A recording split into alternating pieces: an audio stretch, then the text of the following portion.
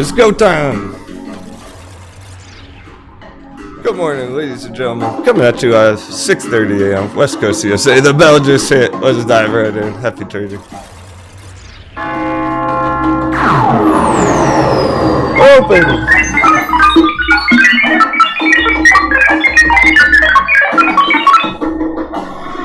It's gonna be good. We'll start the show a bit earlier next week. 5-10 minutes before the bell next week.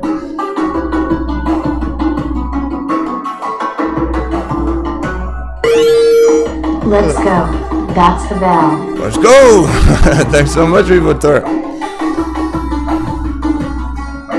Oh, I had the coffee yet. Where are we going? Where are we sending it?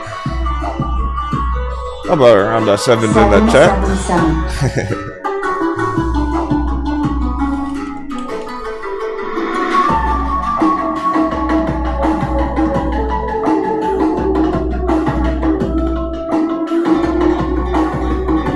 Feels like the pre-market has been unnecessary lately.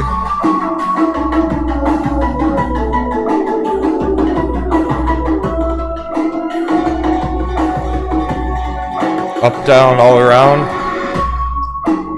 And then it all changes when the bell hits anyway.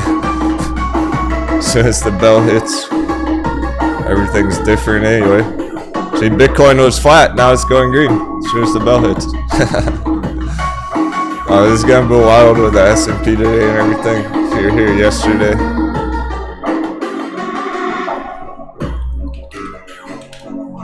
We got a bit of a coconut bounce yesterday afternoon. And there it is, right? Are you kidding? Oh, perfect. X marks the spot. So that's where we are, right at the resistance. As ugly as can be.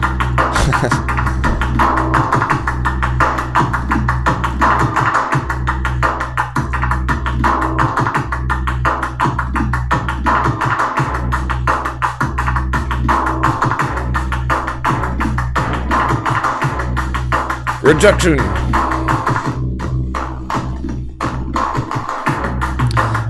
The weird part, the awkwardness. It went so green yesterday. I'm not sure how far down we can make it to. It's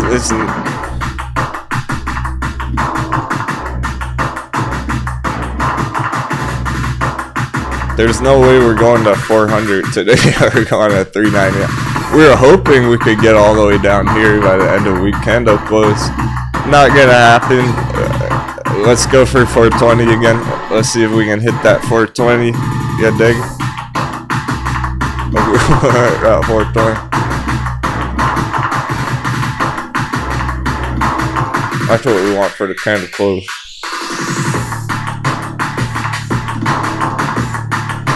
Dollar, it's working up enough. It's going up enough for that to happen, for that to play out.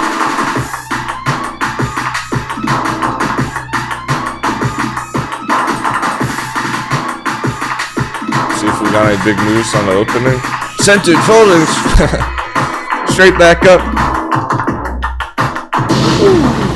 Okay.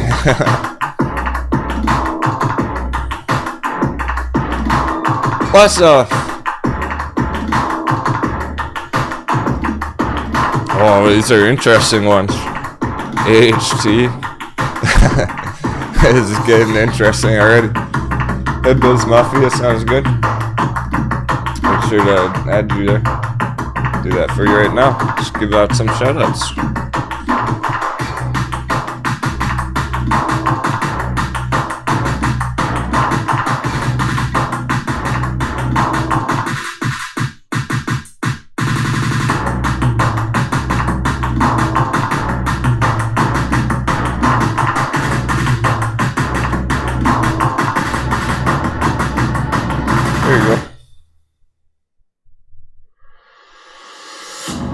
Done.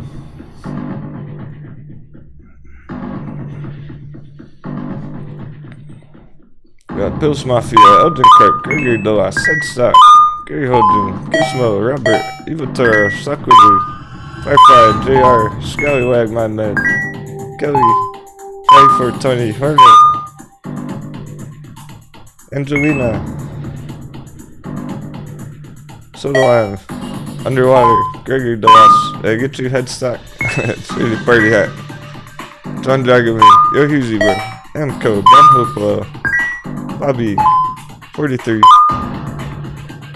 Lois Smith,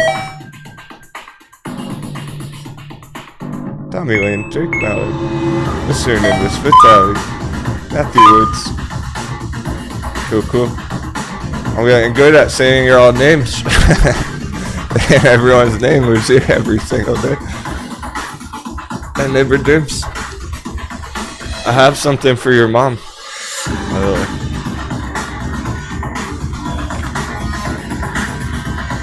That sounded dirty.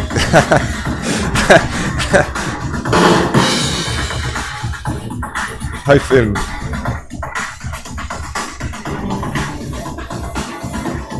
Jibik.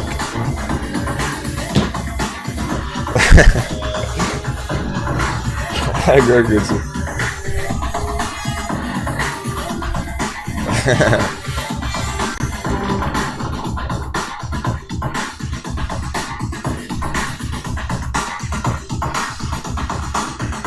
I'll just leave it there.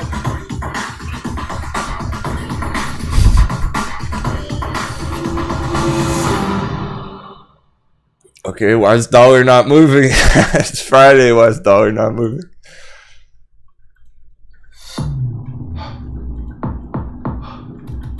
Oh boy.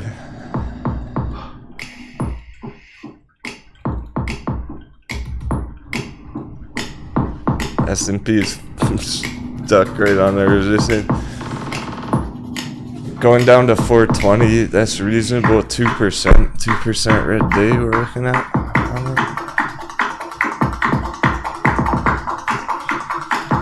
I don't think it's gonna go very green today. Not when the dollar's going up like that. Not when dollar's doing this.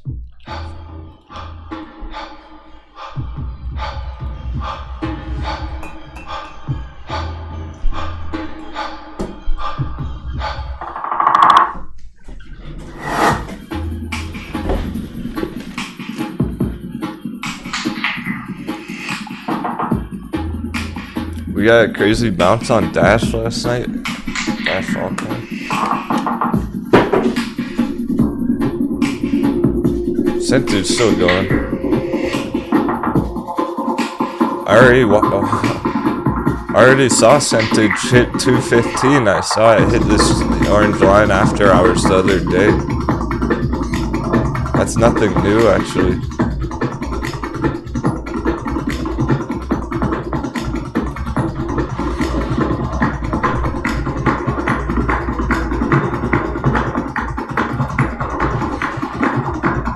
Dash had a very nice bounce right here yesterday. We were laughing at it at like $99. Now it's well back over 100, as it should be.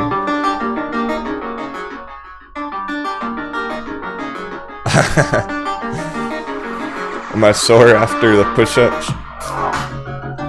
A little bit. Honestly.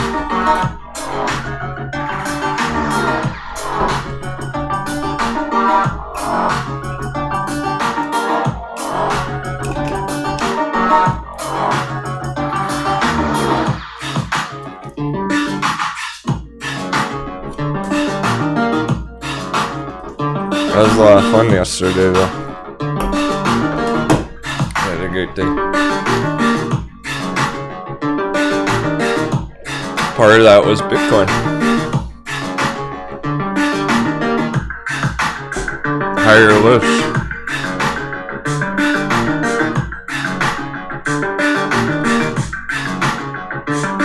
I have no problem with that.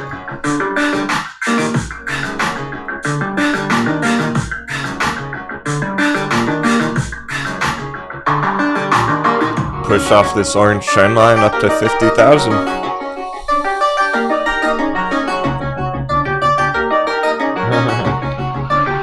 It's on the gato.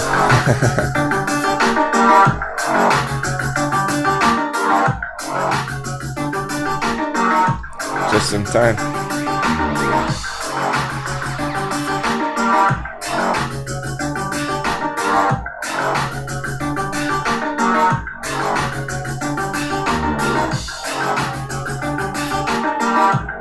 Like the other altcoins chilling. Not much movement there right now. Maybe later in the day. Alright, there's the S&P resistance getting rejected.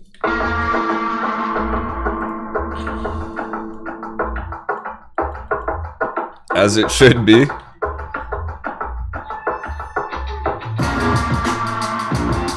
I don't think we're gonna go up here today. Back below 420. That's gonna be some mind games on the morning, whatnot. Things will go red that shouldn't be red. Bitcoin might even have some paper hand action, whatnot. Oh, where is there?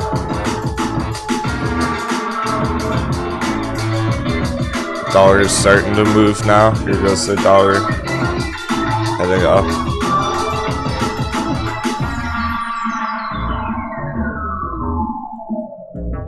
That'll influence the price action a lot today. Percentage doesn't care. It's the only one up 20% right now. If you're still holding percentage, very cool. Otherwise, too late. Our entry was at like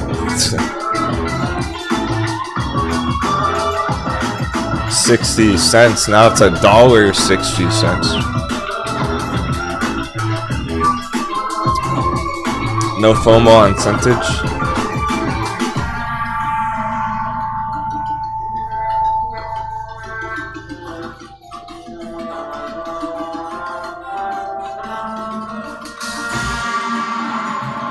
We were going for more of a long-term hold, but even still, there are probably other better choices. Right now, there we go. AI primed and ready. This is like percentage all over again. Better off getting this one. Don't FOMO centage. Better off entering AEI instead. Like this, where it hasn't gone up as much. It's not up 200% already. It's only up 45%. With 200% left to go.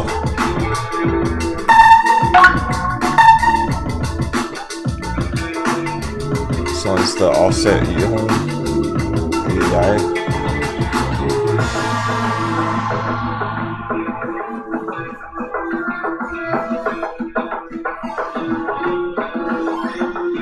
Sure, Moen, stop hunting $1. Makes sense. Talked about that yesterday.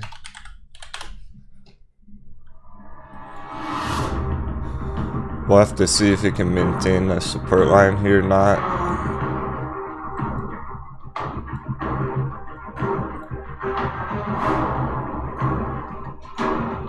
These are basically the mind games that I'm talking about with the dollar today. The dollar price action, the S&P going red. It's gonna be hard for Mullen to get green candles right now. If we get a dollar dip at some point, if we get a nice dollar dip later on, then it'll blast off. If the S&P is not too extreme, if it's kind of flat sideways today on the S&P, that'll be good. Give our chart some room to breathe. If things are very extreme today, which they may be, the setup is that way, it's looking that way, it could get kind of extreme again like yesterday. Then Mullen's gonna probably stay red all day and go green next week. There are different clues that you can piece together, get a feel for how it might perform. It's clear that AEI is booming right now. 10% right behind centage. It's basically the same chart all over again. Here's centage, pirate wedge. There's AEI, pirate wedge.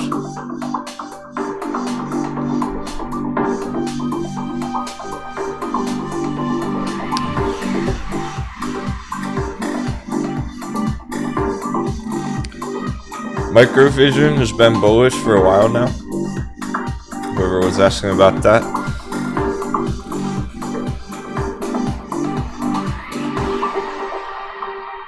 Go for a real recovery now. Essentially all year long.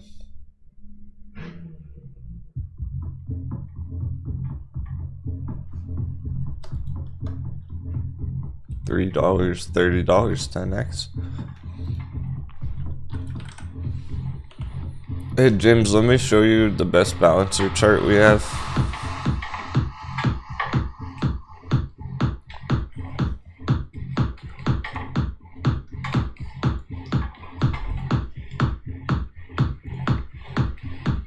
It says playing games. This is the best way to look at balancer.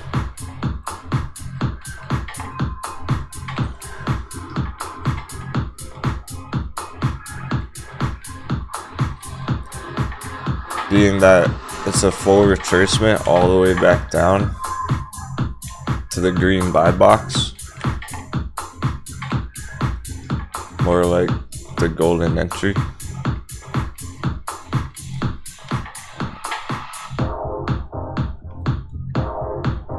Balancer was $80 last year. It's down at like 11. This is lower than it was the past 6 months, right here. That's okay. It's crypto as a whole. It's not Balancer's fault. It's the whole crypto market. It hasn't really started a recovery yet.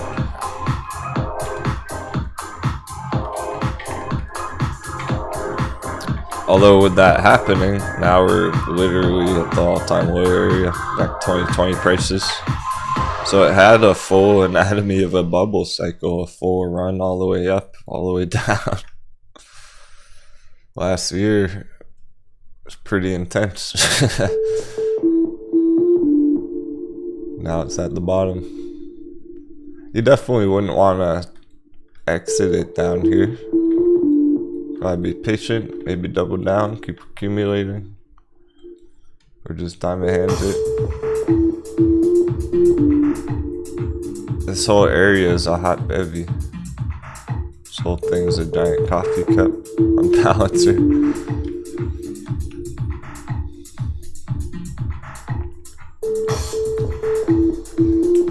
Also, we are getting closer and closer to some kind of major development on the crypto market caps.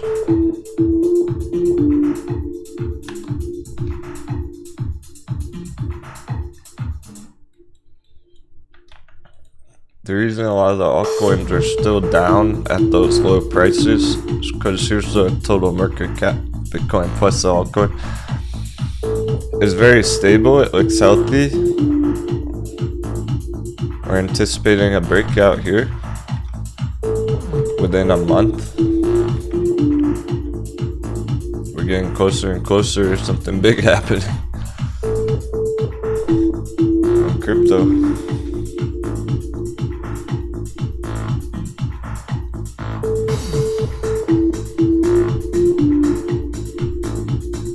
The crypto stocks have been enjoying that a whole lot. Whoa, Centage just got hammered. Centage dropped all the way back down. People taking profits up near the target. That chart's all over the place. It's moving so fast. It just like turned red on the day. Opening 20% green, turning red. AI is still cruising though, 12% now, 13. On the AI, this is the banger right now. This is the day trade right now. Day traders, any left? Any of them survive last week?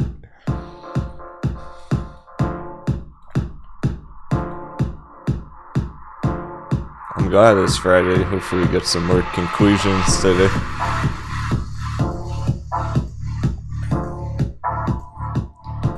We had really nice day trade setups yesterday, even the day before.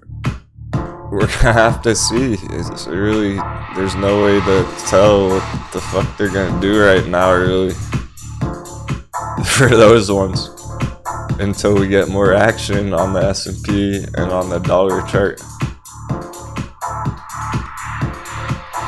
They look like they want to go up. AEI looks like it wants to crush it up here. A lot of them looked that way yesterday, and then they stayed flat all day.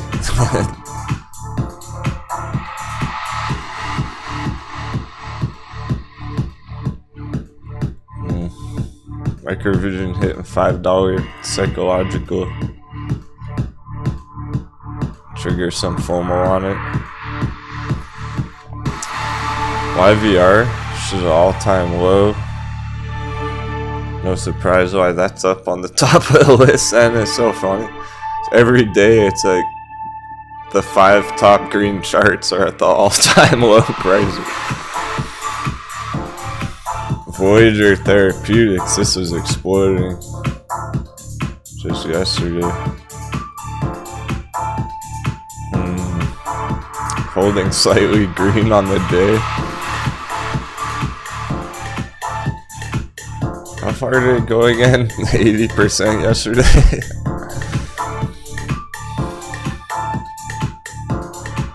We almost hit like 100% charts yesterday on some of these things.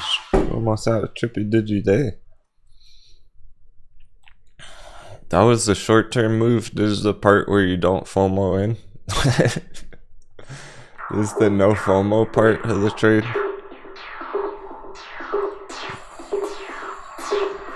It's like, oh boy, I'm gonna hop in that real quick while it's up 169%. Don't do that.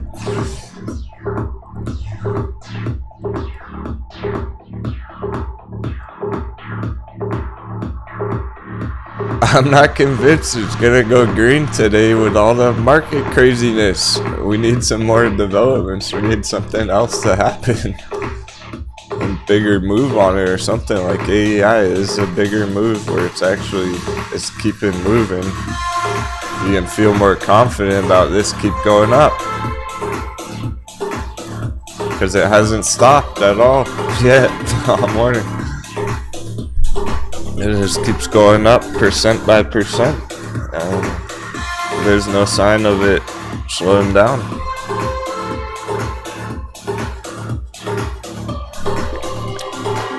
So what's tricky about day trading right now is if you are trying to do quickies, you're pretty much getting in, seeing if the breakout occurs. If the breakout doesn't occur, you get out that afternoon. You get out a few hours later and move into a different one. There's really not much time for thinking or planning. You kind of just have to take the shot and then cross your fingers. On the day, for the day trade side of things. For the swing trades, those are all good to go. I mean, I'm not worried about those whatsoever. It's clear that they're going to take some time. It's going to take till April, another month or two.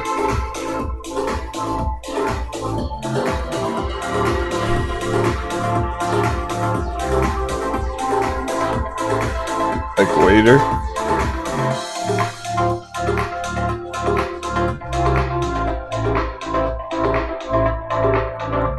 It's so perfect. It's incredible down there. It looks absolutely perfect. Is waiter gonna have a huge green day today? No one knows. I'll let you know. If we get a dollar dip, then we will. If the dollar dips, we will. Is the dollar dipping? No, so we don't know.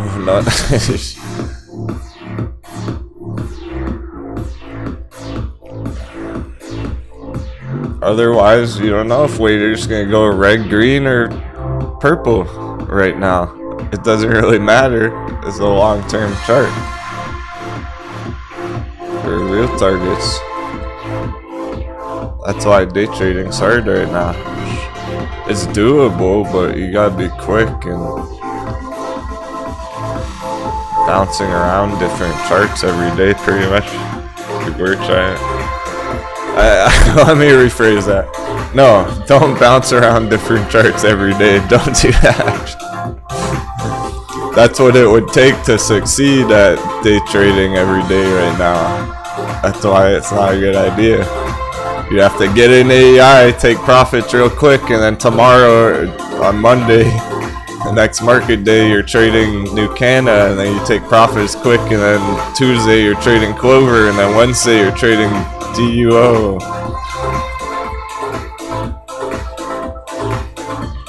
It's a bit much right now. AEI is the clear winner right now. Up 20%, nothing else is at all. Nothing else is hardly even moving much. Pirate wedge, pirate wedge.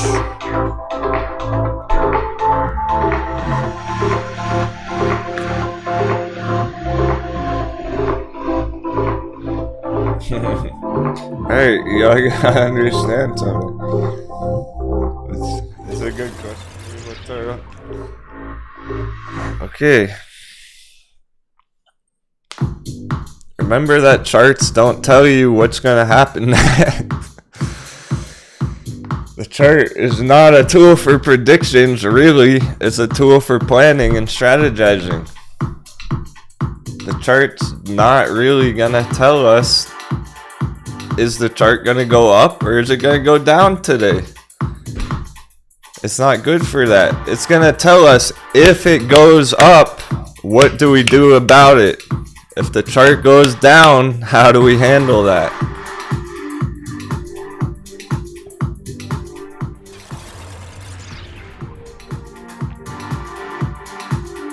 What do we do if the chart goes up? Where do we take profits? Where's the breakout? How fast is it moving? That's what the chart tells you. It's not gonna tell you if it's fucking going up or down.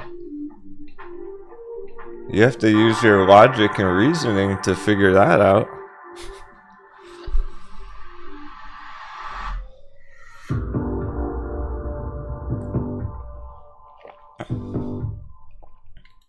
So this is a good question, Evo Toro, about the RSI. The indicators are looking topped out on here.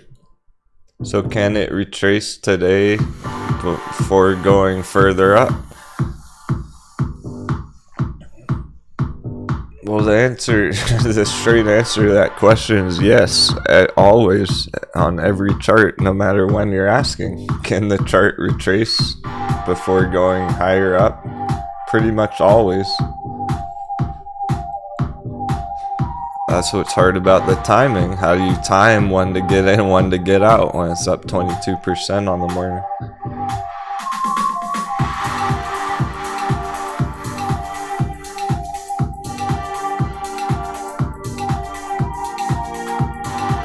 The chart can always retrace. The chart doesn't know where it wants to go yet. It looks like it wants to go up here.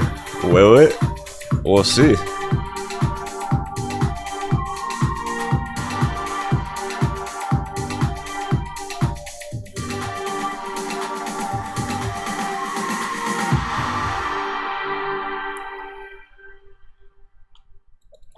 And then you can dive into your indicators and go, well, okay, they're looking, that could, you'd call that topped out, sure.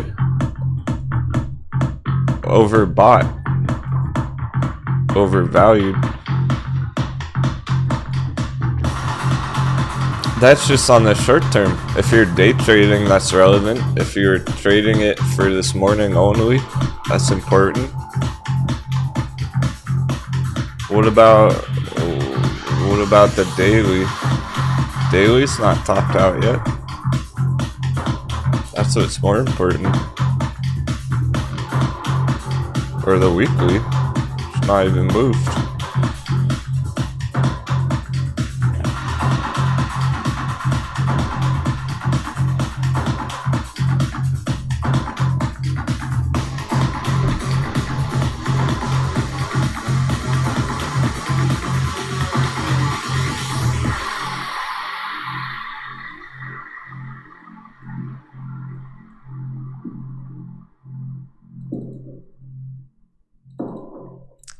This could do what is happening right now on AEI, and then they have a reverse stock split surprise announcement, and then it drops down here Monday morning. It's no matter how good the chart looks, things change.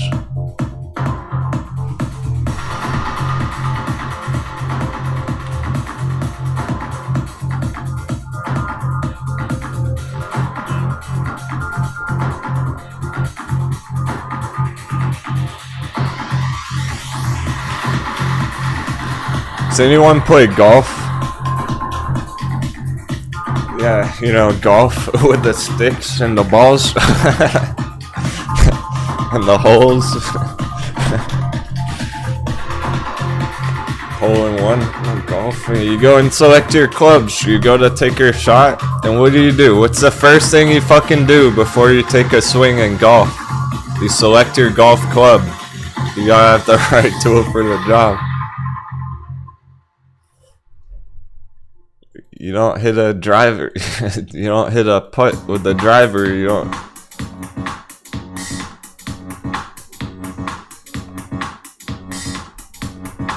Bill's Mafia uses his hockey stick.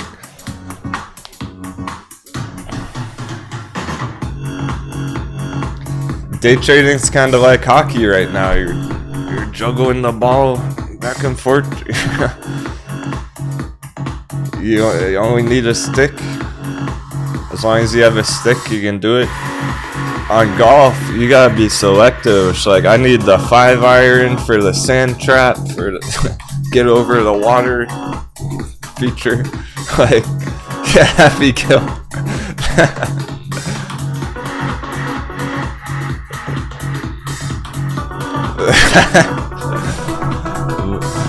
My lack of sports knowledge is showing. That's funny. What do they call it? Dribbling? Whatever.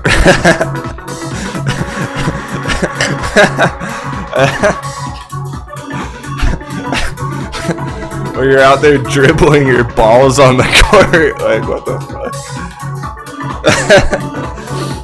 Why is it called that? Anyway.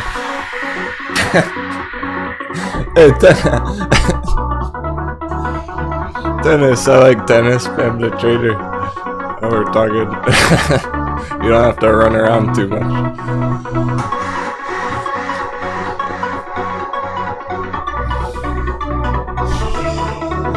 Where are we going with that? Just kidding. The point is, when you're trading stuff like this, you gotta have the right golf club selected to be able to make this shot. You're not approaching this like a day trade playing hockey where you can just use any stick to hit the ball. The puck. I just remembered hockey, there's no balls in hockey.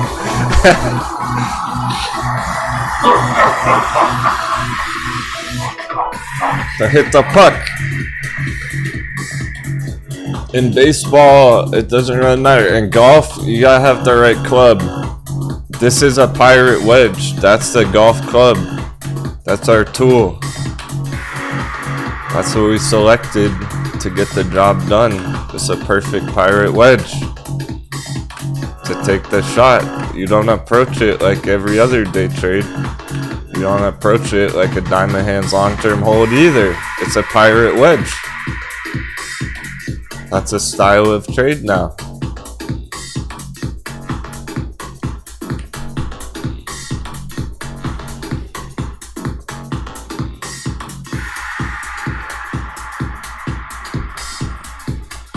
That was fun.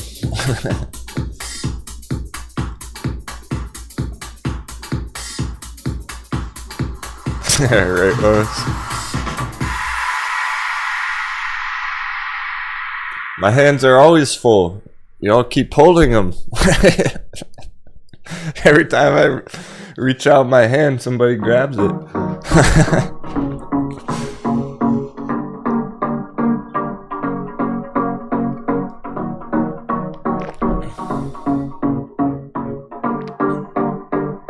Oh, they're doing a remake of Caddyshack. Short squeeze confirmed, AMC.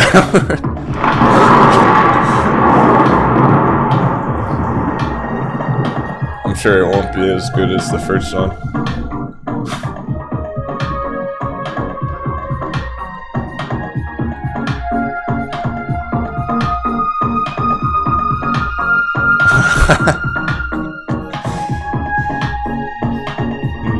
Can we define pirate wedge for the slow pirate? For this, yeah, okay.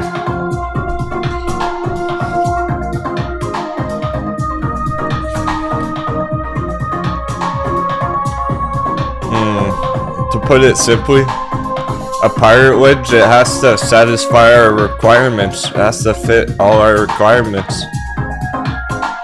I'll tell you why this one does. Here's November, December.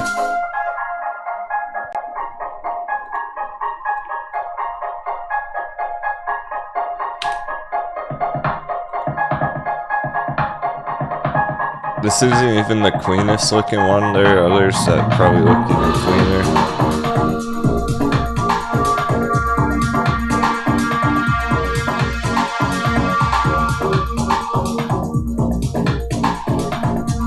Good enough. Basically, November, December up here at the top of the pirate wedge. And they were kind of holding support area up here back in November, December. Then what? December sell off. This is all where it dropped lower than it should be.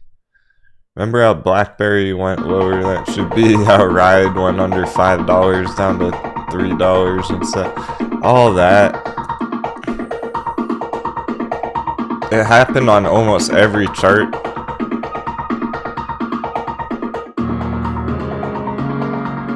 So what I'm saying, to recap that already, this chart went down, down, down. It was at the all-time low. It could have been a decent entry right here already, right there, before the pirate wedge. But no, it dropped lower than it should be, undervalued for a whole couple months through all of December, January. Look how smooth the price action is here on the log chart. It's a nice smooth line. That's another distinguishing feature of a pirate wedge. It's a straight trend line right there. And we got our breakout, our targets back to November, December, the top of the pirate wedge.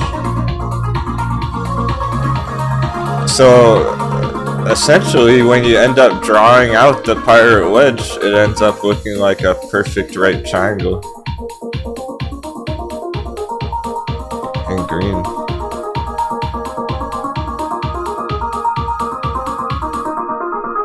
So yeah, it's a perfect right angle triangle here. Right angle, 90-degree angle.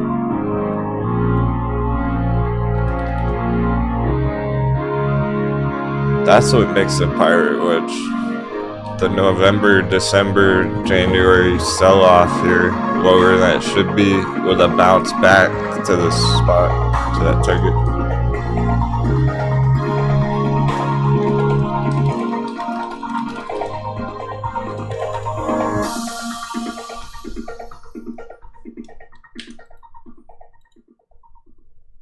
Hey Pam the trader, there are any charts you're excited about today? In particular?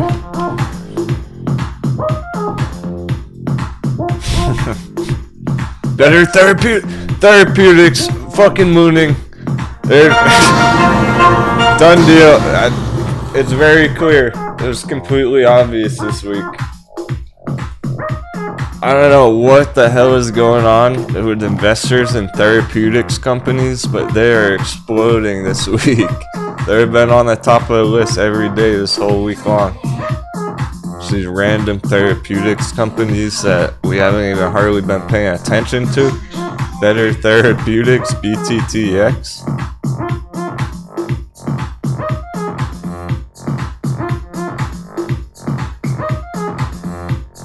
It's up 12%, double digits. There's only 2 charts that are up that much. It's AI and this one.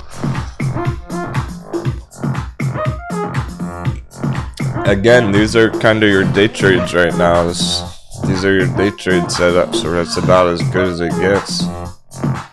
Is this on a pirate wedge? Kinda, pretty much. Yeah, pretty much, yeah. If you want to draw it that way, you could. We just don't have it drawn out quite that way. So this would be back November, December here. Pirate wedge would be like this on this one.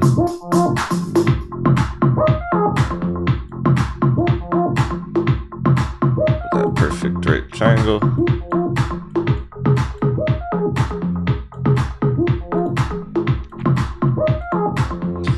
Okay. This is not a trading pattern. This is not a textbook pattern. You can't find a pirate wedge in a textbook. Try and Google it. There is no such thing. We made it up because this is how it's been happening. We've been observing this happen over and over and over. So almost all our charts are doing these giant pirate wedge shapes like this. Why is this not normal? Well, that's not our normal looking wedge. Think about when we normally draw a giant magic triangle or a big wedge or something. It's usually gonna look like this. Something like that.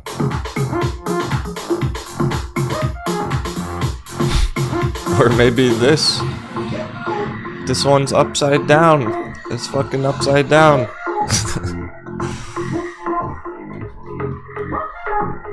It's not normal because usually you would use this area the biggest part of the triangle off the price action back here, whatnot. And your breakout, your projection would be going out of the triangle like this. Not forming the triangle, not actually creating the wedge itself. There's no such thing as a straight up breakout undervalued right angle wedge. Like we had to make that up.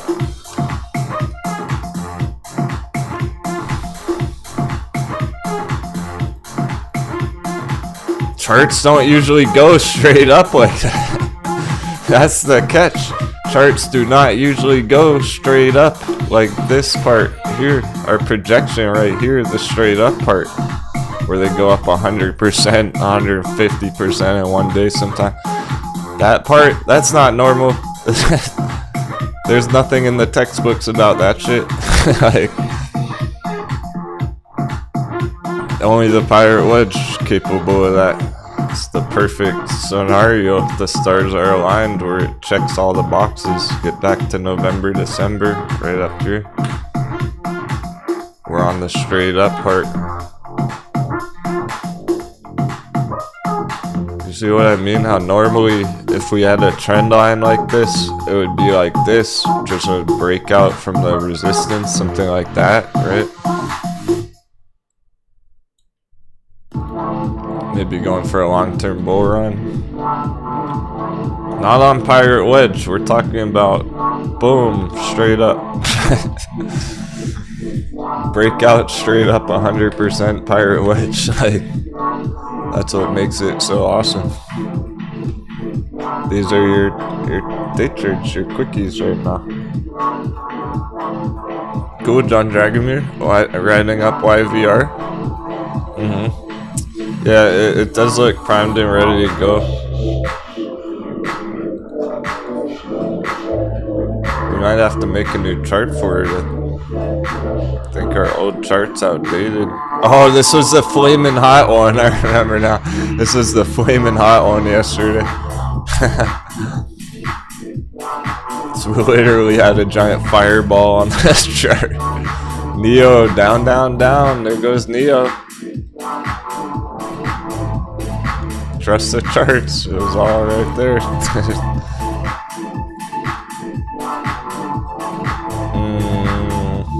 Flamin' hot, baby. YVR.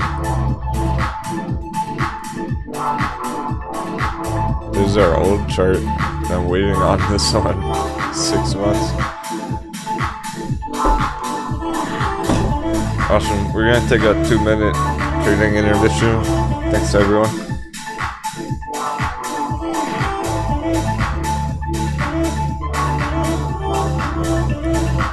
Got plenty of coffee.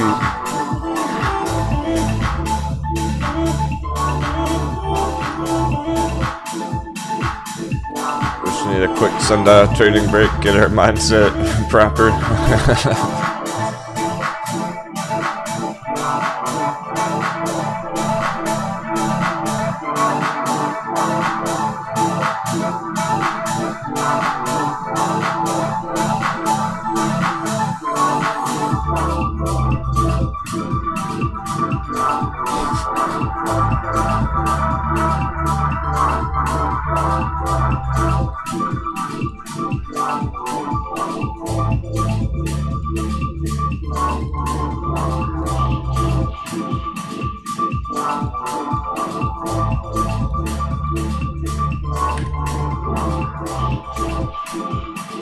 Ooh, yeah, that was a pretty good bounce yesterday overall on Jasmine.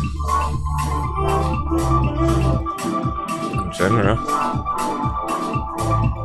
60% overnight. Hey, Mazina. We'll be right back, 2 minutes. AI cruising still. It's like better therapeutics and liquid media. Waiter, Green Pro, there. So many good choices. Voyager Therapeutics is going fucking nuts the other day. That's what I'm saying about the therapeutics. Voyager, what I'm saying. very recently, just this week. It makes you wonder about better therapeutics, BTTX.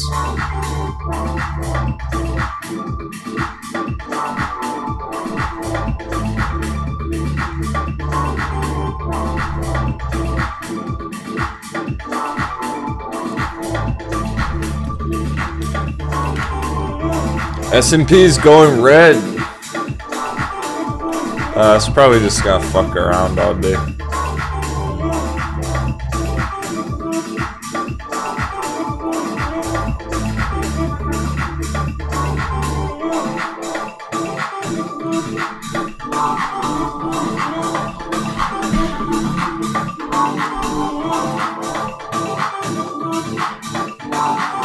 Yeah, well, Nelly Huff. Thanks for reminding me that one as well. That's the one I was trying to think of yesterday. Hot Therapeutics. Major candle. In the afternoon, it's all the way back down. Fire look at it.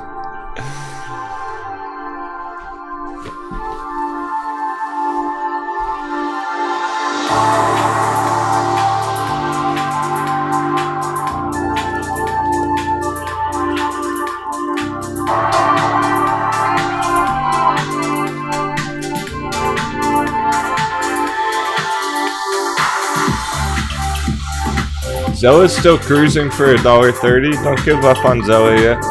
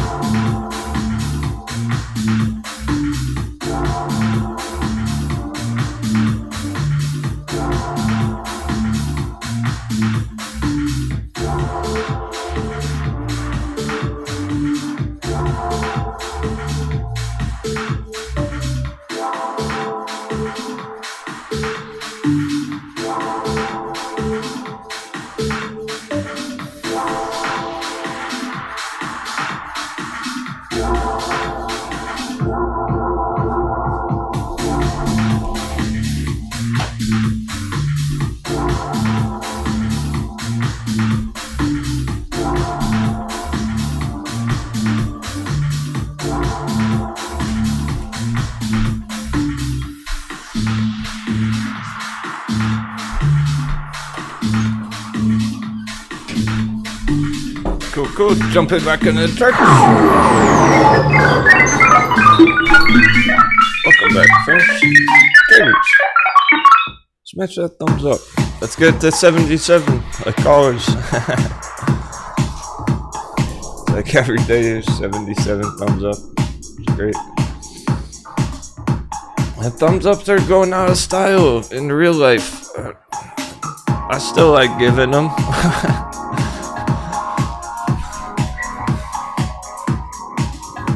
Simple positive thing we can do for people. I mean, in your day to day.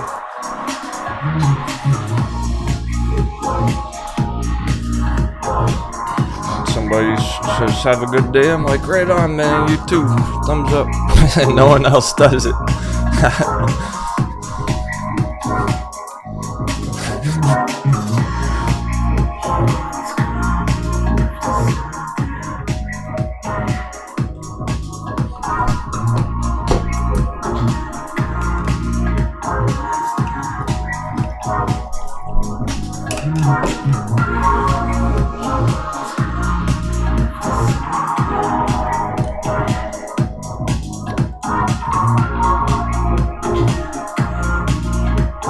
I'm actually going to be reading Twitch chat from now on. If anyone does want to watch over there. I haven't been reading the chat over there. I will now. I will now. There's no one there.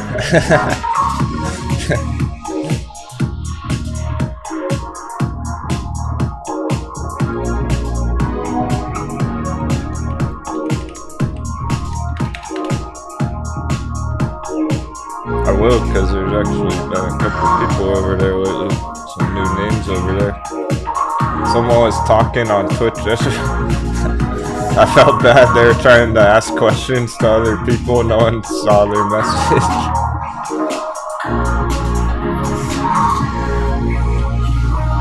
I'll see it now. If anyone does, feel up to that. Spartan Fitness, 30% AEI, higher high. Nothing too extreme S&P right now.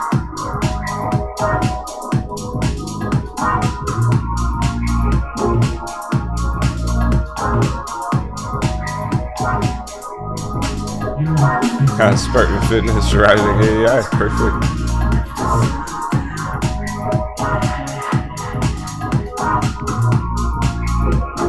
We're right on top of this one.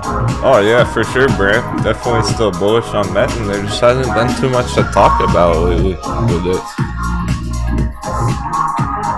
I wish there was more happening with Metin lately.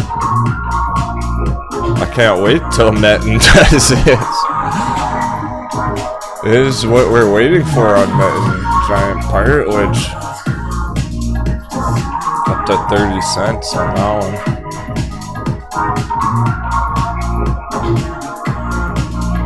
This is a pirate wedge, but also with a gap fill. Should be able to get up to $1 area. Now, it might not even hit $1 perfectly. It could hit 95 cents and then come crashing right back down. When we're talking about $1 target or $1.15, the closer it gets to that, as close as you can get to that is the target.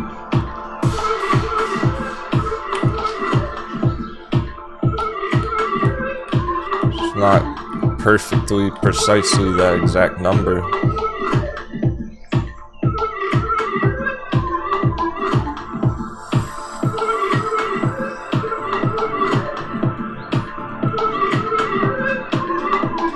Because if it goes all the way up there right now, today, my goodness,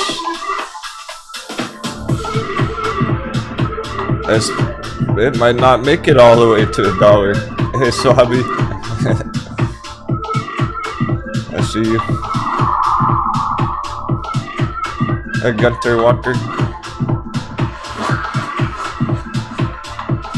Things couldn't be better, honestly. It is really ideal. I'm enjoying everything. February, March, January.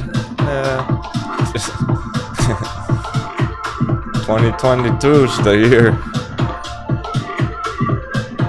If this is the kind of stuff that's happening all year long, fuck yeah. I think the shorts are getting propped up. Well, let's check AMC GME since those were hashing it out end of day yesterday. Barely maintaining. They should be there right now. AMC should be over 15. It's not! Oh. Ooh. Oh. It's not. Oh boy.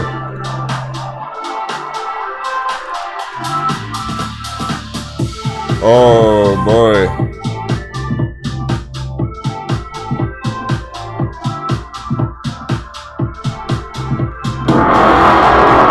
They're not. GameStop 96, AMC 1450.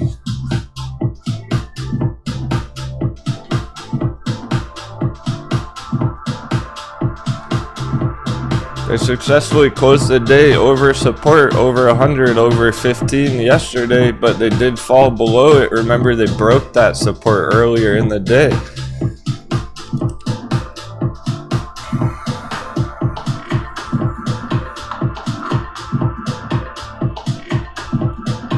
It was a problem when we fell through right here. Because we already stop hunted. We already had a stop hunt, right?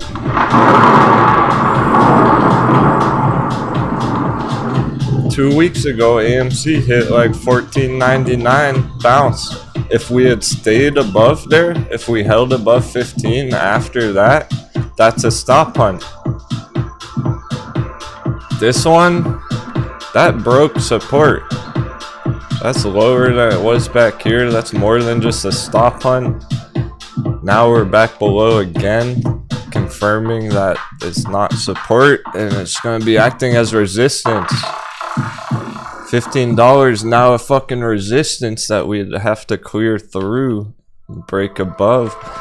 That's going to be a challenge. It's hard for charts to go green right now. That's pretty much it. Everything we talked about yesterday of getting stuck under 15. It looks like we're stuck under 15.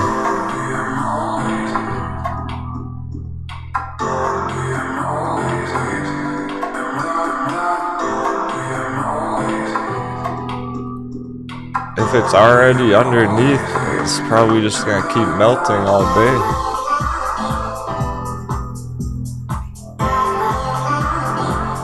We'll see today if we even pop over 15 at all. I'm gonna put an alert on it. Will we even touch 15 again? Or is it just gonna go down right now from here? Generally speaking.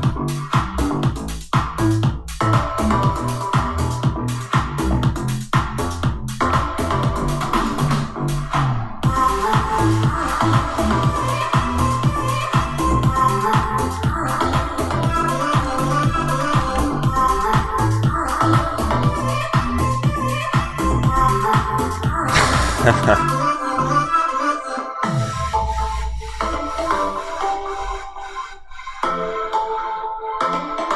really didn't hear of anyone in the crew buying AMC at 15.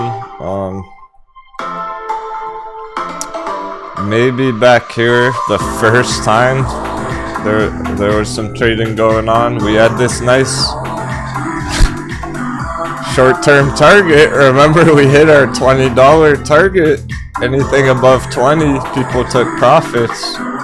After that, we've just been being patient. There was no real move to make after that. It was just generally bullish above 15. Are we over 15? No, we're not. So I guess it's not bullish.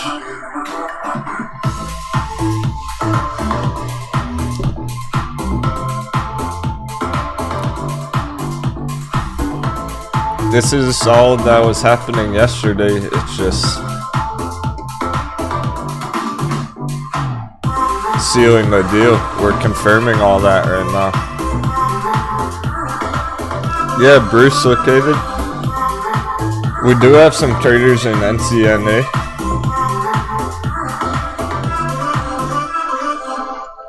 It's a dice roll. It is a dice roll.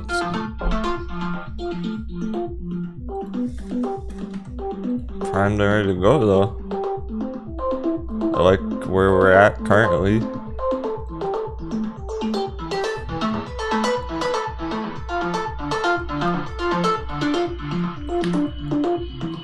On New Canada, this is definitely a dice roll being back here. Got the hammer. When something gets a hammer that bad,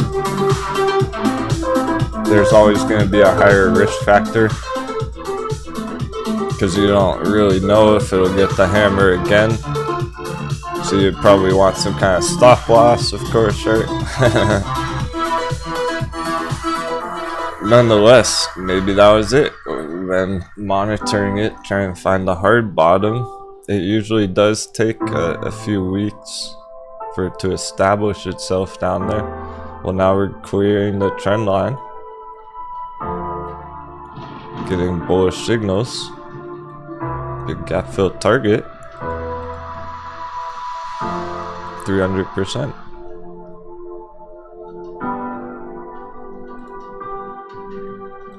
I'm gonna have to categorize it as a dice roll though.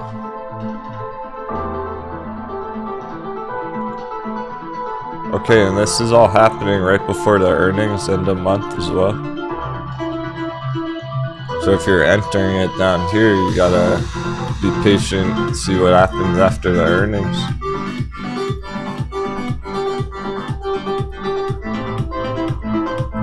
Expecting that, hey, that was the sell-off right there going into the earnings. Now it'll probably stabilize and then begin a new uptrend with the earnings. Maybe right before. Maybe just a few days before. Right, the GameStop earnings and stuff too. That's a good point. The AMC and GameStop, that is relevant right now. They do have earnings coming up some point soonish.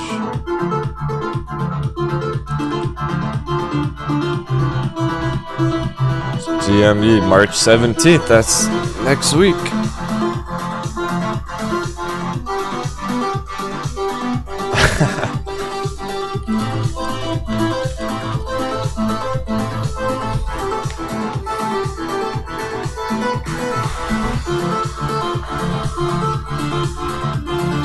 Yep, so this is it. It's happening fast.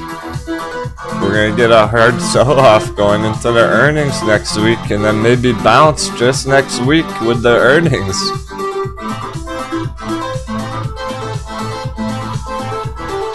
Get ready.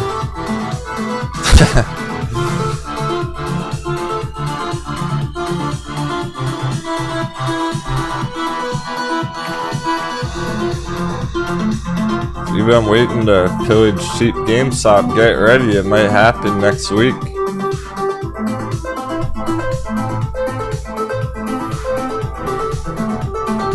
YVR 14%. The flaming hot. Woo.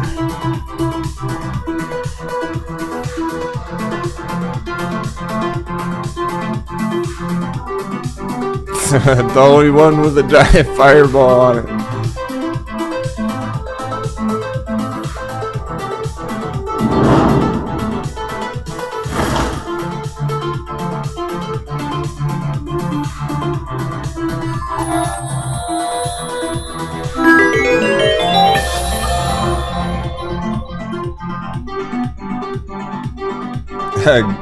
Gunter can't wait for lower price discounts to get some more shopping in there. Exactly. Exactly. If you like GameStop, if you like AMC, this is a good thing, not a bad thing. For the long term hold, lower your cost average if you are holding some still. Or just brand new entries. I'm excited for the brand new entries because I know a bunch of the crew is not currently holding GameStop, but they would if it goes down to $40. If we get $40 entries on it next week, I'm positive that a lot of our crew would be pillaging it, buying the dip. It's more than a dip, right? It's a dip for our purposes, meaning we're expecting a bounce right after. This may be the final blow. It does make a lot of sense with the psychology. When you're considering the psychology behind the trade here. One last test of emotion. Who's gonna make it through the storm? Not many people. They're all gonna get shaken out here. They thought they were safe. They probably went all in at $15. And then it drops again, and they're not gonna know what's going on, and they're gonna freak out. There was no good trade to make the last few weeks on them, just being patient on them, waiting for something bigger to happen like this. Now, anyone who bought it at 15 is in trouble, because they don't know what's about to hit them. When they could have waited a couple weeks and bought it for $5.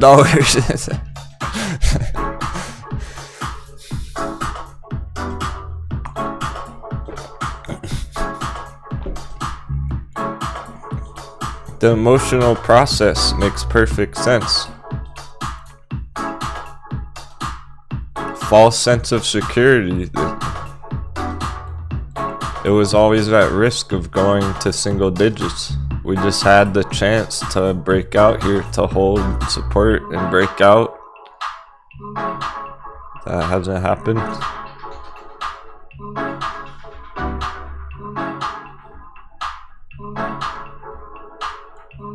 Remember I was saying, would Captain Denwo buy AMC at $15? No, I wouldn't. Would I buy AMC at $4.99? Fuck that. I absolutely would at that price.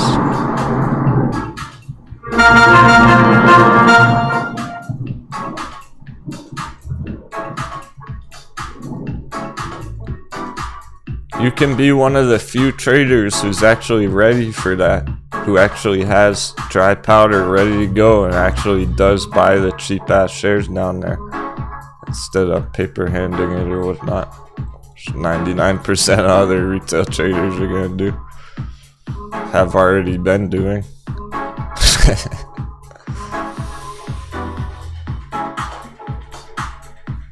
We got another therapeutics, AQST, a quest of therapeutics. This is cool because our bullish industries for this year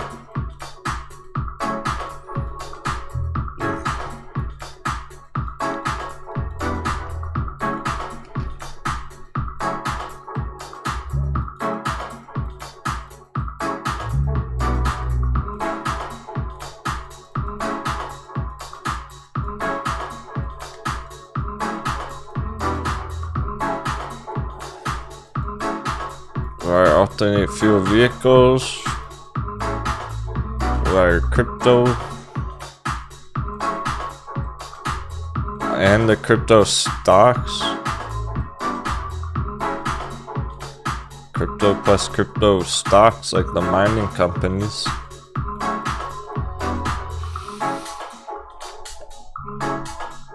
We are a medical marijuana industry. What else? Therapeutics.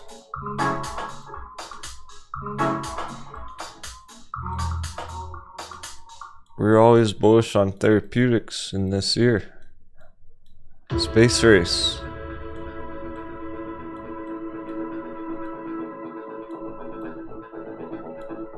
Space race, Virgin Galactic.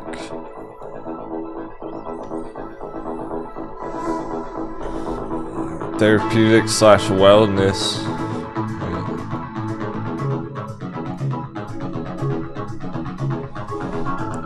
Yeah, Sundial should rebrand their company into Sundial Therapeutics.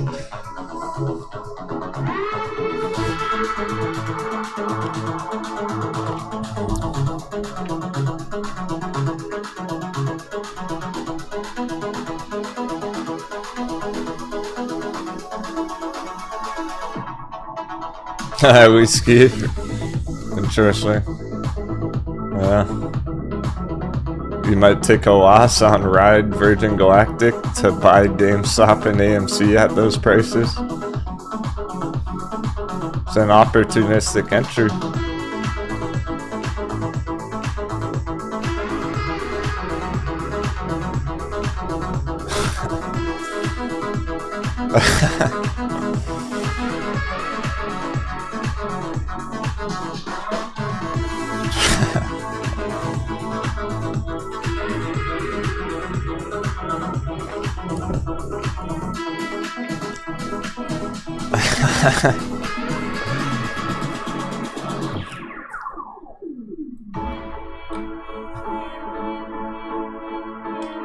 I've been talking a lot of smack about the AMC Coconut Kid YouTubers. I'm gonna take it easy on them today. Stay focused on our crew, what we're doing.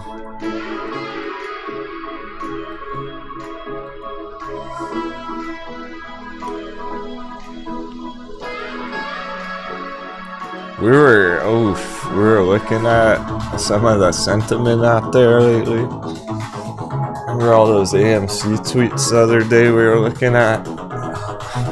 Yikes. It's pretty rough.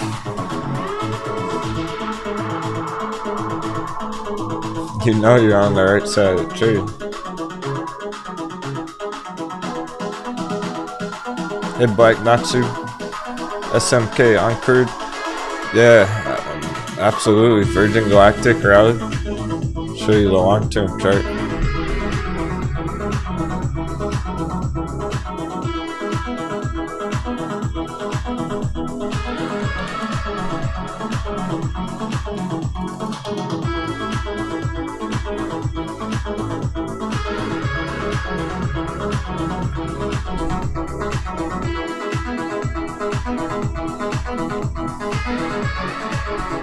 It is back at 2022 all-time low prices. Or 2020, excuse me. God, I have myself already. It's back at 2022 all-time low.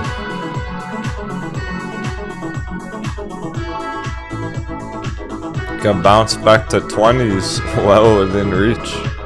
After that, long term. Some profit taking at 20 most likely, but after that, back up towards all-time high. I definitely do, because I've been charting it the whole time since back here a few years ago. I know how this chart behaves. It has big cycles like this. Here's one big cycle, all the way back down, up, down. Here's another. Up, down. Here's another. Up, down. It's had 3 major cycles like that. We're waiting for the next one.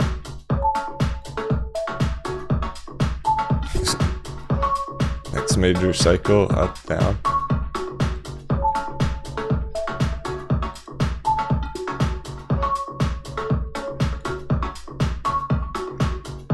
However, Virgin Galactic runs off hype, so we do need more media attention. That's why we're being patient on it. There's not been media attention coverage about the space race industry for like 9 months. There's hardly been any news coming out about rocket ships.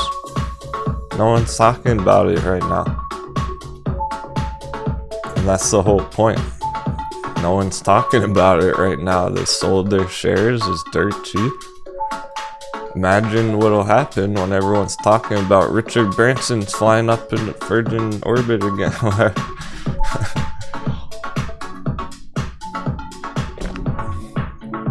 I like the risk factor here. I like the speculative nature about the space race because I do feel strongly that that is gonna return.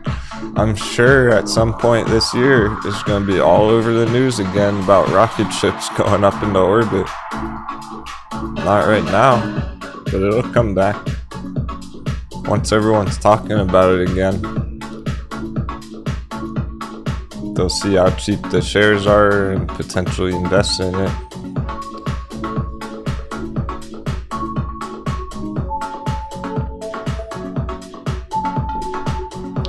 Virgin Galactic and Lucid are more long-term holds. They're a couple of our favorite longer-term hold charts.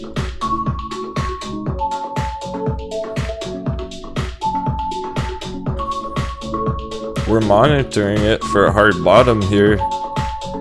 That hasn't happened yet. Still playing around the single-digit area. I don't think it's gonna stay here very long. So we're talking about April for a lot of things.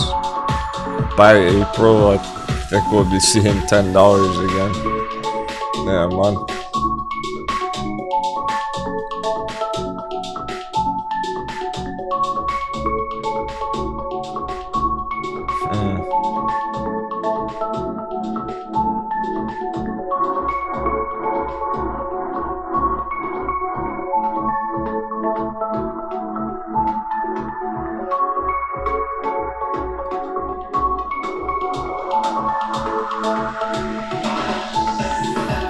Look, if Virgin Galactic is gonna come back, it is gonna stay around and get more popular again, more media attention. If that is the case, then this might be the best entry we ever see on it.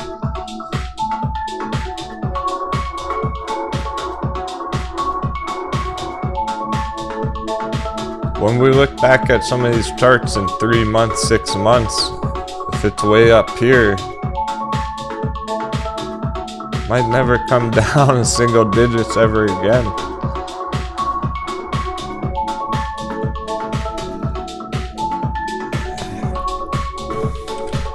You know, that's how Lucid's been behaving. Even though it's hashing some stuff out right here right now. This secondary beverage, or warm beverage. The hot bevy was back here. The point is, that might have been the best entry we're ever gonna see on Lucid. It might not come that low ever again.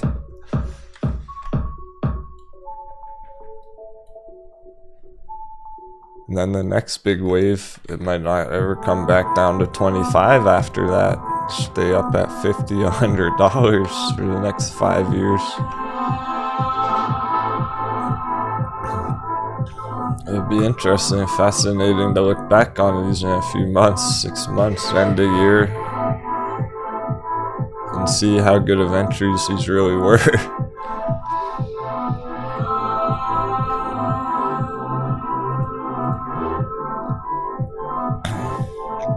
S&P's green enough, there's nothing too extreme right now.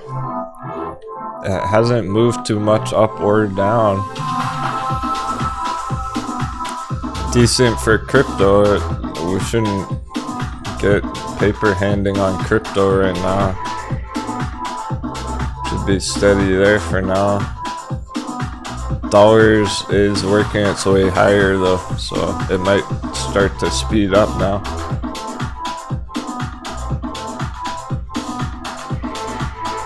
It is going to be a challenge for things to go green again today. Very selective. AI 35%, so good.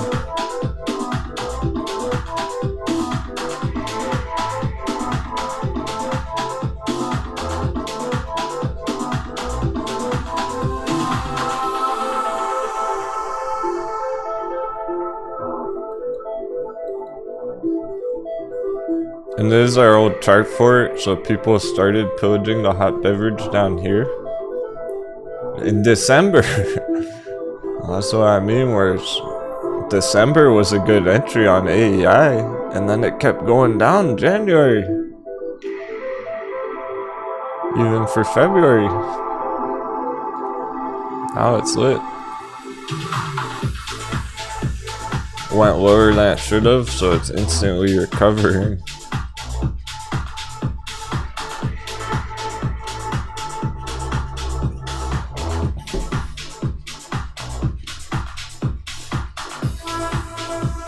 YVR is right behind it. Good media group. Flaming hot, baby. We're gonna make a fresh chart here.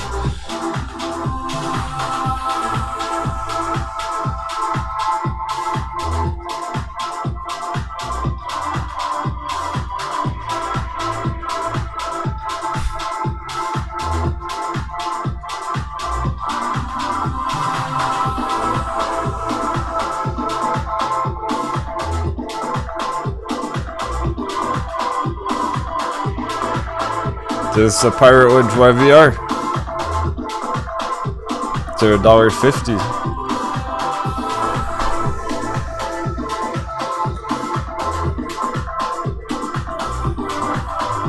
Again, that's just to recover where it should really be back in November, December values. After that, in the long term.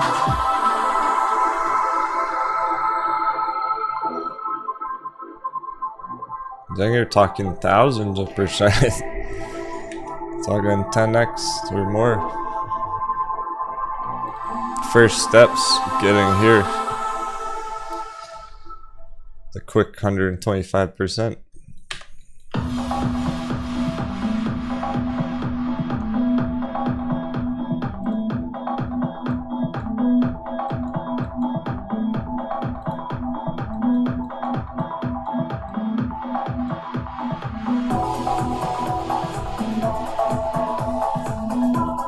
Hoth is a great entry again too, by the way. I haven't talked about it much yet. Hoth Therapeutics, that was the surprise from yesterday. Blowing up huge in 15 minutes. It only took 15 minutes to go 60% yesterday on this. It came all the way back down.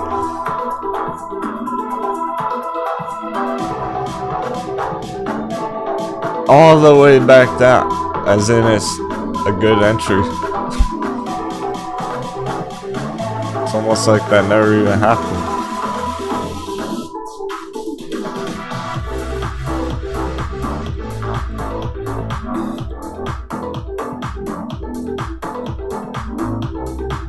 $200%.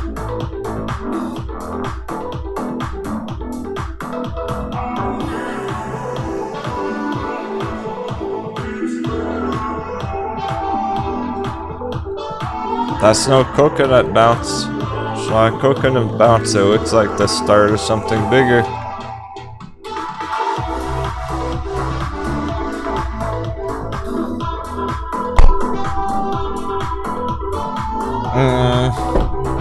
Kinda whiskey. What I'm saying, going back to where they should be, is am I talking about the fundamental value, the fair value price for it? Kinda, but not necessarily, not always. I'm not saying that $1.50 is the fair value price for YVR. That's where it should be though. If it didn't have all the paper hand action in December, January. If it didn't go lower than it should be, then this is where it should be. It's not necessarily the fair market value. That might be more like 250 right in the middle. That's probably more like the fair market value for this thing.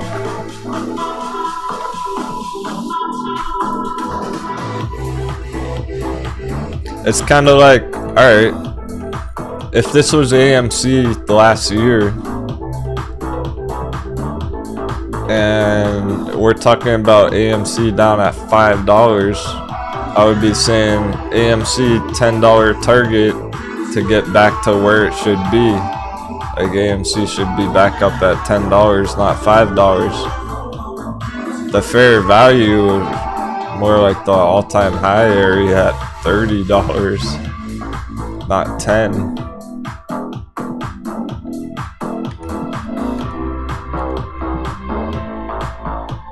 This is where they should be currently if they never sold off in December. In the long run, it should go up there.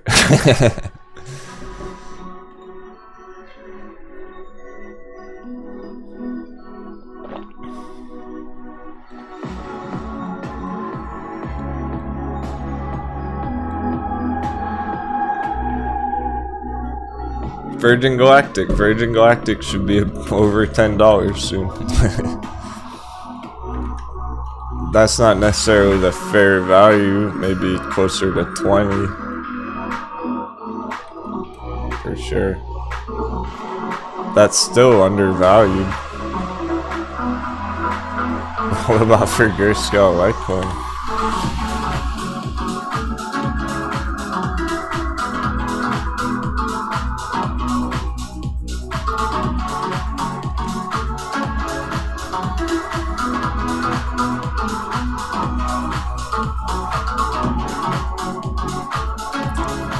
You could say it should be $10 right now instead of $6. It's lower than it should be. That's what the calculation's telling me here. $9.33 is where it should be. I have the formula charted out here. But it's not. So it's probably a good entry in that case. If it's lower than it should be. That's not the fair value price on Grayscale Litecoin. If anything, that would be closer to $20, $25 where it was back in November, December. Or even at like 100. More like 100. It's the real fair value for this thing.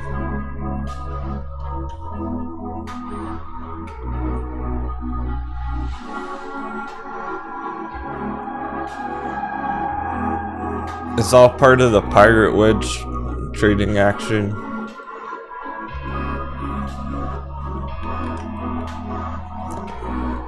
We haven't really been talking about long-term targets that much and everything. This is more everything in the midterm.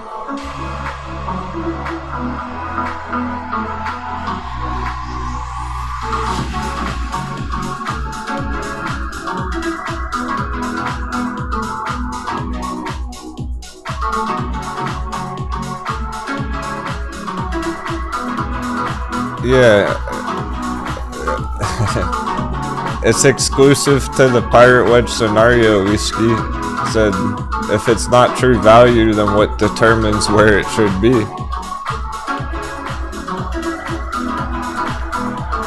It's only because of the hard selling off the last couple of months.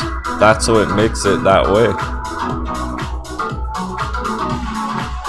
Think about Ride.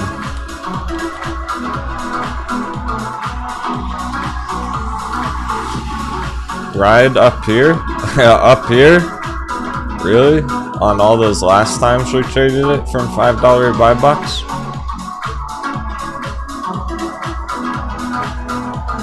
Ride likes the $5 area. anything under 5, that was too low. It's undervalued. It should be up at $5. I hope that makes sense. This is all lower than what it should be. That's what gives us that target. Or nickel at the all-time low. Lower than deserves.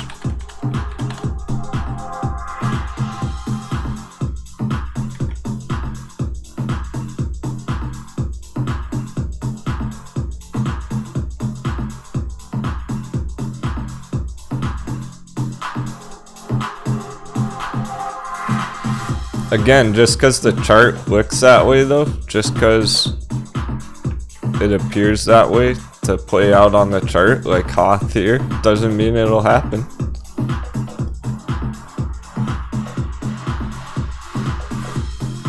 This is what we can reasonably expect from this chart. Gives you a strategy to use to trade with. You can have an entry down here and an exit up there. Can't make it much simpler than that.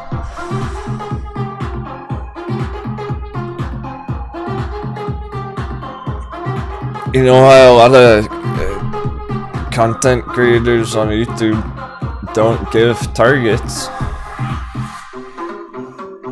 They don't tell you entries and exits because they don't want to be wrong, because they're not fucking confident. I'm confident about this. I'm as confident as can be. I'm well aware that unexpected things happen.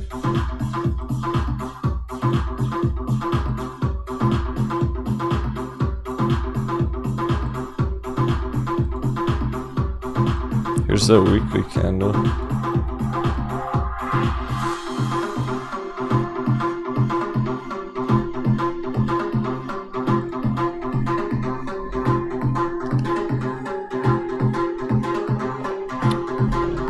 Hoth should go up there, but will it? And therefore, you better know how to handle it. You better get the experience so that you know what to do. If it doesn't,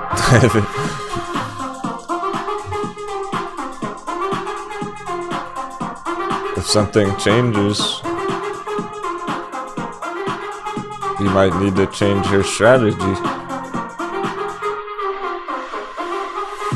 For now, you can feel confident about this.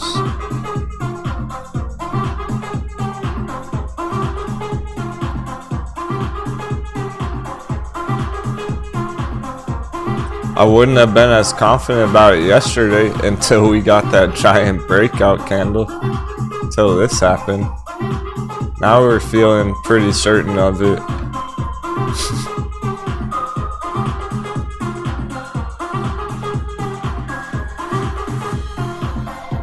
Of course, people FOMO'd in and then they got burned. Anyone who FOMO'd Hoth yesterday took a big loss.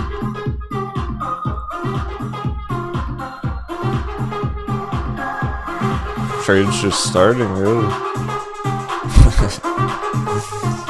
They already took a loss before the trade even began.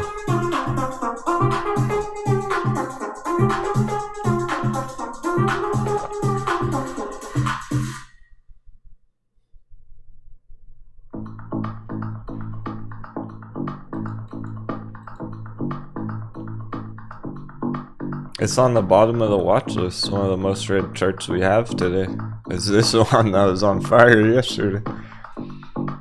And it's looking like it's bouncing strong at the very moment. It's right now forming a big bounce.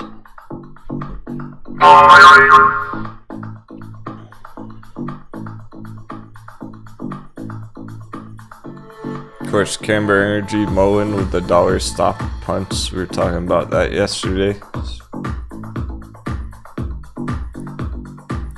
It seemed inevitable they were going to do that just because they're so volatile. Zella, okay, Zella came down a lot from yesterday, it's fine.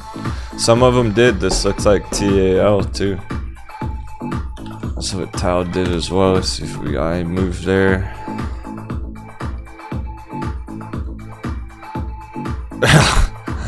We're at the bottom. It's fire entry.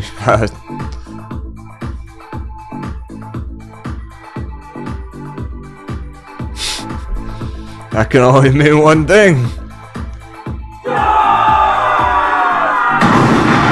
Go, go, go. Yeah.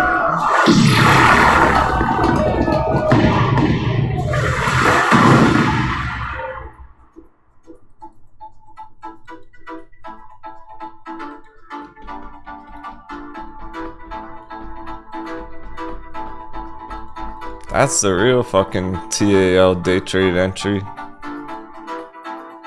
Or long-term hold or anything.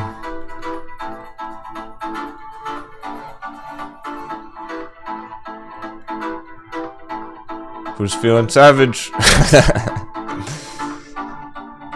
We're going for a push back here. And then the day we ran out of time, and then the next day things were intense. The S&P tanked 3%. Tal took some damage. Now it's lit. It's going straight up right now. About to go straight up.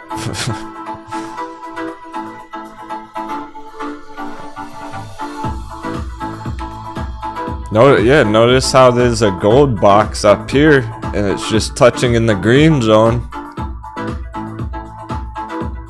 It's already recovering. As soon as it got down to that green zone, it's already been bought back up. That's way lower than it should be. You see? It's probably gonna recover instantly right now. Today. We got a live one. We got a live catch. Fresh entry.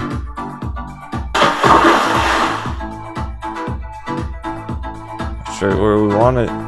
It's less risky than if you were trying to trade it earlier this week.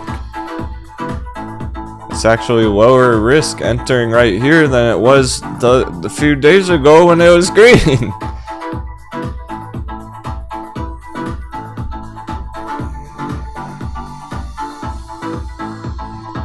If it was me and I was in it the other day right here, I would double down right there. Or you would have just got out and get back in. Long-term holders, perfect accumulation. There's so many good ways to handle that. Doesn't scare me at all. It does not change anything here. It's already going back green. Just had to shake out a few more paper hands first is all.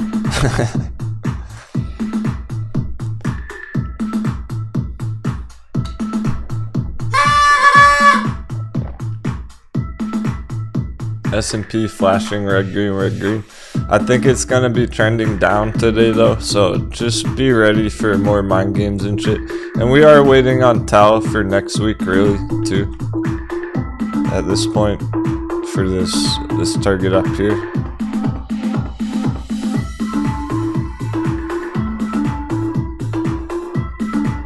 Maybe we can cover some distance today, but it's one of those days where things are gonna have trouble going green. Selective charts that are popping big. Other ones hardly moving. Most of them are red right now. We're getting those dollar stop hunts and everything. AMC and GameStop, they're hurting right now real bad. Just make sure we're all on the same page with that. This is what we've been talking about, waiting to see if it would happen or not. It's happening. It's getting stuck under 100. Remember, the longer it stays under 100, the more confirmed it's going to be.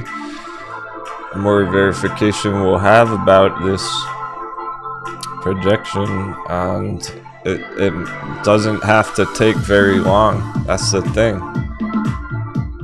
Just getting stuck under here for an hour or two is not good. because it gets another red candle after that, it'll already be tanking.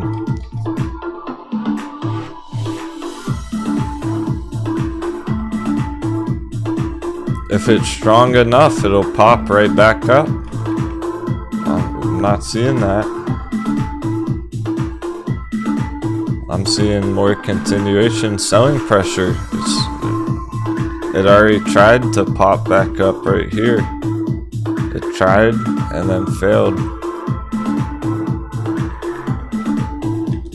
If it was really bullish, it would be more like this, where it goes down, but then it pops right back up. Goes down, pops up, down, pop up.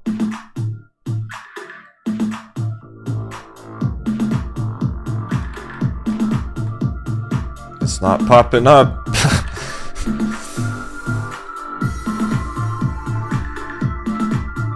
Prepare the cannons. We're gonna need some more coffee.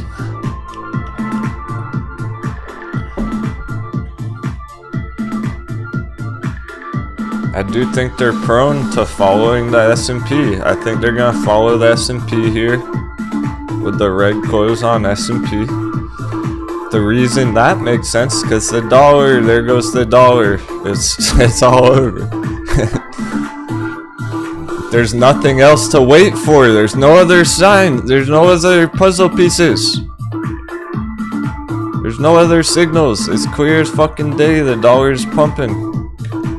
Dollar rip, stocks dip.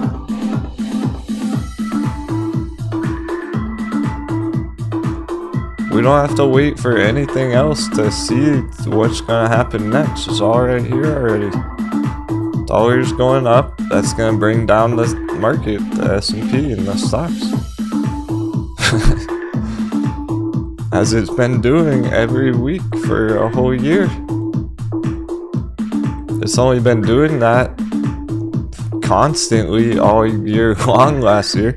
It's nothing we haven't seen before. We know what happens when dollar pumps. You've seen what happens when the dollar goes straight up. Charts get wrecked. Like, we're getting it over. We're getting a dollar breakout right there. There's no other developments to wait for. Dollar's going up, S&P going down, AMC, GameStop going down, crypto stable. Bullish news. Bullish news, let's go. Excuse me. We're probably gonna get that paper hand now though. Get that nightly paper hand, that afternoon paper hand folding. And that's the mind game. There's your mind game on crypto.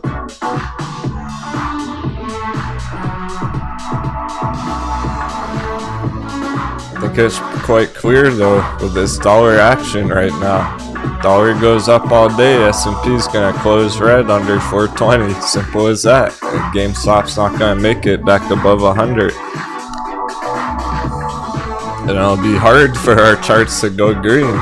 Just like yesterday. That's okay, because just like yesterday, in the afternoon, my goodness, in the afternoon, everything started really cruising, picking up speed. So TAL, it might stay down here, stay low all afternoon till the very end of the day and start putting in major candles all of a sudden. I'm sure we'll get some popcorn bounce surprises, afternoon surprises here and there. For now, they're right where we want them. Happy Friday, thanks for joining me today. We're gonna need a coffee refill.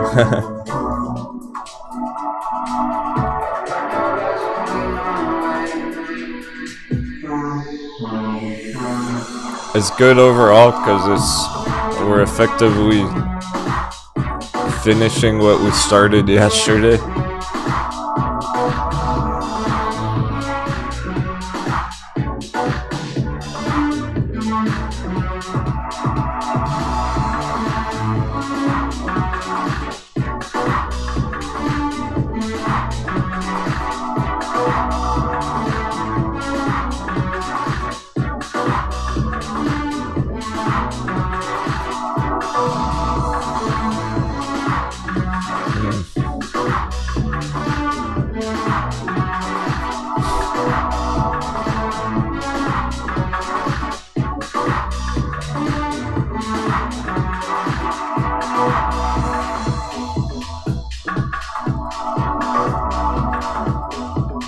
I never thought we'd get so excited about therapeutics companies.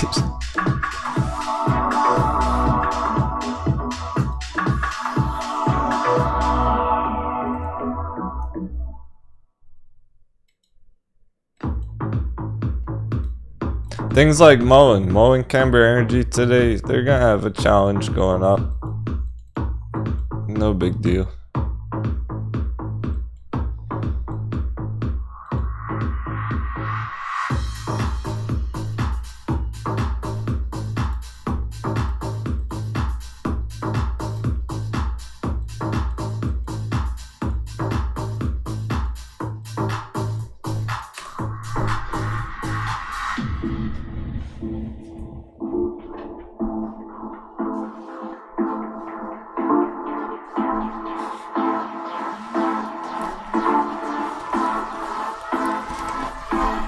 Yeah, you know, AI is chilling right now.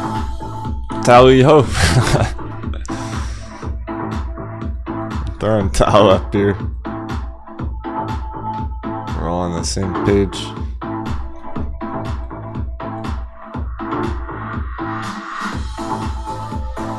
If anyone asks, if anyone shows up in the chat late and asks about Tal, tell them it's the best entry we've ever had on it.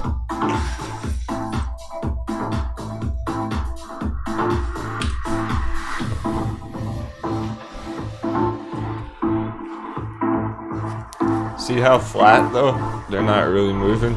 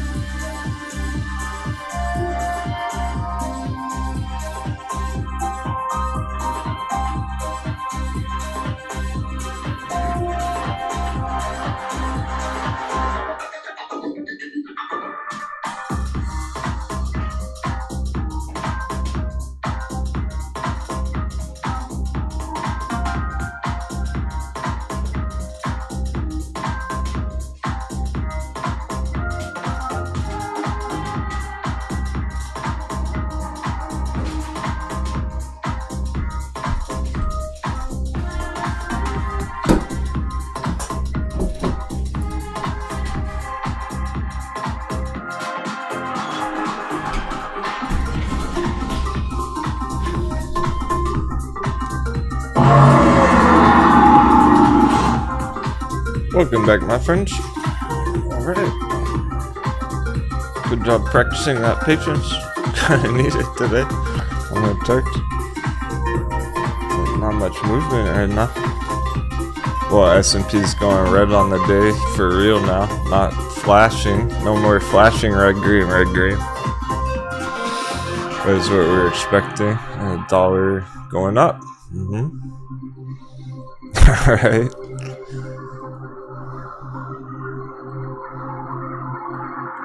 Gonna be lots of mind games. AI is holding 20%. Same with the 10%ers. Better therapeutics, liquid media. AI. The ones that are green, staying green. It is a VXX kind of a day. Inverse S&P, SQQQ.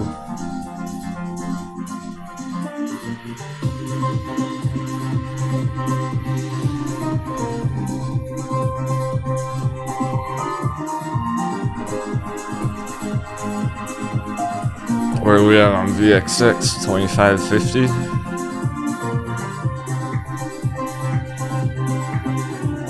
Should at least close over 25.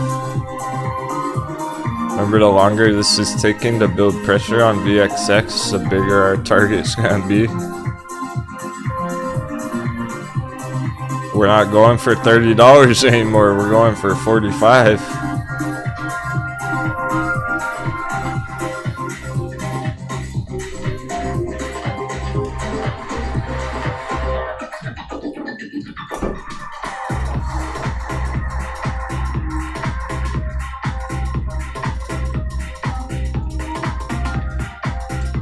I think we will be covering some distance here.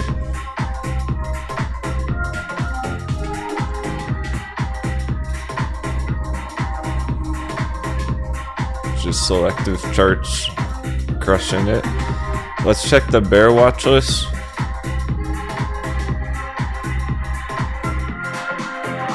There haven't been much move on the ones we're waiting on. That's why we need this.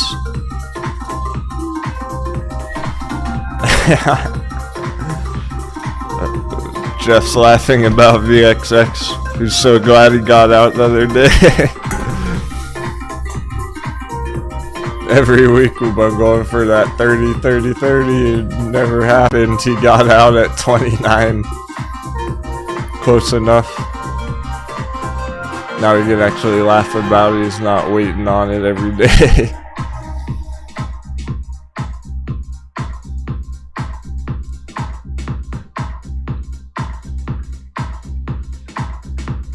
The hot charts from yesterday, still just as good. Green Pro and everything. I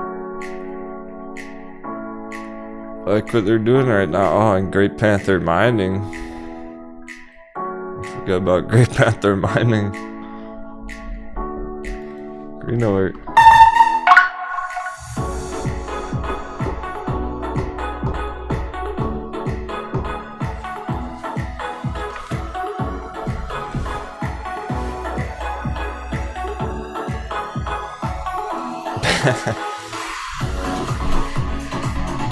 Yeah, it's holding a bunch of our watch list charts. He's usually all red or all green on the day. Not sure if it's a good thing or a bad thing. I'd say a good thing. I do. I'd be worried. I would be concerned for you guys if you were seeing lots of green for the last couple of months. That means you're holding topped out charts.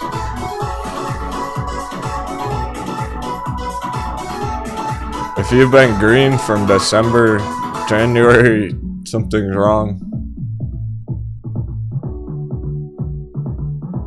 That means you're all in Hershey's or something. Hershey's long, like the charts that have been green in December, those are the worst looking ones.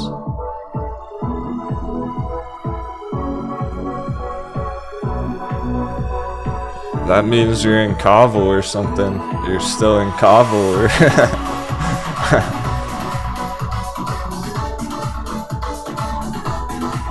It's hard to even think about what kind of things somebody would be holding in their portfolio if they've been green the last couple months. Dangerous things. Things that are about to get fucking wrecked.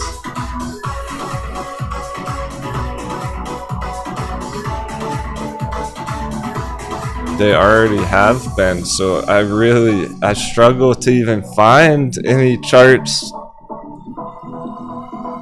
that have maintained a nice bull run for the last couple of months. What chart has been on a bull run since December? Any of them? Like nothing.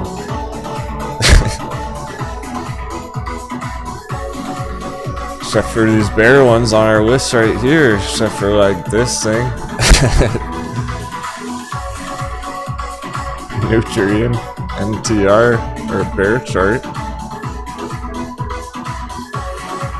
AA, Alcoa, stuff like this, but we're already bearish on those. Besides those, what has even been green for the last few months?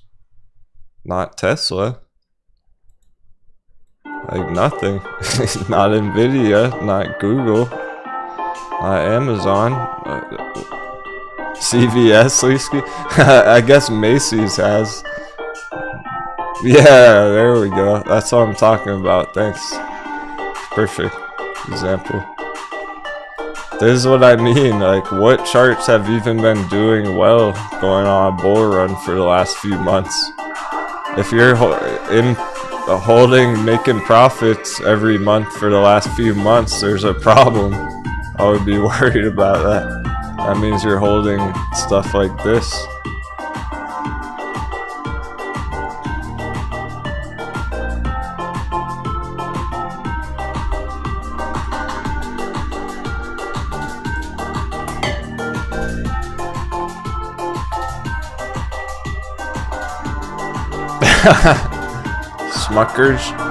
Smuckers, peanut butter.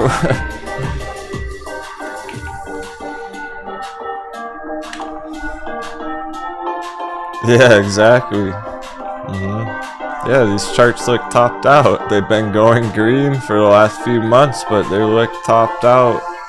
They're about to get wrecked.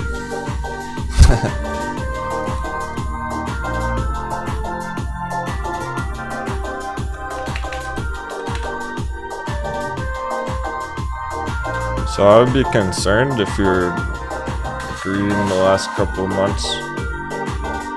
Stuff like this.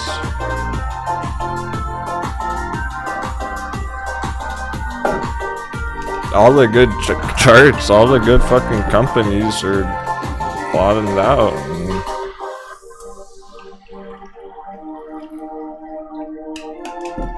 And the attractive trades.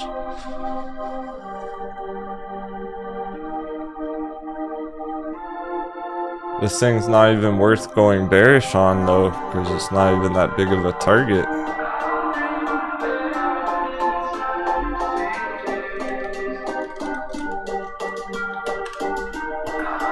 Costco, yeah. Costco puts.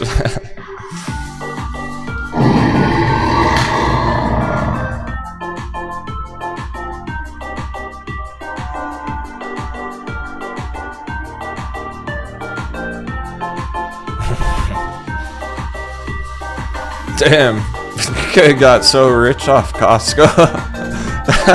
That's like, that puts Tesla to shame. Are you kidding me?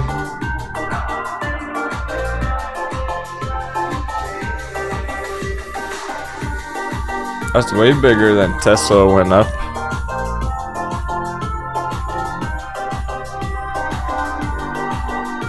$400x, $500x. That means if you bought the bottom back here in 1988, 1987, with $1,000, you made a no, I guess with $2,000 you could have made $1 million. You bought the bottom with $2 grand 30 years ago.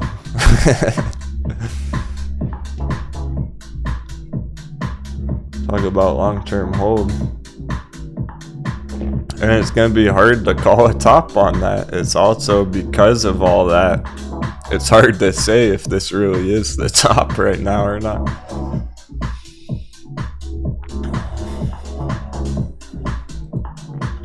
If I had to guess, I would say yeah.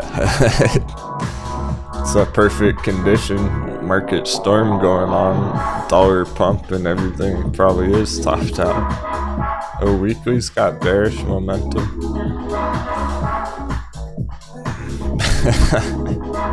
That's extreme. That is fucking extreme.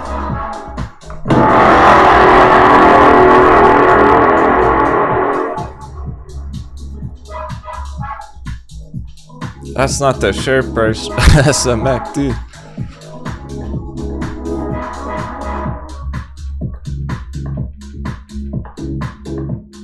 It's pretty insane. It's ridiculous.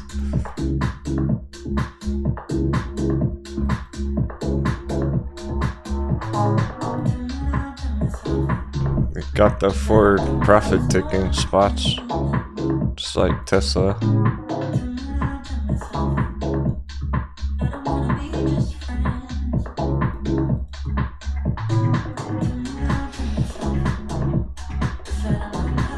Stuck under 575.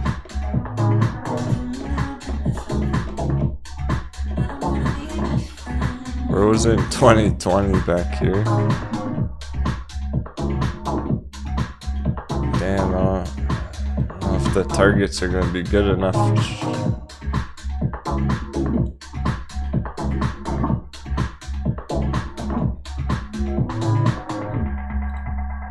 I'll have to go with that.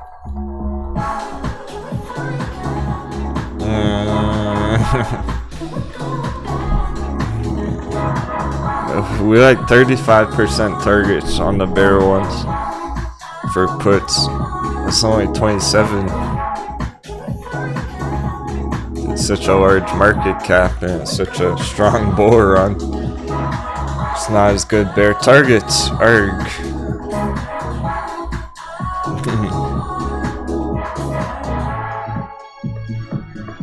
It was almost a good bear trade. Not quite good enough.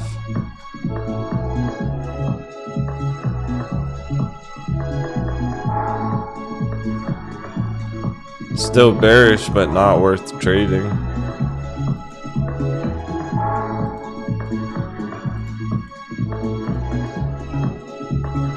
Neo is really.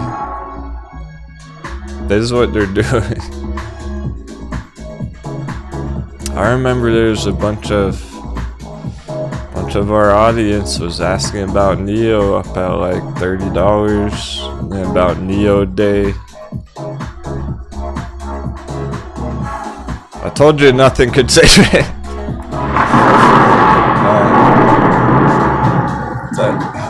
That doesn't matter what kind of good news there's gonna be. You can have Elon Musk Day.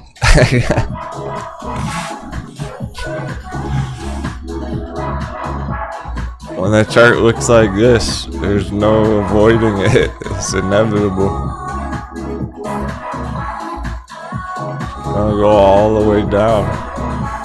Nothing's gonna save this. I don't care what they announce. Nothing can save it. Until it goes down first. The only thing that'll save it is when the bulls step back in for cheap shares and they create a hard bottom support level down there, and then they diamond hands it for long term. We're not gonna buy it here when it's going straight down.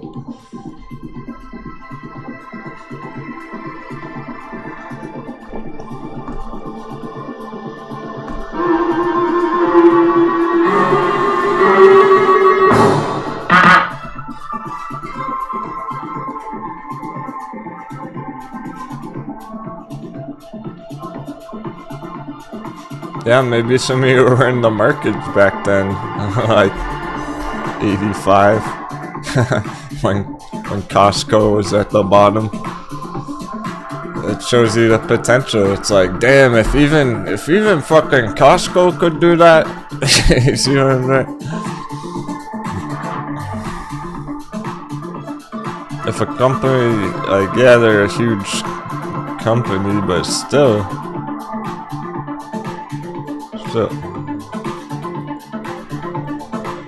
If even Costco could do this and make millionaires off it, what do you think crypto's gonna do in the next 30 years?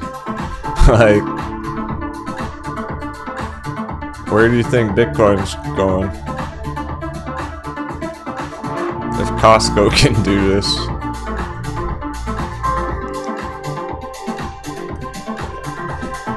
Over a long enough period of time. Bitcoin's probably about here.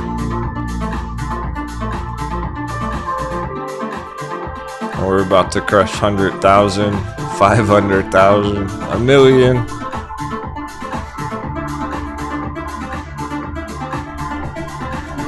And it'll crash. It will crash. But here's your crash. Pathetic. That's nothing in the grand scheme of things. It was probably scary when it happened.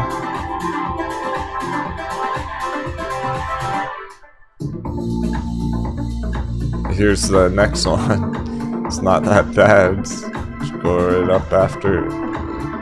Long term. You're just diamond handsing through all that. Make real profits, make real huge percents.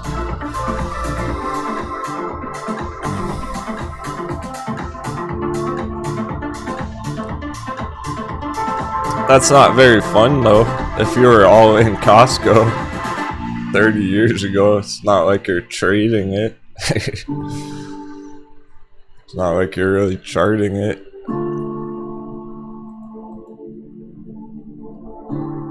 You can do that with some of your diamond handers and then crush the nice swing trades in the meantime. Some day trades here and there.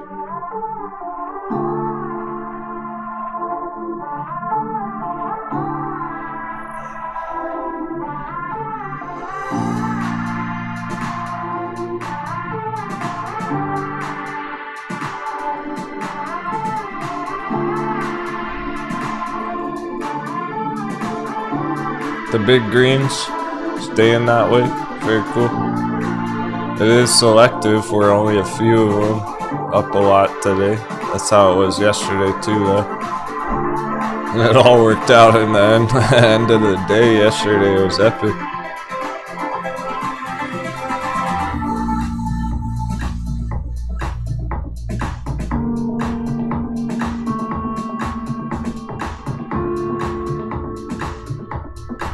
That all makes sense. One of the bigger developments this morning is AMC GameStop. They're getting stuck.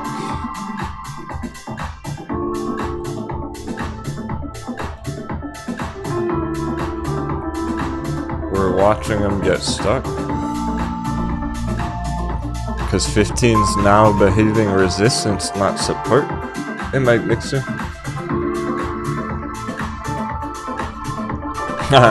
Where? That's a loaded question.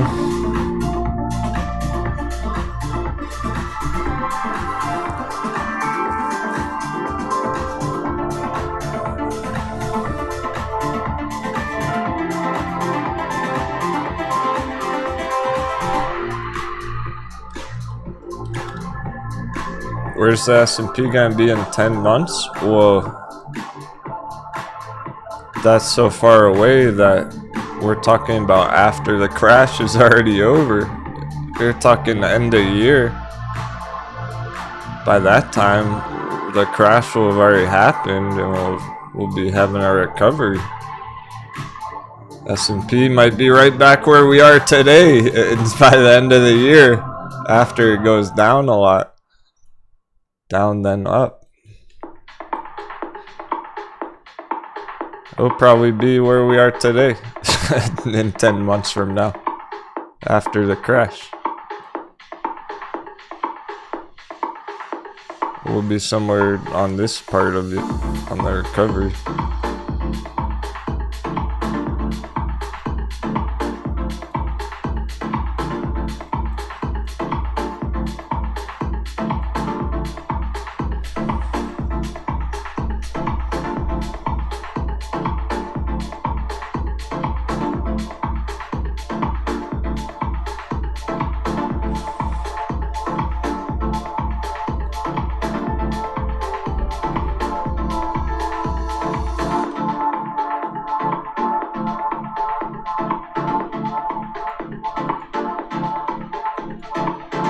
Bearish crossover on the daily is AMC now.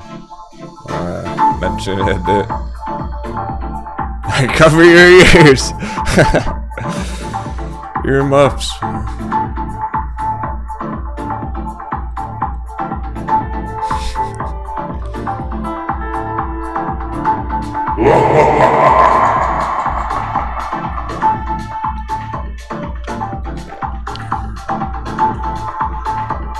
For savage ears only.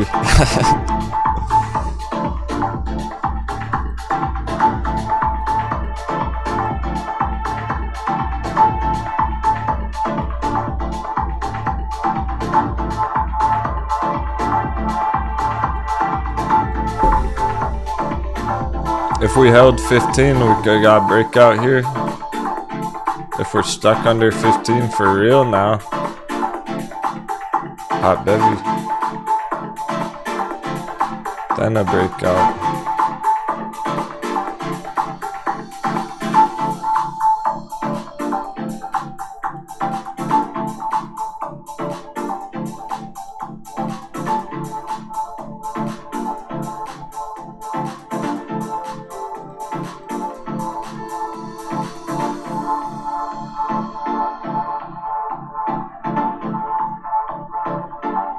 If it's going lower, for sure it's gonna be stop hunting $10. There's no way it's not gonna stop hunting $10. It'll definitely hit $9.99.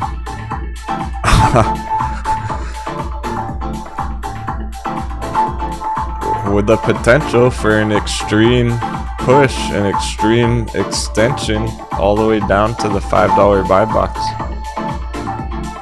The blue zone. I don't think it's gonna go all the way to the all-time low. That's too low. Surely there's enough holders, investors, for it to go that low. That would take like everybody holding it, paper handing it. I don't think everyone's gonna paper hand. So being that there will be some long-term holders that survive this dip, that's about as bad as it would get. I'm thinking down to blue zone support, and then we'll get a bounce from there, break out of the green trend line under it. Either way, we're targeting this $100 trippy digi whenever it does break out of this giant resistance.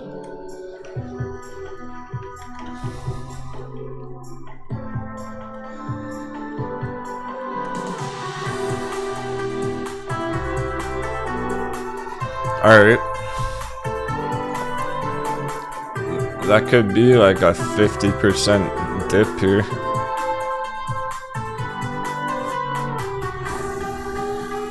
That'd be painful for the holder, well, for the moon boys, really. I thought it was hilarious a few months ago. It was a while ago now. We were laughing about it one day because people in our crew, some of the stock pirates, they forgot the sentiment that there were traders who went all in AMC and are still holding it to this day.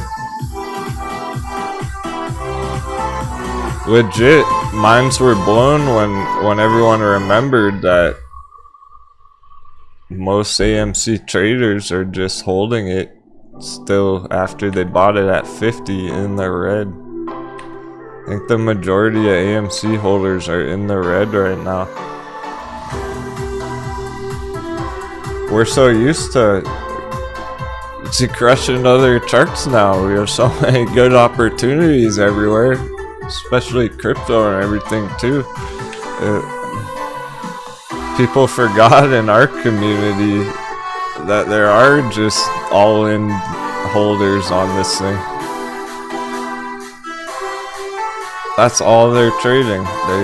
They don't chart anything else. They don't talk about anything else. They're just holding this in the red for like 6 months. Pretty brutal.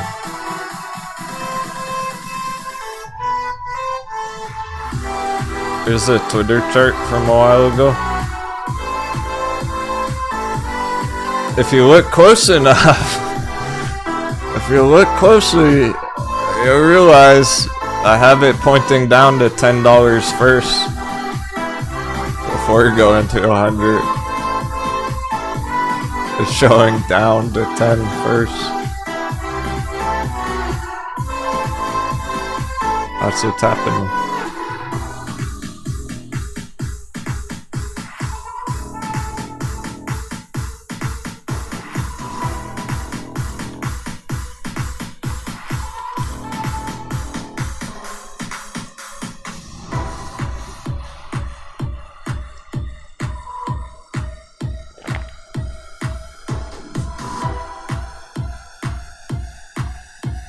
We can pillage the dip. It was the plan all along.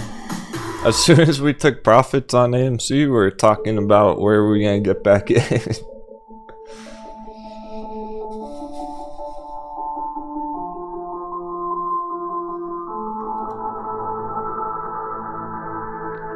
Apparently there's the sentiment with a lot of AMC traders, and it's brutal, so I'm not surprised it's doing this.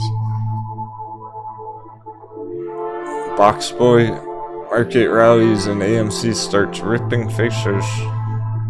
Bears don't have much uncertainty to ride on. Stupid name. A list of other small cap.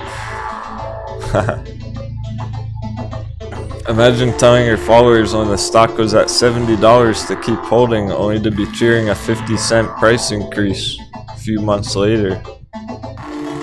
No comment. Boxboy's YouTube channel, $600,000. Patreon, Discord, $30,000 every month. AMC position, $1 million in June. Pumping AMC pays well. This poor guy, poor fella, trying so hard to remain relevant. I used to like you, man, but it's weird. It's not ripping. It's going back to where it was, and it's still below last week. So much damn hate. Ripping faces off, not ripping on the chart. What are you talking about? These posts are literally for you to save face. No, it's just usual stuff. 39 cents is ripping faces. Interesting how 9 months ago ripping was dollars and dollars. I usually support you, but now we've been getting hammered for 2 days. Shit isn't happening with AMC today. Where exactly did face ripping take place? They're impatient. It's not very positive at all. No one's talking about buying the dip or diamond handsing. They're just all pissed off. They're emotional. I'm smelling emotions. One last hard test of emotions. It's almost inevitable.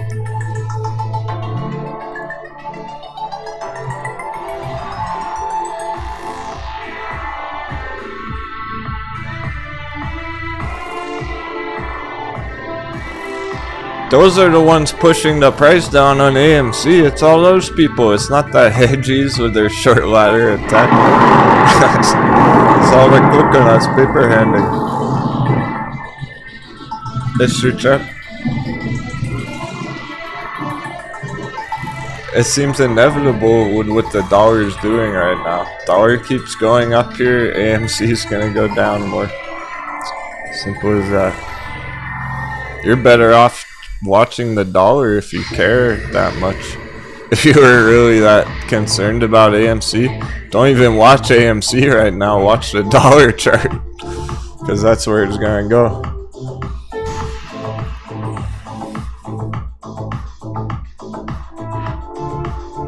Ah, nice chunk, Randy. He's got 100 calls on Mullen.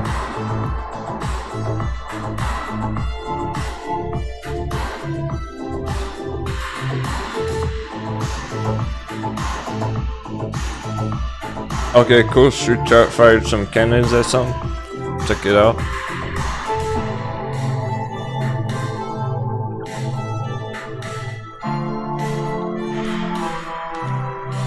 I saw this mentioned in the chat yesterday. Wow. I guess that's why. No FOMO. No one but Street Trout should be entering this. He does that stuff all the time. He's a savage like that. No one else should be triggering this right now.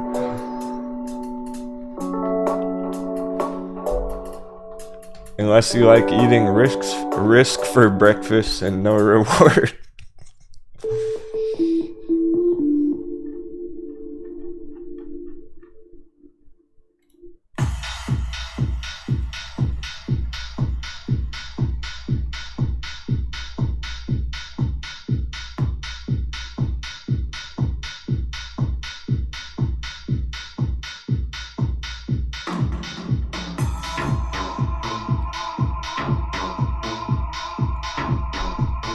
No one else should enter this because look how much it's up right now. 700% like a week this week. Literally 1 week.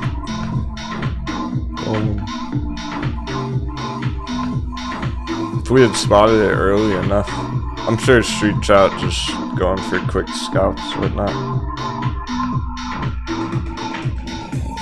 By the time you even really would have seen it, it already shot up.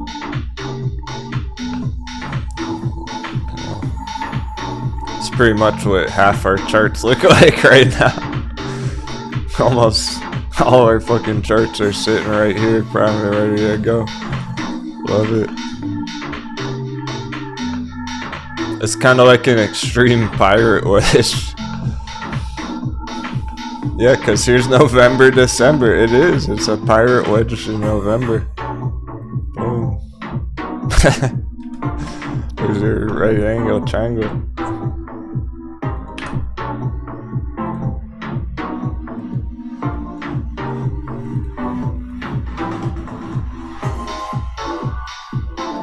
Of course, it's after the fact now. Pirate wedge, pirate wedge. So epic. Hey Sally Luke. Zigman Whitebeard. Throw up the buffs.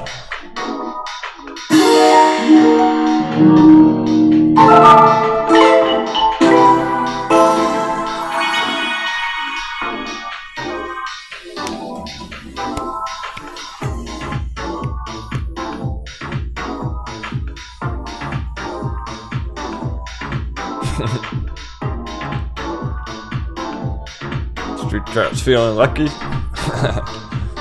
I'll throw you some sevens in the chat.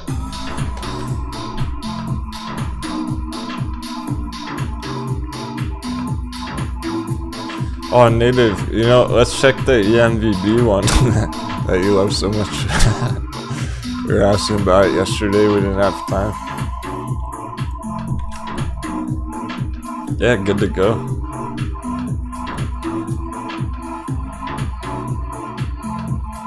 Apparently, there was a bunch of risk takers on this one.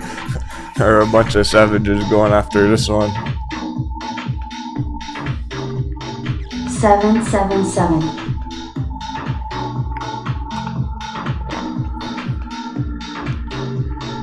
I clicked through the live show yesterday to check a couple of things and I saw some messages that I had missed.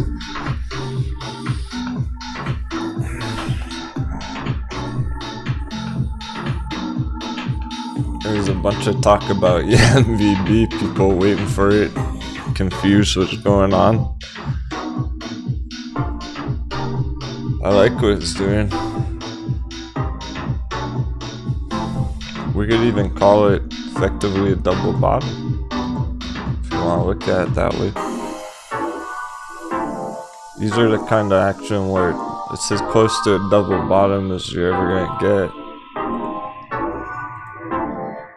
Double bottom doesn't mean just one wick, one single bounce, sharp candles. It's still the same if it has this big flat part here. It still counts.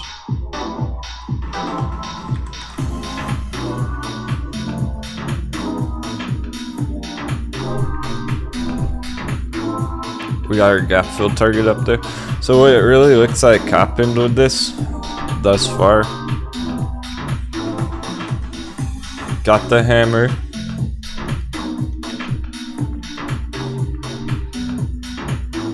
Resistance in yellow. Breakout. Breakout from the yellow resistance. Full retracement back down to the support. Holding successfully, double bottom bounce. It was trying to go for this gap fill target already. Went too far too fast, didn't make it there. This next time it likely will.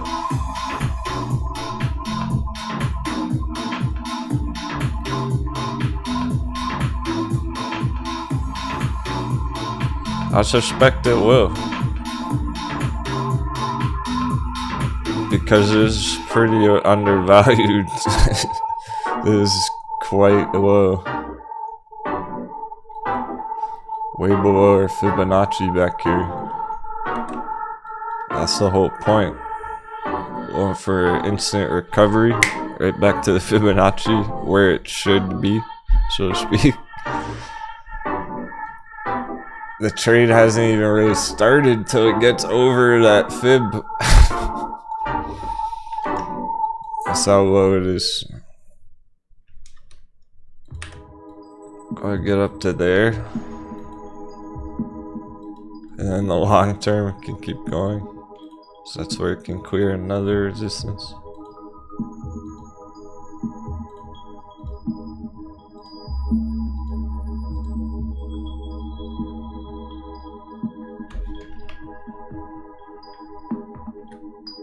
One sip at a time. Gotta check out those paper hammers first.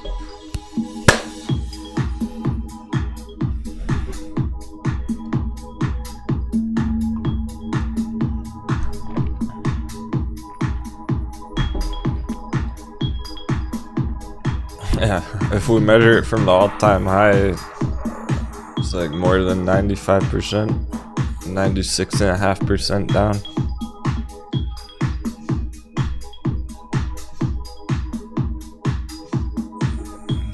Fits our requirement.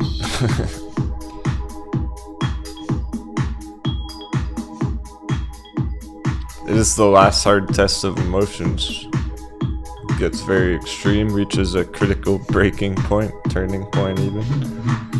I think this is what's about to happen on AMC and GameStop.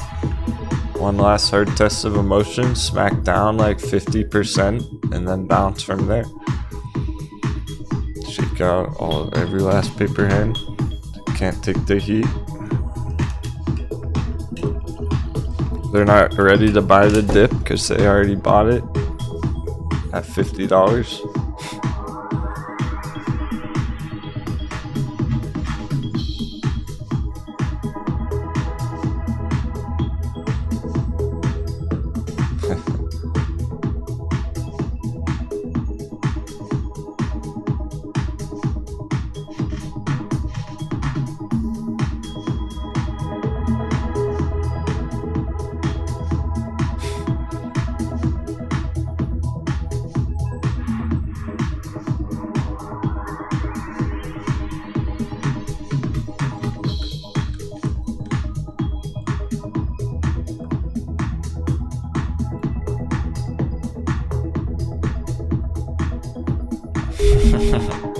Oh no.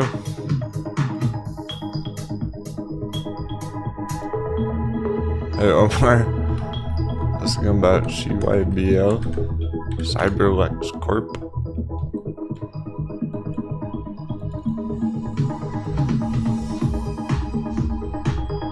What the fuck's going on down there?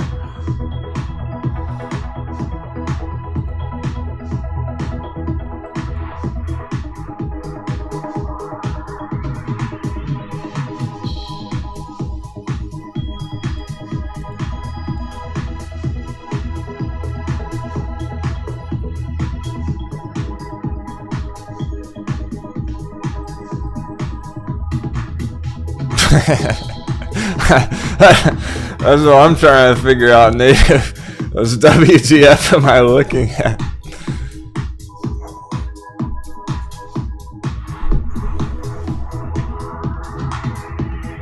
That's what I'm wondering.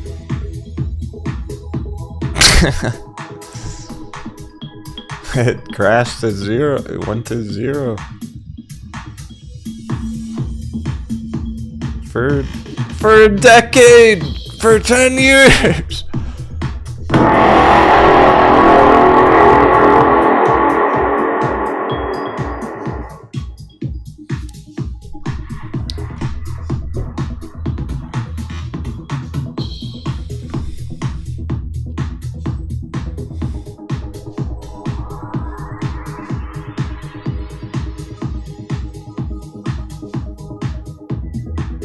Company already went to 0.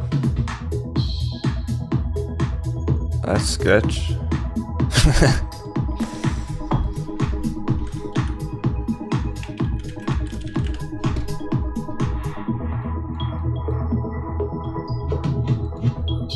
%100% crash.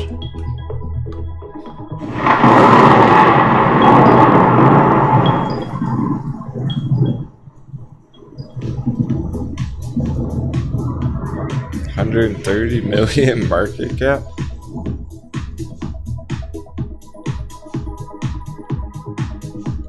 We're gonna click on this website. Risky click of the day.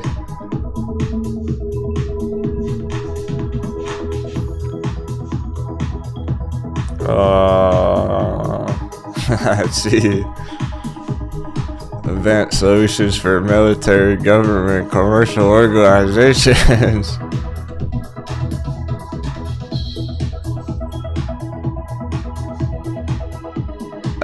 Yeah, fuck that. I don't know if you're in it already, Omar, or whatnot, or if you're just trying to get in it. I wouldn't touch that. Contract. That's what I was just gonna say, so. Company crashed to 0 for 10 years since 2010, 2020. Literally at 0. Why? Because they didn't have any government contracts, and now there's like global uncertainty. The only reason it's going up, they probably got a big government contract, and as soon as that contract's over, they're not making any more money. It goes straight to 0 again. Stock wizard. True. You got me. She said yesterday we were talking about if a chart went to 0, I would be interested. Yeah, if a chart that we're watching, if BlackBerry goes to 0, I'm interested.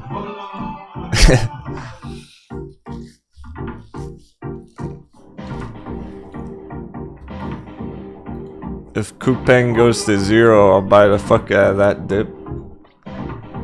A military industrial complex company that gets money based off government contracts, fuck that.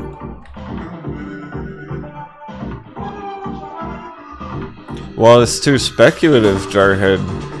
Even so, what if you held it for 10 years? It's too speculative where there's so much competition.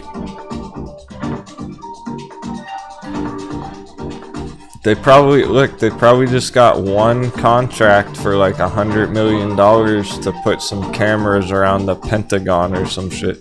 Put some cameras around the White House, and then boom, the stock pops, and then contract's over, back to zero. This one stayed at zero way too long. It didn't just... maybe if it was there right now, like maybe if we saw it right there or something. It's not at zero anymore, so I'm not interested.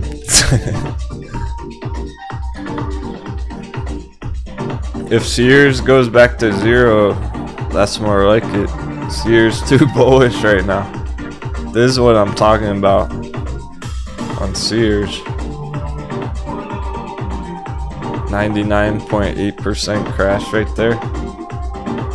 Cause then what? Boom, Sears went 12x right a day later, the same day. Well, way more up here. So it smacked down, then it bounced up 100x in the same day. It's still up 10x from the bottom. That was months ago. That was in October, not that long ago. If we see a chart like this drop down to zero, you might be able to make 100x on it the next day. Sears didn't stay at zero for 10 years. It might eventually. It might later on.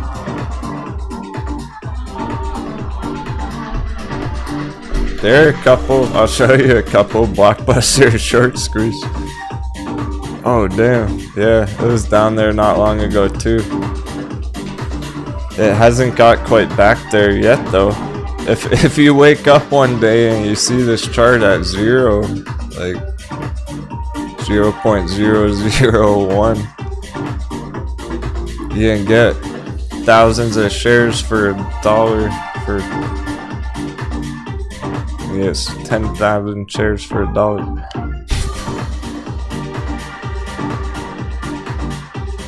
If you can catch it at zero, then it might bounce big. And got a huge like short squeeze on it back here. 100x. Put it on the watch list, just see what happens.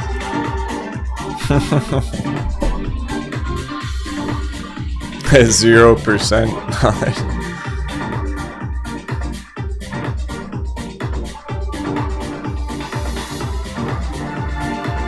You want to avoid this part. You don't want to get in here and then it stays flat for 10 years.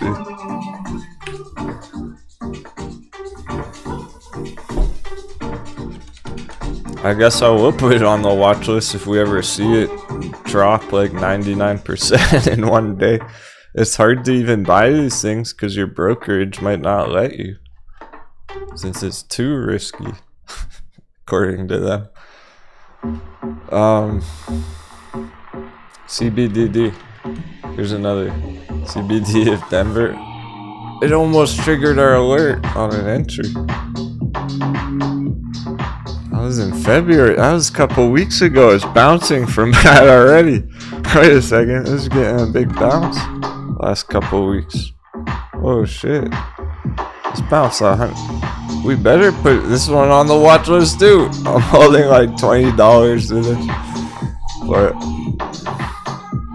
thing fucking bounced 150% this week. Like, we weren't even paying that much attention to it. Just checking it like once every couple months. I have an alert down here if it got a hot bevy, and it almost hit the alert and bounced already.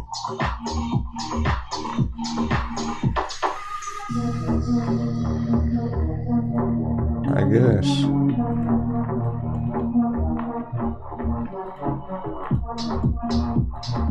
That's new.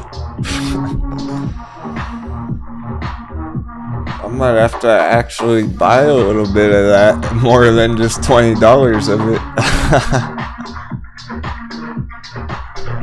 It's fucking short squeeze last year. Here's your short squeeze. CBDD 35x in one day. How about this one?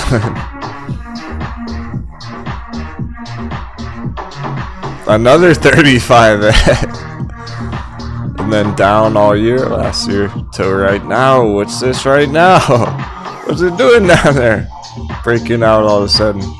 That's unexpected.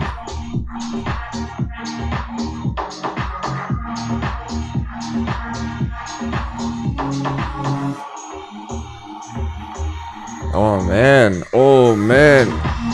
What the fuck? Surprise fire on CBDD, bullish crossover, weekly MACD? It's doing things. I was not expecting that.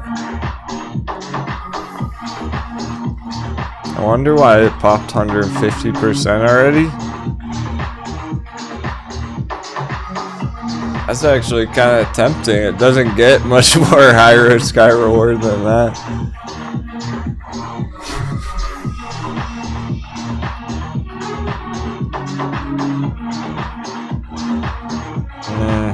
Fuck, the targets aren't even good enough, right? If the targets were bigger, it's looking like 20x potential. 20x damn good, but I mean, for the risk.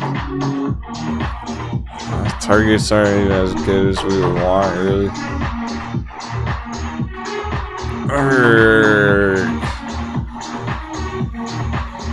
Just getting excited. I was hoping we would see like a 50x target here. If that was a 5,000% target, it'd be worth it.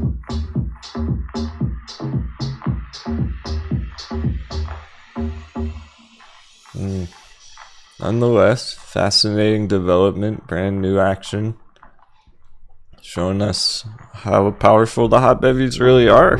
Even this thing's doing it. If this chart can get a breakout here, a long-term breakout, any chart can.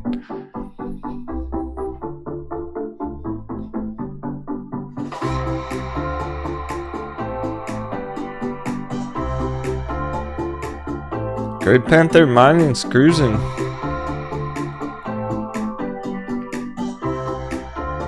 Very cool. I like this one. For a swing. We got a short-term target down there, but it's more like a mid-term swing, long-term hold for the big targets. And definitely go 10x. This could absolutely see 10x from 30 cents to $3. Not even a big deal. Back up there. What about a brand new all-time high? If it goes to a brand, it hit $5 there. What if it goes to $10?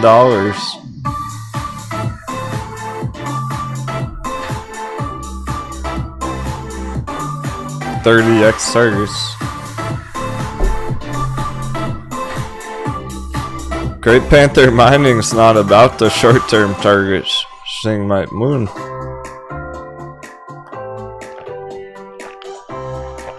I know, Stock Wizard. True that. We're all gonna regret not pillaging Ding Dong when we have the chance.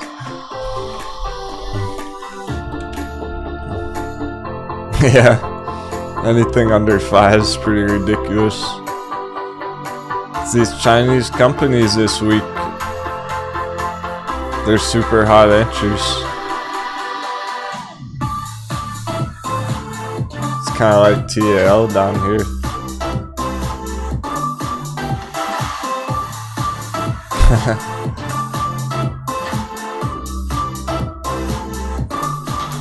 But of course, it really, these are the ones that doesn't get any more risky than this.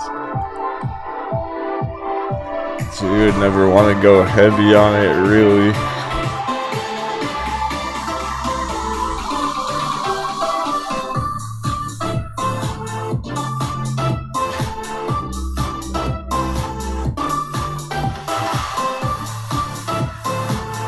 I think Ding Dong can play out to be a good trade, a profitable trade, and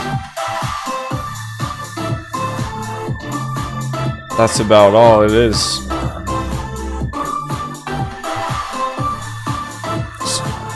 probably not going to be the biggest win this year. I don't think it'll be the biggest targets we see. Considering that crazy chart went 700% in 1 week this week.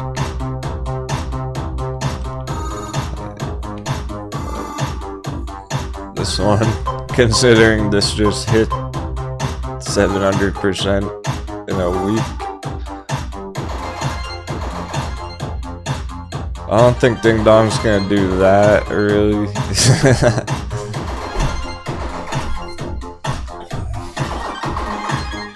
So probably not our best chart. Nonetheless, there's money to be made on it.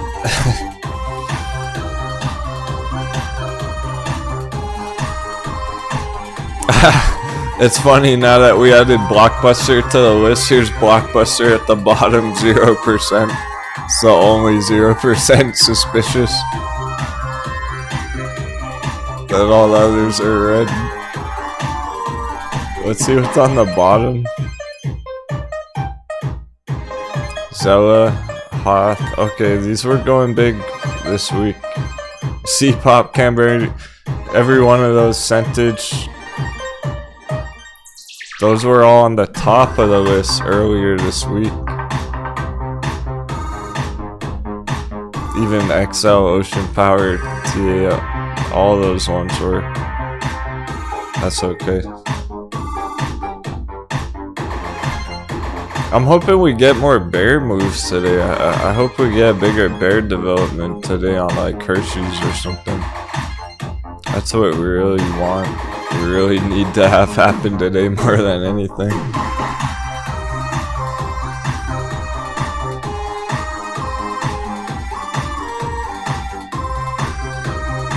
Oh, Etsy's on the bottom. Etsy's cruising. Blast off Etsy, babe. Upside down. We're almost at our full target. Our full bear target. It'll be time to take profits on Etsy soon. Wow. That's wild. Good old Etsy Bay. We were charting it from the very tippy top. All-time high breakout. Pull off top.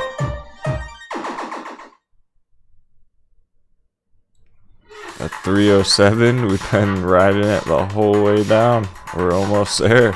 One more push down ought to do it.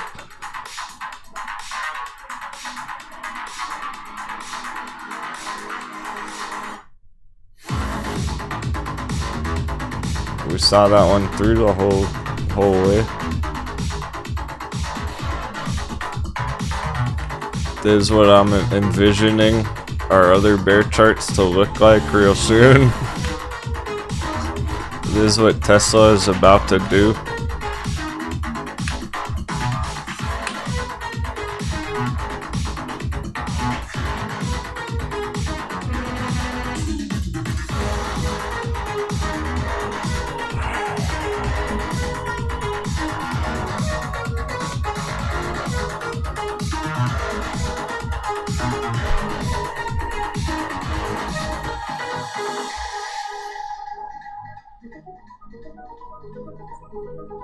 About the sense puts, they make perfect sense.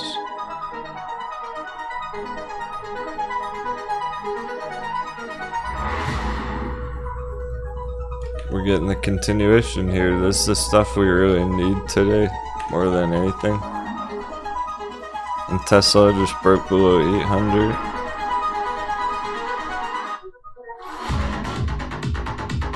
This is all gonna drag down S&P more as well.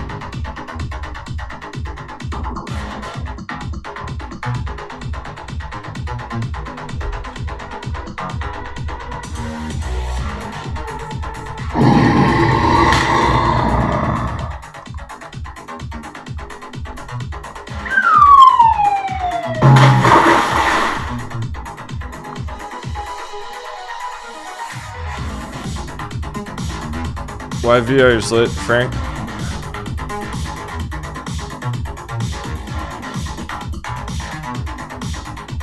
One of the few charts actually outperforming today.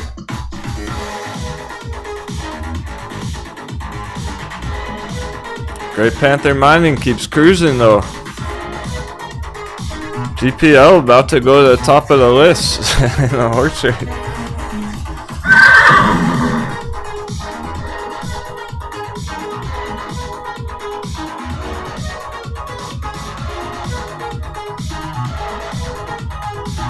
We've been on top of this one from the very bottom there. We recognized it when it went down there that low. That we were getting the all-time low bounce.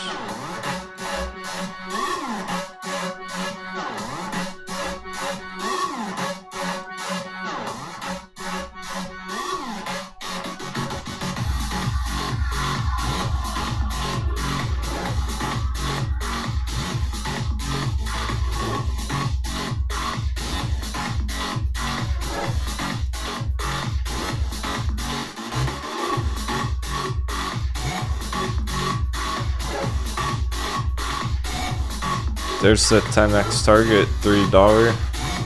30 cents, $3. Looks reasonable. Especially with what gold's doing, it makes perfect sense because people are hedging against the markets with gold and silver. And this fucking gold and silver mining company. Makes perfect sense. At that price, at the all-time low.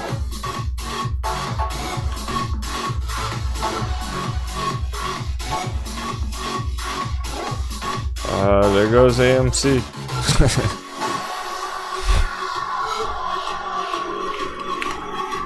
$14 breakdown. Breakdown alert. AMC.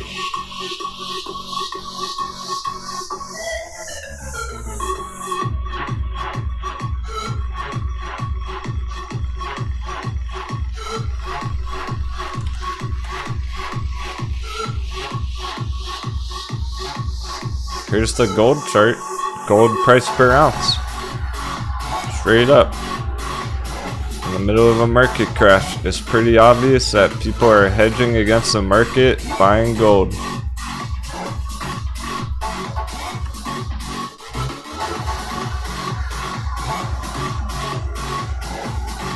Maybe not entirely obvious till you see the silver chart and you realize, hey, they're buying silver too.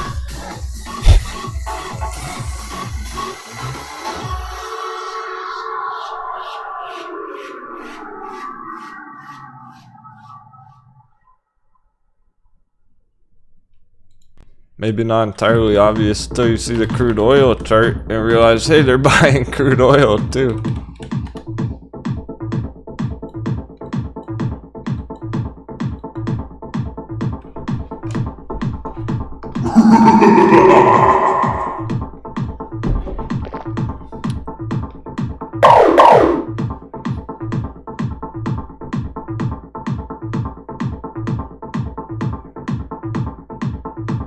Cool, stock wizard, fire and cannons, great panther.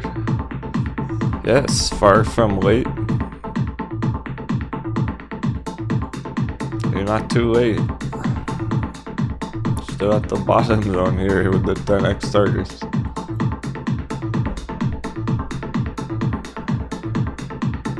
I don't doubt it one bit. I'll see you at $3.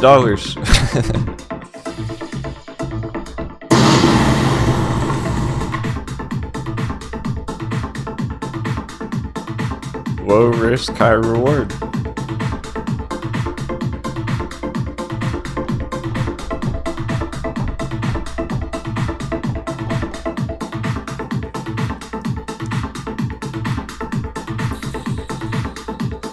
Kinda like Asia Broadband in a sense, AABB with the crypto exchange fundamentals. This has that the sentiment behind it with what gold's doing, price per ounce, gives it that extra boost of power.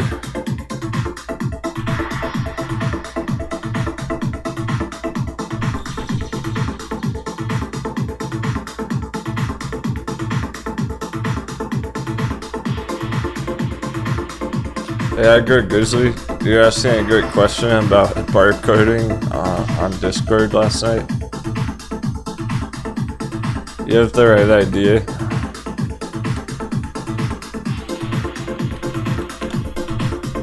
Since we saw it on this chart, let's talk about it. What the fuck is really going on here with this barcode stuff? Well, basically it is the algorithms. There's no in between.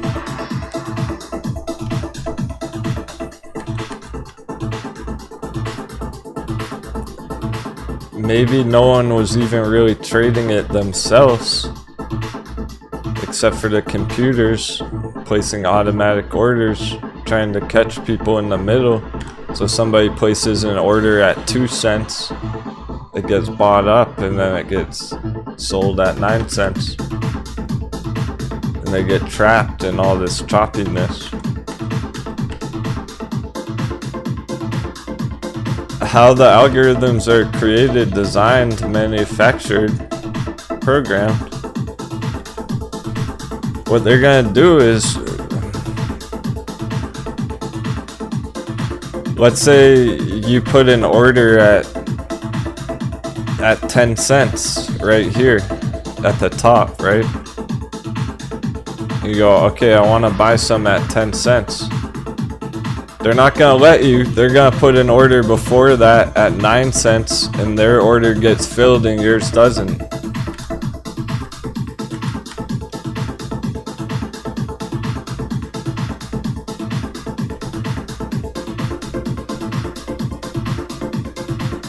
They play it both ways. You go to sell it, they'll beat you to it. By the time you place the order, they already have another order there that beats yours. And they're the ones buying it, so they're buying it and selling it to themselves, and you're somewhere in the middle getting caught up in it all.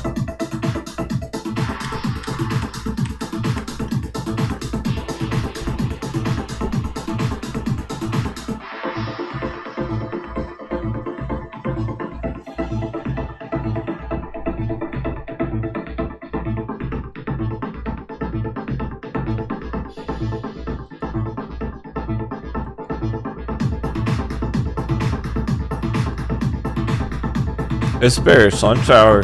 Didn't even notice. That could be part of the slow movement.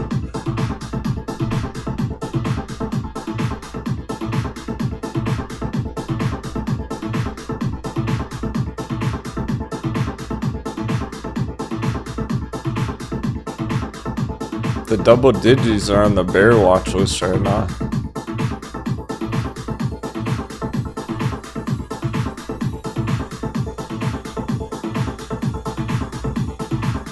What's this? Litecoin's the only green altcoin on our list?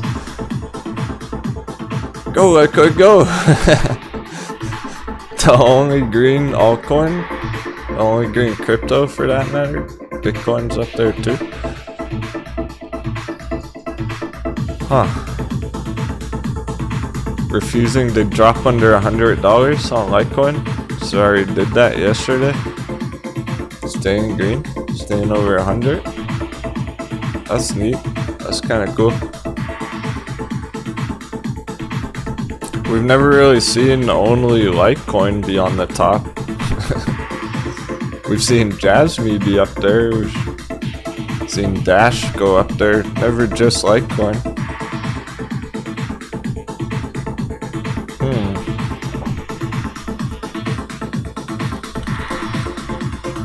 That means the versus chart might have something going on. Litecoin versus Ethereum.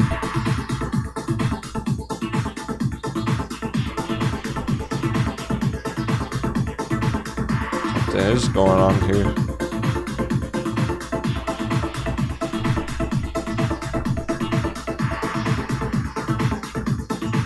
It barely stayed higher lows, but they are higher lows still. Trending up for the last like 3 months. According to this chart, Litecoin has been outperforming Ethereum for 3 or 4 months.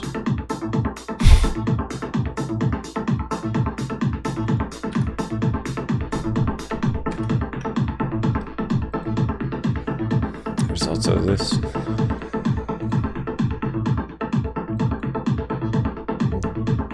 We're getting closer and closer. Something epic.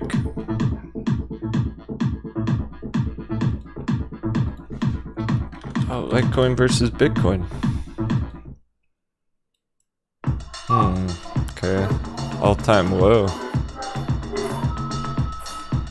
Perhaps lower than it should be, though. We didn't get the bounce there.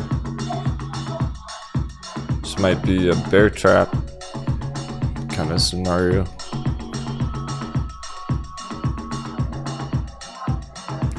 I suspect all the altcoins would look like this. Probably the Ethereum Bitcoin chart would look like this too.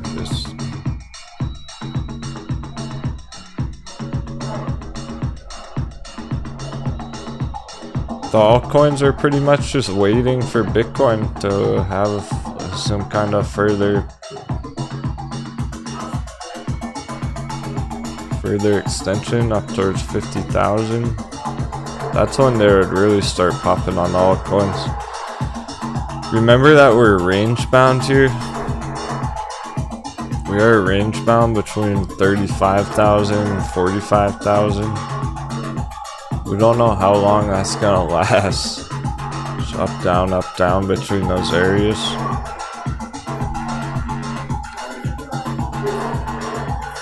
That's the real uncertainty here. Is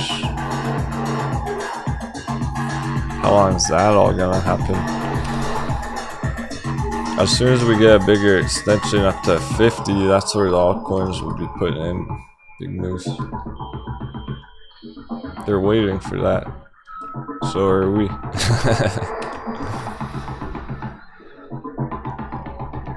Hard for Bitcoin to do that when dollars pumping, when things are extreme.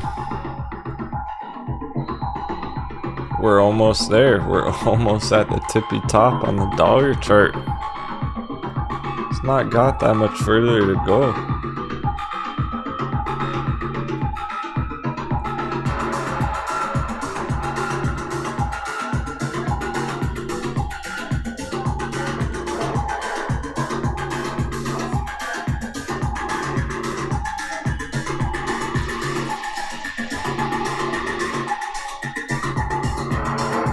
Get up to the real resistance here.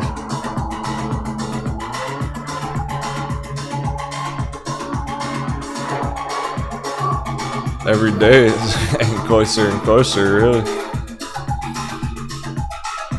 Ultimate conclusion.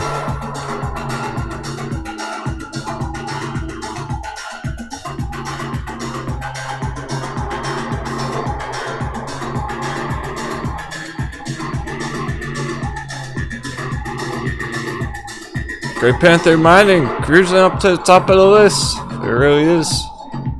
It's our fourth double digit now. Our fourth 10% chart on the morning.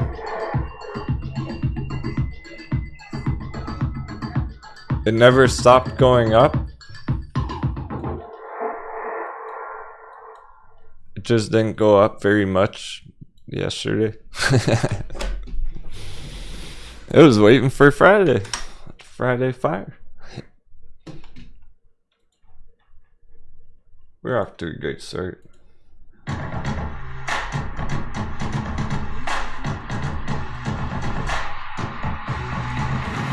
It's a VXX kind of a day, and some of the charts are still going straight up.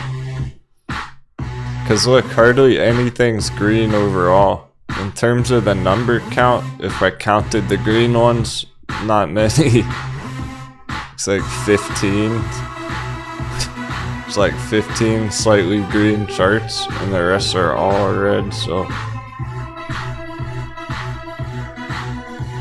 a lot of intensity and confusion in the markets today. That's our specialty, that's what we're good at. That's how we stay 7 steps ahead of the market, 7 months ahead of the markets.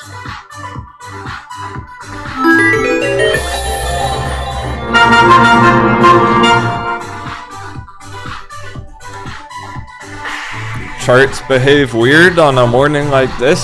Some of them are messy and confusing and misbehaving.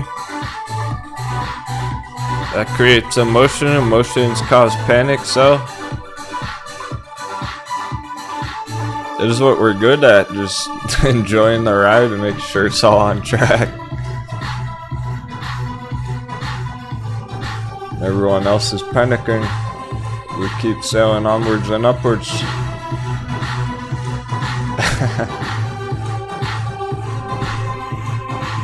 Okay, G Money. Just got another gold mining chart. TMC, the metals company. Oh.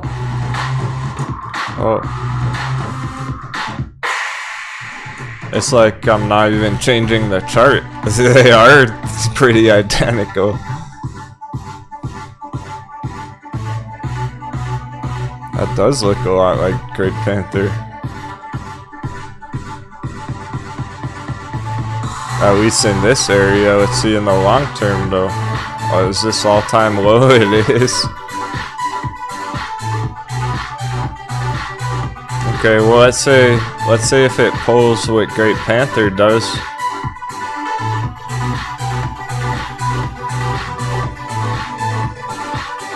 Let's say it does. The best case scenario, smash right up there where we're talking about 350% from here. If you got in at the bottom, way bigger. If you're able to get it down at $1 area, that's way better. 10x. It's looking like a few 100% there. Reason I'm checking that, compare it with Great Panther mining. Yeah, our targets are going to be bigger on GPL though. Because this is the first time, you gotta realize that this is really the first time Great Panther Mining's had an entry like this for a decade, for 10 years.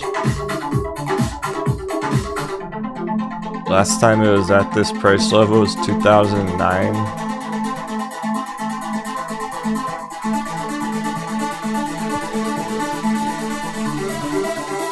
It's now or never for it to have a bull run. So it actually does have a good shot to get to the all-time high area, which is 10x from 30 cents, $3.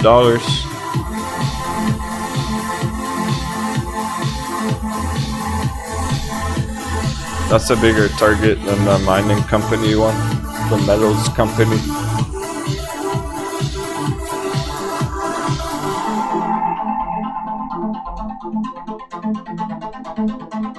Yeah, it was worth checking out.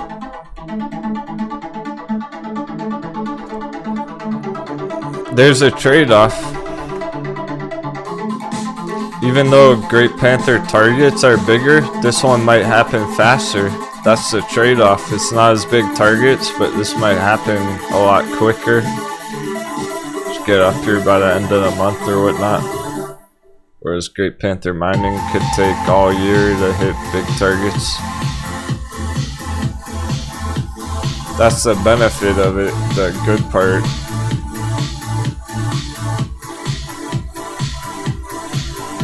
We're trying to be as patient as possible though. Try not to worry too much about the time frame. It's more about which is a good setup. Which ones are the good setup. Which ones are you excited about?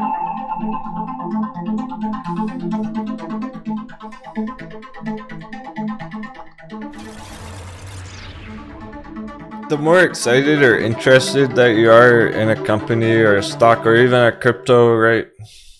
That's going to give you the strength to diamond hands it. That's going to give you the emotional tolerance to stay calm, hold strong through the dips and everything, through all the paper hand action, stop hunts.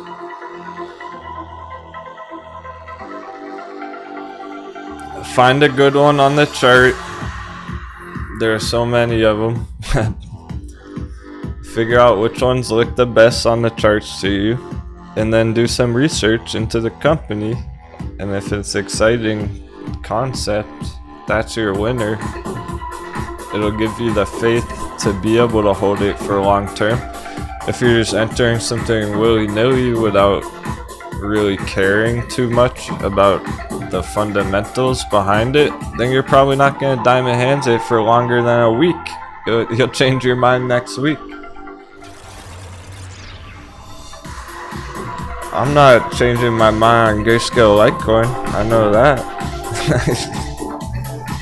If you just FOMO into Grayscale Litecoin without understanding what it is or what the trade strategy is, you probably already paper handed it, right? Like,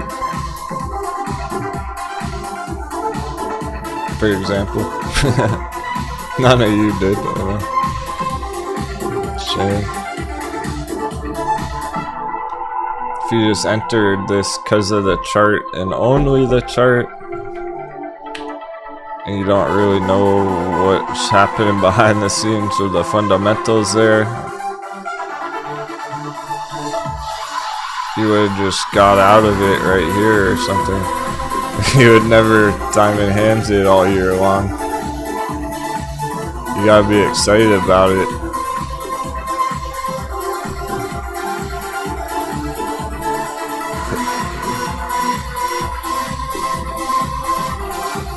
I guess that's what gave people the willpower to hold AMC that long, when they bought it at 50 and they were holding it red every month, right?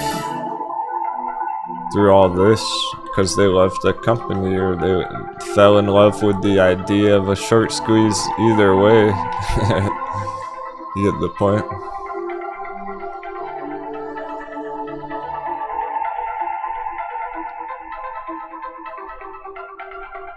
And Great Panther Mining hitting double digits. Legit about to go to the top of the list. It's probably gonna have like a 20% day straight up. Parabolic blasts off. Where he launched a rocket ship for it.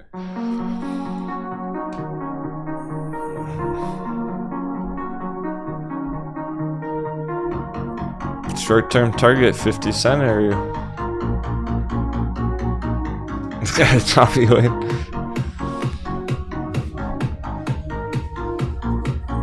Hello, boy.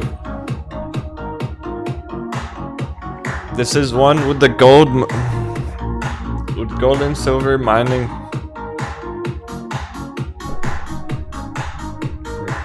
Getting in at the all-time low area.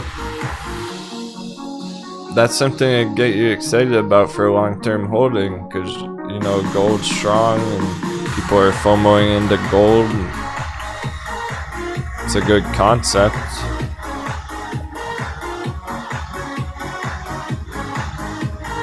I'd rather be in the mining side of the trade than the gold per ounce price. And we made it through bearish lunch hour. Alright, cool. Happy Friday. Have a quick coffee intermission. I want to grab a bite to eat.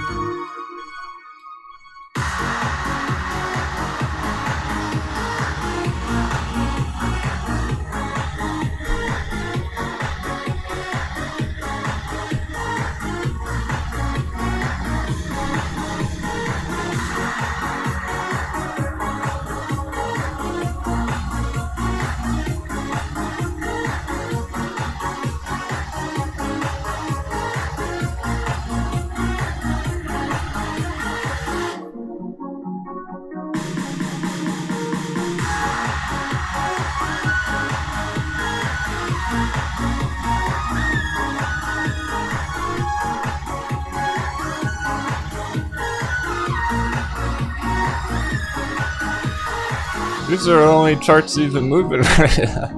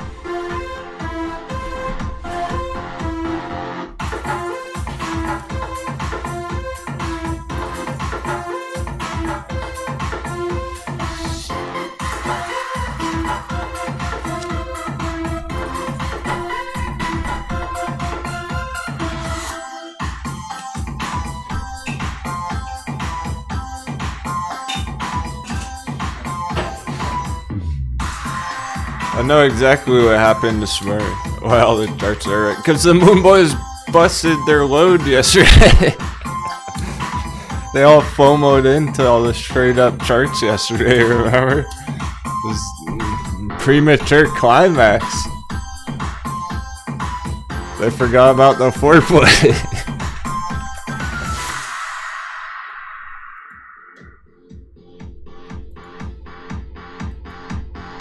They're out of dry powder.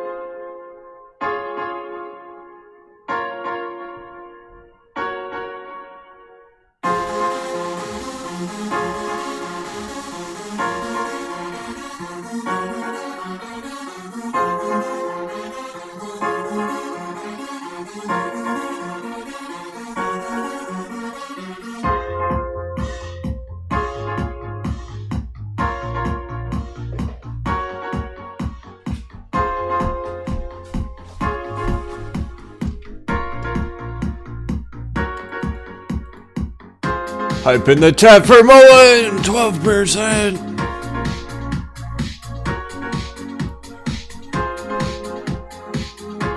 The bravery's paying off already. I saw you all buying the dip yesterday. Let's fucking go.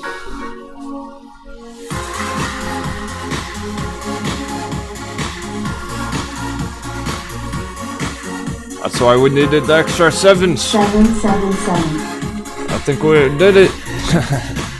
Y'all sent it yesterday.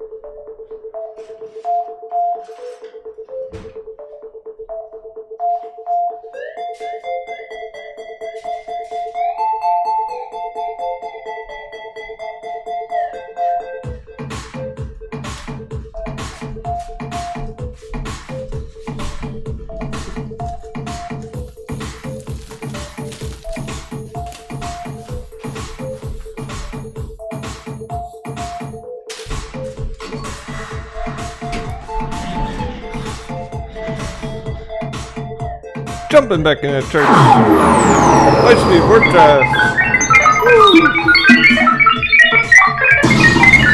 Go! Out of all the popcorn carts, I'm glad it's that one, the most voted one of yesterday. We put four hot popcorn carts up to the vote, up to a poll. Mullen got like 7 votes, nothing else even got a vote. I think there's 1 vote for Camber Energy, that's it.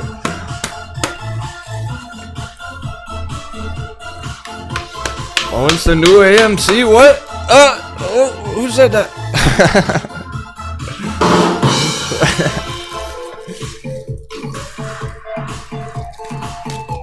Must have been the hedges, must have been the win.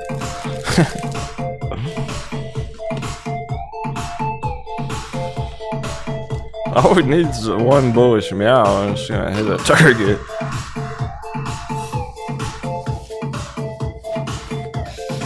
No more fighting it out over $1. Forget $1. That's ancient history. We're way above $1.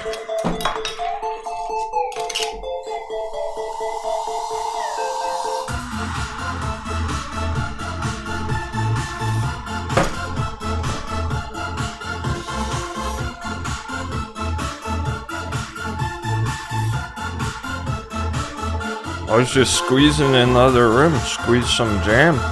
Short squeeze confirmed.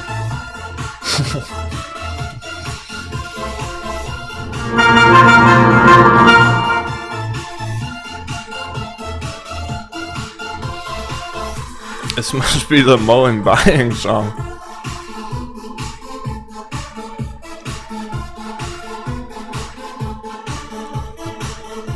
Nice one, Leon Teddy. He entered this morning, he's already up 20%.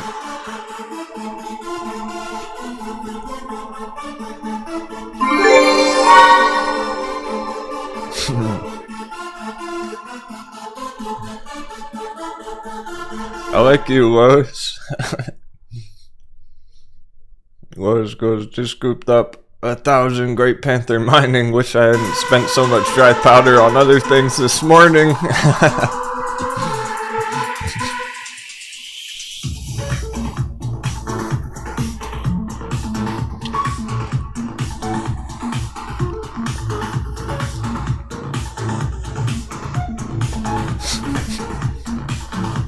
Yeah, save some dry powder for GameStop.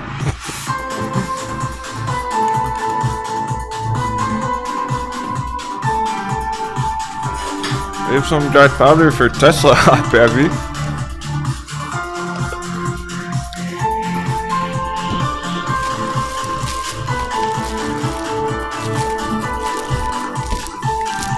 AI still on the top though, 20% there. Pushing up again.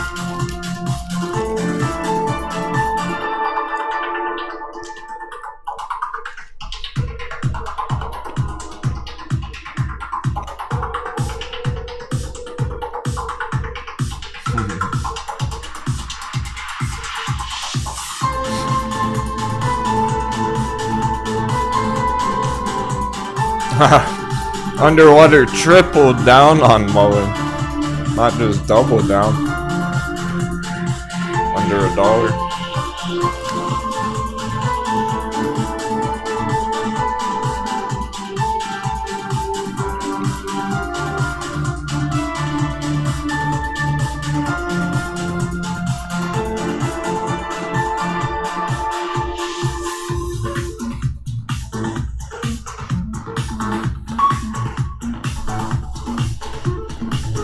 Ready, you're in too?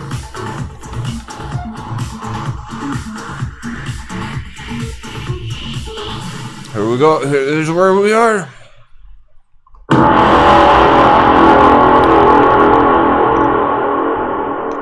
The big climb. The mountain climb. We got...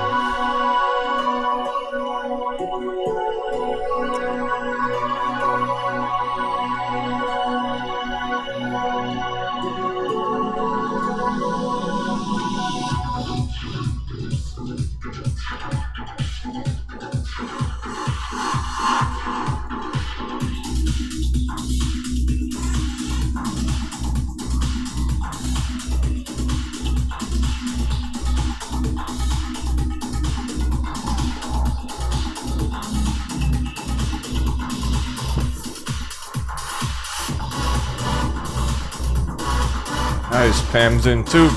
I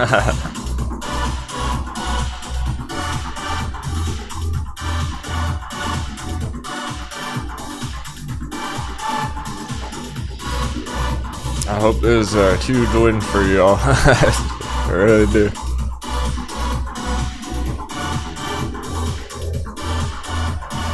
We could use a nice 10x for the crew.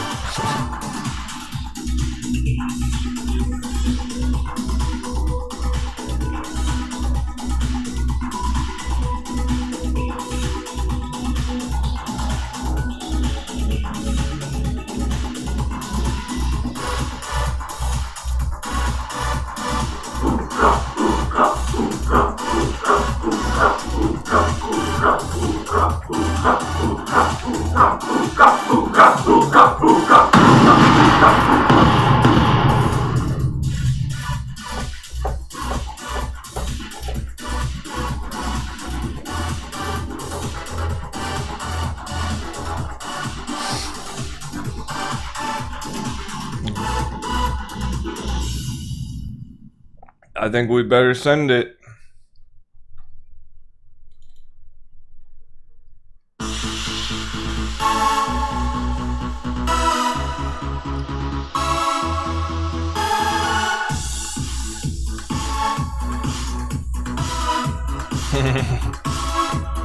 Let's go. Are we going? Let's go. Question mark. Yeah, we're going. Fuck yeah. Maybe we should send it, guys. Good things happen when we vote fuck yeah.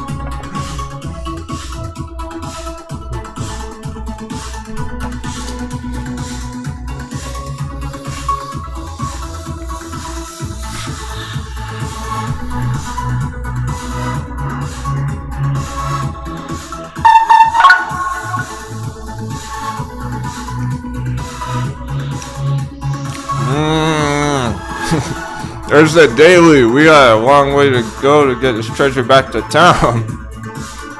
We got a long green road ahead.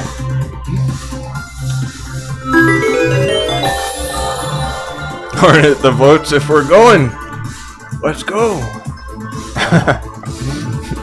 There's only one answer. Yeah or fuck it. Only one right answer. The weekly, completely, it's still bottomed out. It hasn't even started. Pirate wedge. Alright.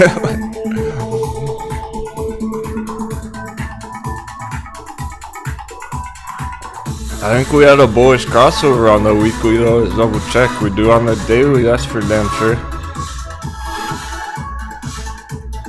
That's been there for a while.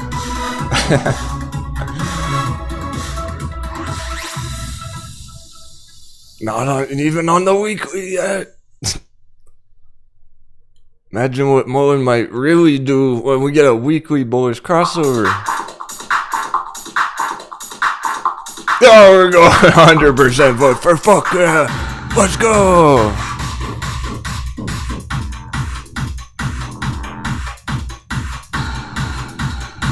Shark squeeze confirmed.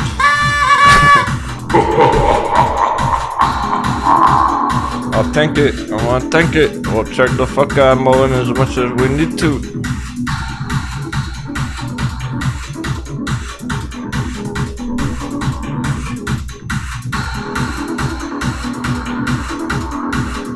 It's a long boss fight. Good thing you all got your experience leveling up the last few months. I think you're strong enough to fight the boss. We're going into phase 2. The enrage timer's kicking in. The boss is gonna get enraged soon.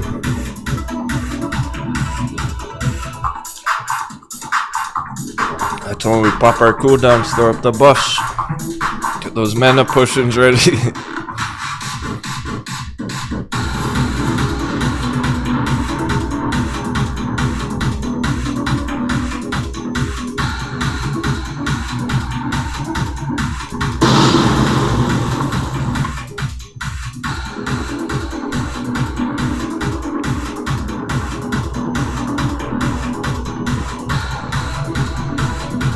This is how we end the day.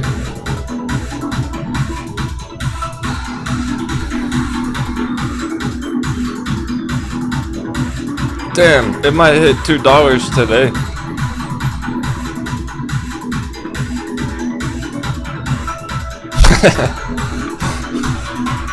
That's the potential. That's where we end the day. Goes up again next week. Wow. We're already halfway to the moon at that point. One more green week on Mo and we'll already be halfway back to town. Finish with a bang. It's perfect right now because it's Friday. If we finish the week down here, we wouldn't know what's gonna try and happen next week. We wouldn't feel as confident about the power of continuation next week to the upside. Oh really? Grand Brandon? It's how he can't even get his buy orders filled. No one's selling.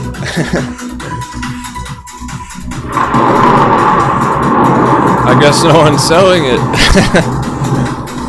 Why would you when it's going straight up, right? Like, exactly. Or who would sell it when it's doing this?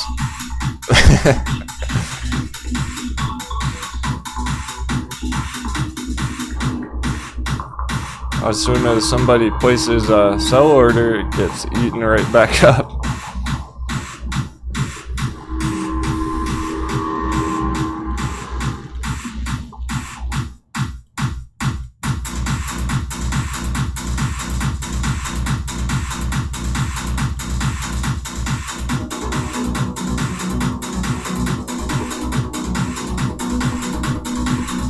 You better check dollar and everything. Oh wow. Dollar's still straight up as well. It's a challenge for things to go green right now. I was doing it anyway. I'm impressed. Mullen's pulling that. Oh, the dollar's pumping.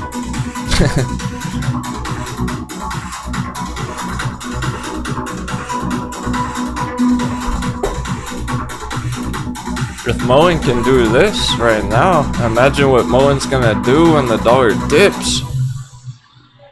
Oh, and that's exactly how we can hit $10 long-term Mullen there. We get through the top of the dollar. Ultimate turning point, dollar crash, Mullen goes $10.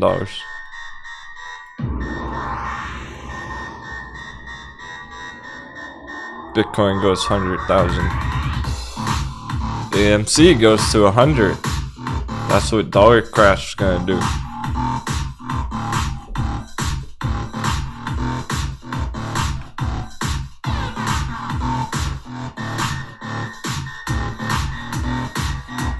If it's already cruising upwards and onwards,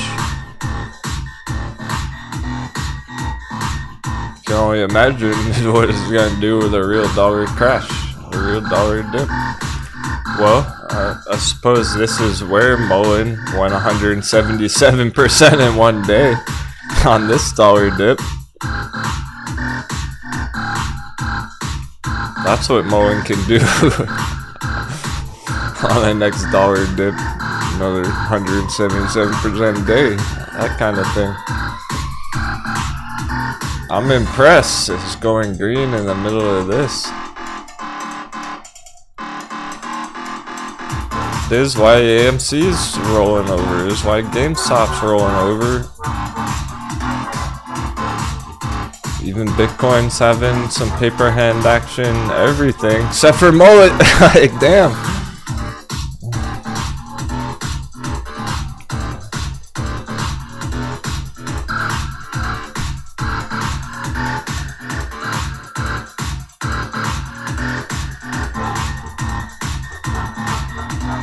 Alright. We'll watch it closely the rest of the day. It's got our attention now.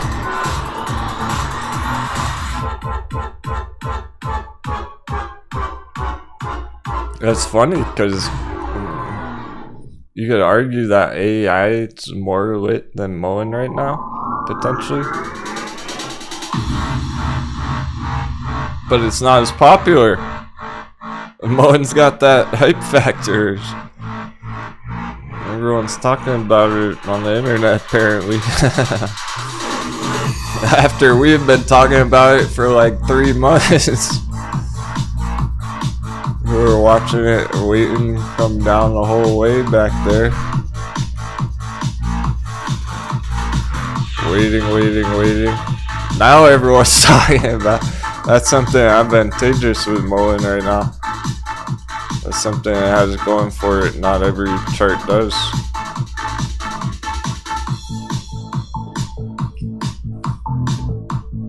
Camber Energy was that way. Right, Camber Energy totally was that way originally. And maybe it started getting some more discussion about it recently. It's not like Mullen right now though. not as much conversation about Camber Energy as Mullen nowadays after that huge crash.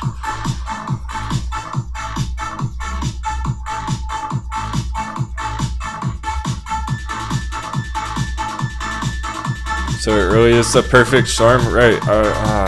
One last thing about it, I did want to point out the psychology behind it right now. Nah, plenty more about it. We'll keep talking about it all day, but before we forget the most important part, the psychology.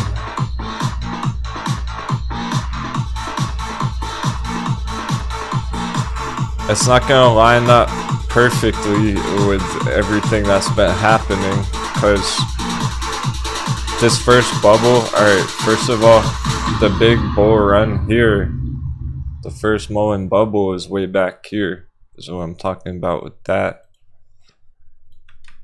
$15 top on Mullen there, in terms of this chart. Here's the huge, the fear, the capitulation. This part on Mullen during December, January, February.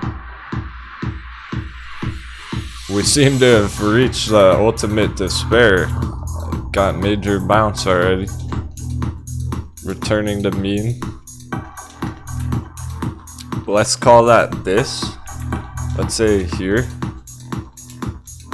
was the return to mean on this chart. After despair, return to mean. Then what? We'll take off and first sell off, first bear trap. That's what's important. The first sell off bear trap right here. We got that too.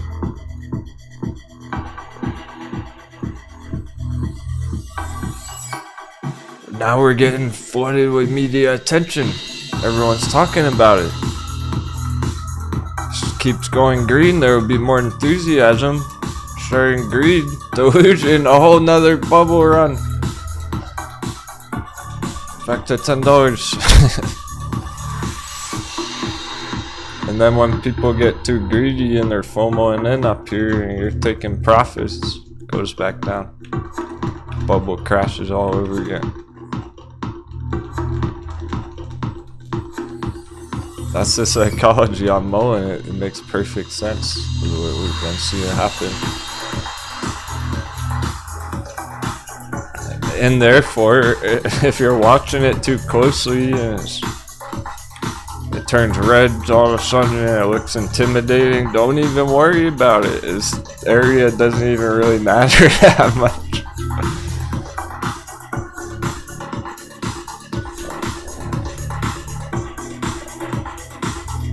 This whole area really doesn't even matter that much. We're overdoing it because there are nice scalp opportunities. We were able to day trade it a few times there successfully, so it was well worth it. But in the grand scheme of things, really, check out the line chart. You can't even see all that choppy price action. All of this stuff, this whole chart right here, that's this one small area, that one line right here. It's trending up. That's all you need to know. Don't worry if it goes back under $1 and stop punch 99 cents again. It doesn't fucking matter if this is where it's going.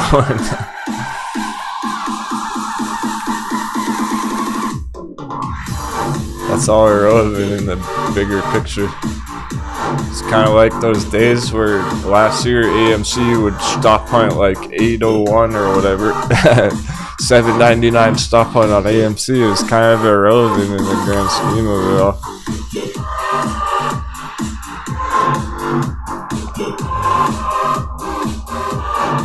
Hey Thomas. Get out of the shower.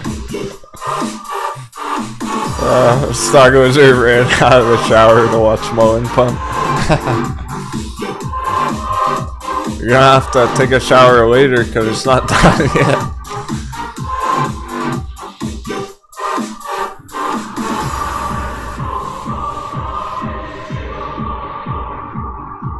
It very well may end the day, finish the day at the number 1 on the top of the watch list. It's time to shine for it today after being flat yesterday, slightly red yesterday. Now it's revealing its true colors because nothing too extreme's happening. S&P's been pretty mild today. It hasn't gone up that much, it hasn't gone down that much, just kind of staying around 0%. When nothing too extreme's happening, the charts have time to breathe, they have room, space to do their thing. What Mullen's been wanting to do all along. And Agro Grizzly, you had a good comment yesterday about this. He was talking something along the lines of, I just don't understand, why is Mullen down at $1 again when it's so hyped? It should be going straight up, getting more buying pressure. Why is it still red on the day? Exactly, it shouldn't have been. It didn't make much sense. That meant it was a good entry. It was lower than it should be. You know what I mean? I think you're starting to understand. Those are the mind games. It's like, why is Mullen red today? No good reason? Okay. Exactly. That's the answer. Now it's a more normal kind of a day today. Things are shaky because there's mind games, but it's fairly stable market-wide. Not too many extreme movements happening. They're starting to reveal their true colors again. And if Mullen just started doing this, that makes you think that, hey, maybe some of the others will get going now. Get popping, popcorn charts. Any of the ones from yesterday start popping up again. Brickell, maybe, BBI, stuff like that.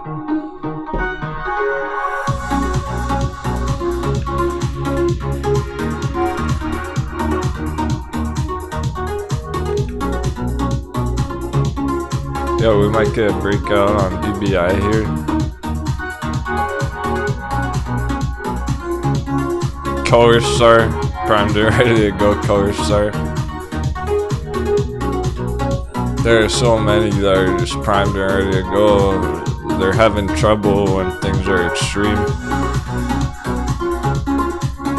Looks like we're getting continuation on AEI right now. To that on it. Any of these ones from earlier this week can start going 10% green all of a sudden. Their Color Star. They're so ready.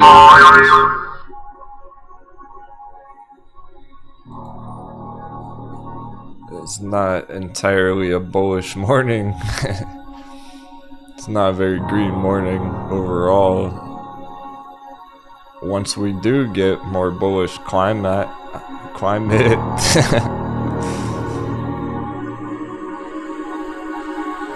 More bullish trading environment, maybe later in the afternoon, power hour, Monday morning.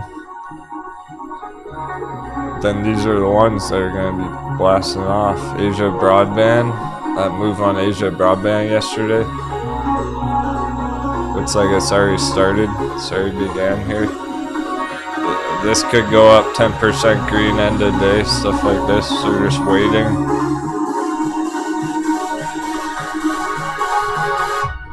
Tell you what it's not doing, it's not going down today, getting wrecked. It's that's important right now.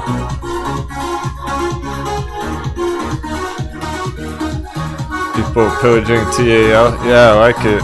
It's not even about the perfect penny price, it's about the day today. The entry today is ridiculously low.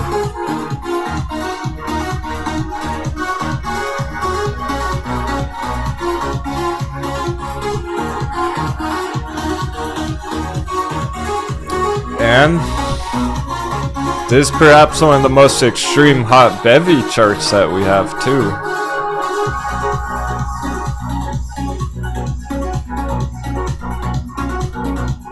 Makes it kind of exciting.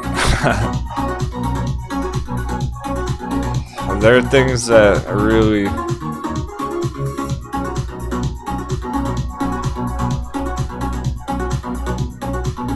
when we're talking about fundamentals and due diligence, it's a huge company.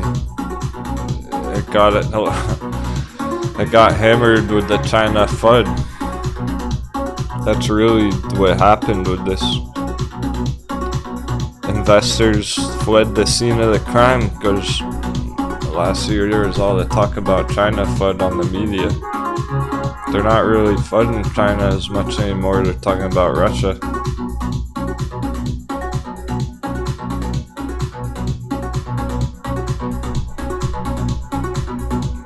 It's safe to say that we've seen the worst of it right here.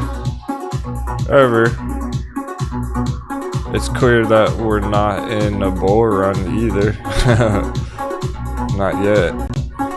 The bull run hasn't started, that's clear.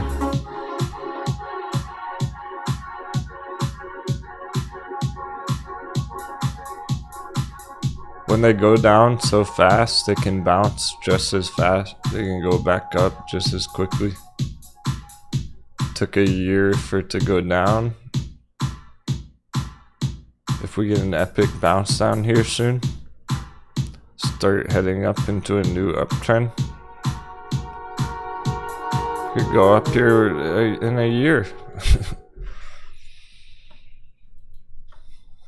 It can recover as fast as it got wrecked. 20x targets.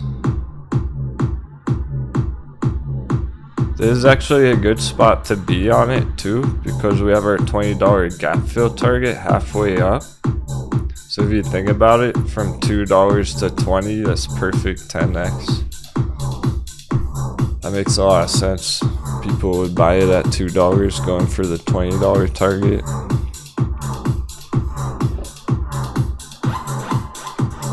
And no, we didn't really expect it to go this low.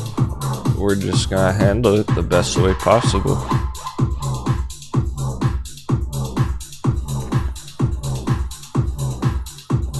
Where pretty much every chart had this happen to it. Similar to Virgin Galactic, single digits.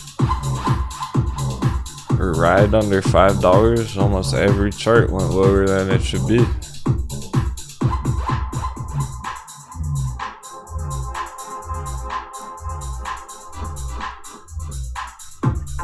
Now they're doing this.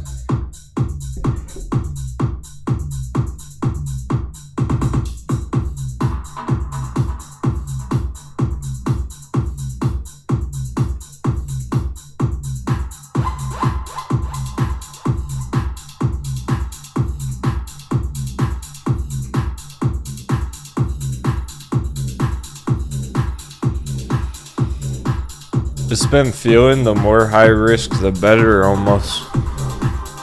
Pretty wild. And no, it's not always like that. It's never like that. Not at all.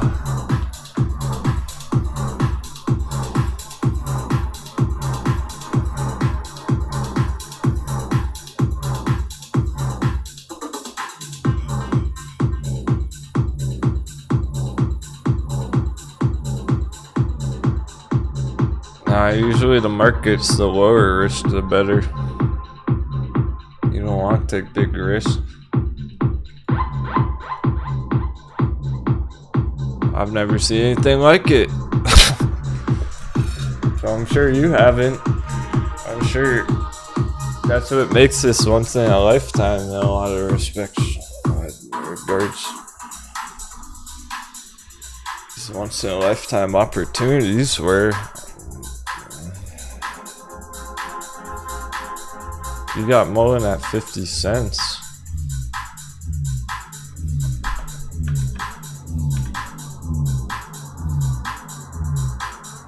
2013. They must have had splits and everything. 2013, $750. Down, down, down, down. Almost 10 years ago.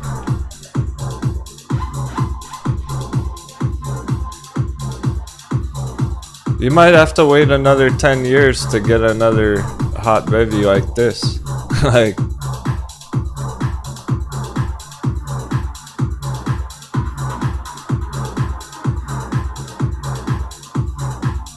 it's the best it's ever been in a decade. That's once in a lifetime. Like, who knows what things are gonna be like in 10 years from now, really.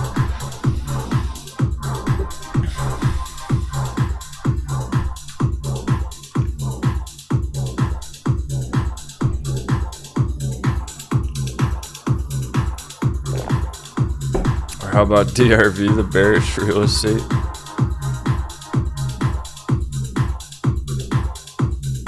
It's not every day, it's not every year the real estate bubble bursts.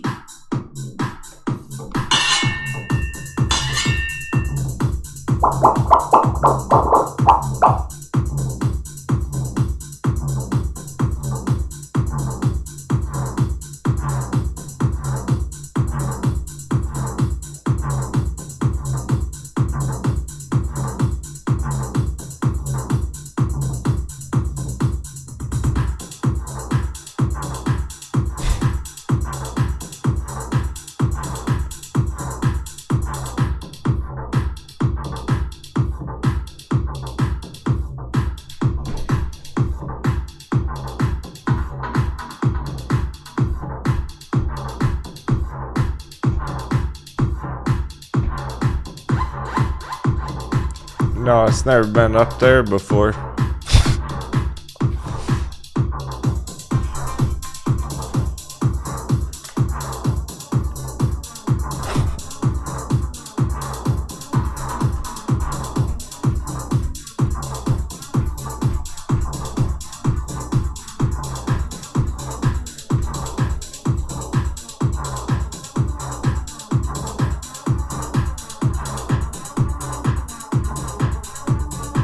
You never seen such a weird graph. That's because it never went down. The real estate market's just gone up and up and up for a long time, since 2008.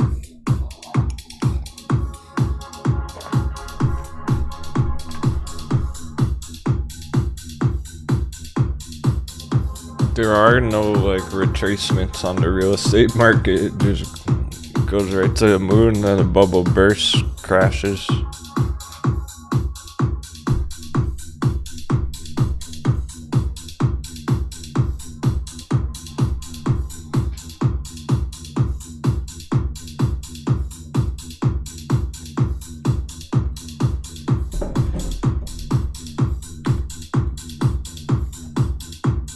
Before the 2020 crash, S&P.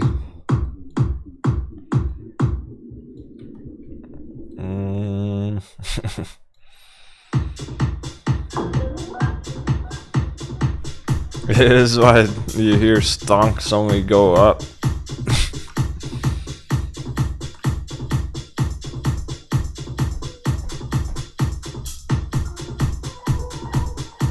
It's not every day the market crashes. It's hardly ever.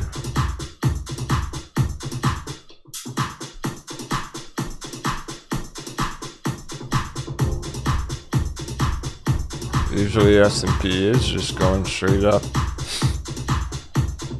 Majority of the time.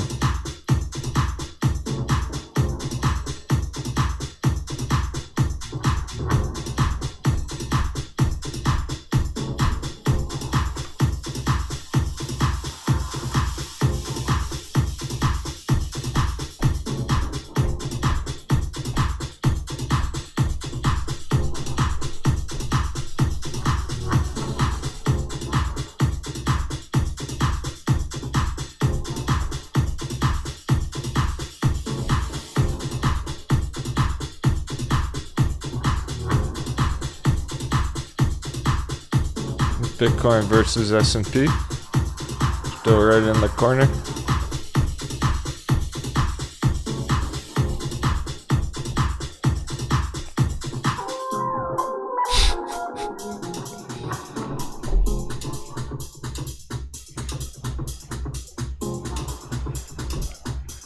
Should just be charting this all day, every day. Bitcoin versus S&P.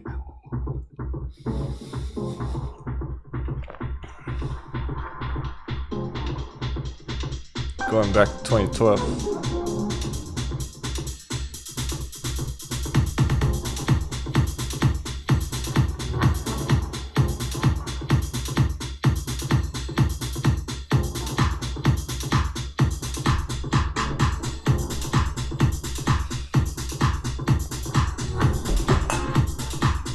I'm curious what the shorts and longs look like.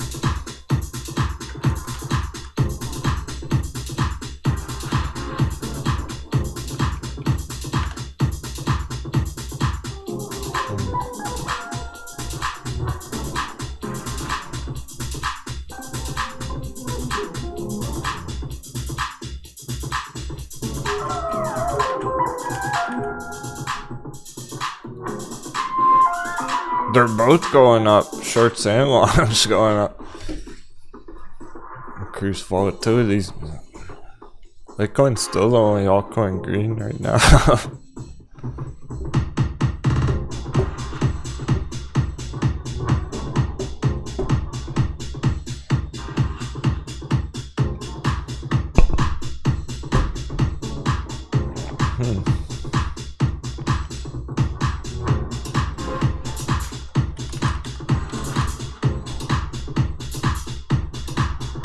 We're still right under 1T altcoins.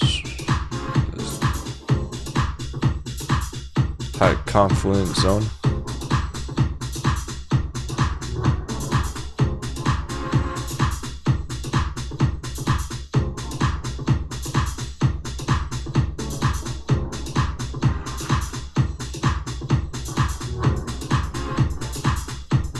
What else do we have green today? If it's green, this might be important. Cassie Pharmaceuticals. We're also bullish on pharmaceutical industry with therapeutics.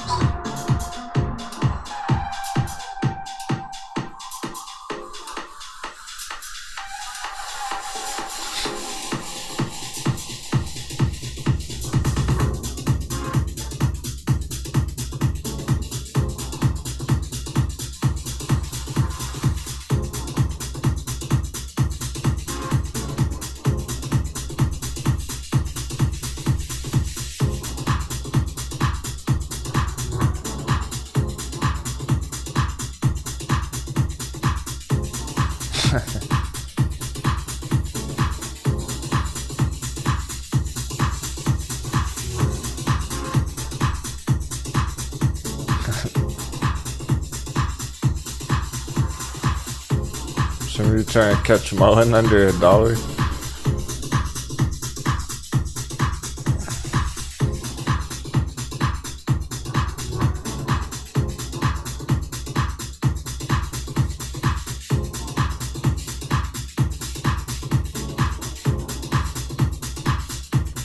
Look, if we get $1 dip right here, Mullen's going up. As soon as we get $1 dip, Mullen's going higher.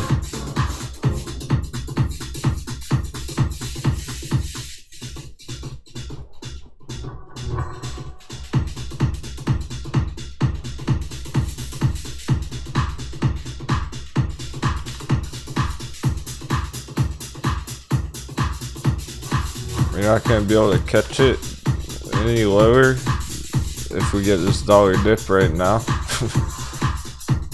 Even just a little bit of one.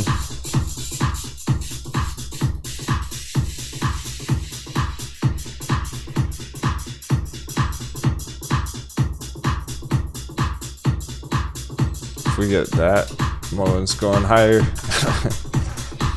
If dollar keeps going up right now here, you will be able to catch Mullen under $1. Everything's moving around this today.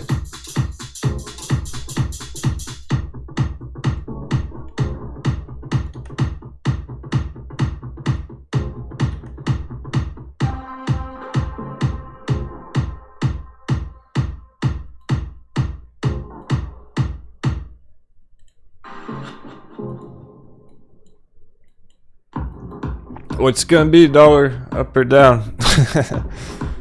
There's only 2 hours left on the day.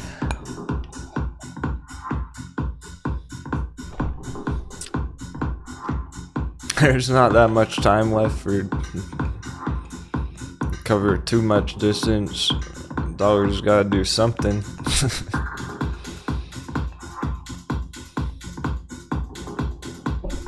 These charts, Mullen and the Dixie, they're almost identical right now. They're both pumping.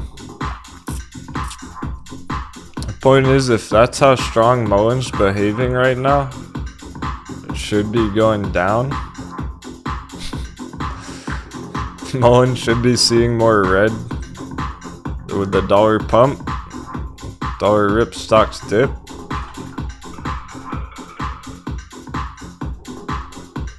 It's outperforming the markets, is keeping up.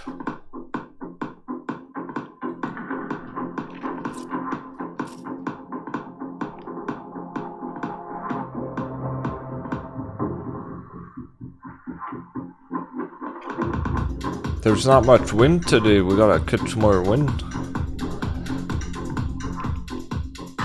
Once the wind comes back.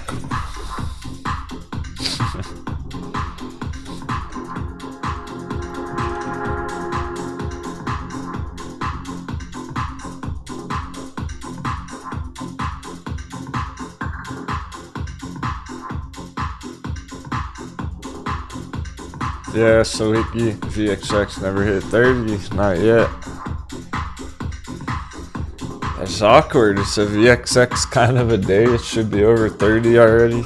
We almost hit it last, like Tuesday, a few days ago.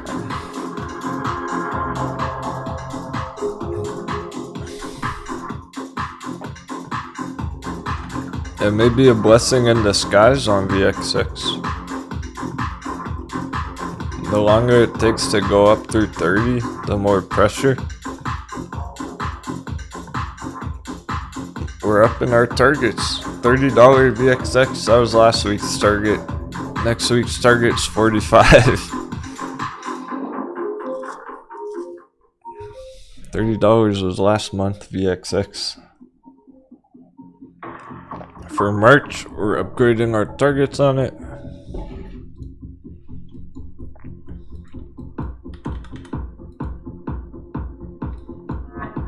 Forget 30, 45. It's almost like a pirate wedge.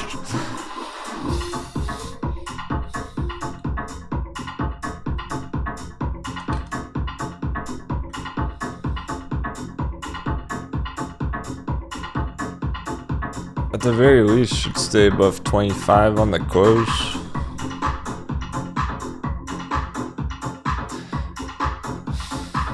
Well,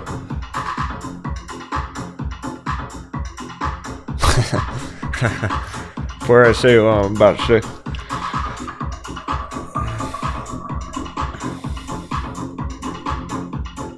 and we're getting a bit of the dollar push, a bit of the Mullen dip. Get ready to catch it under $1. Just trying to. You're getting it so far. Dollar hasn't slowed down, still cruising upwards all day. Generally speaking, it's not been that extreme, but it might even speed up right now, so.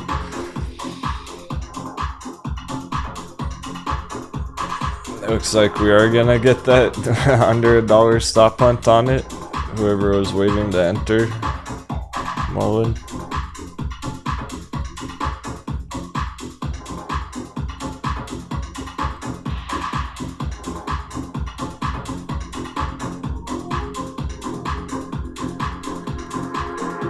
Yeah, dollar's not really fucking around anymore. get some more downside on S&P here. Again, there's 2 hours left in the day. If something big's about to happen, it's gonna get spicy. Because there's not that much time for anything huge to play out, really. Being that's Friday.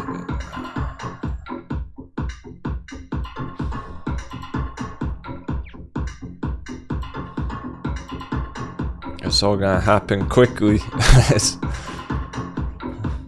Let me rephrase that. I'll show you a different way. There's not much time left, so whatever is about to happen is gonna happen quickly.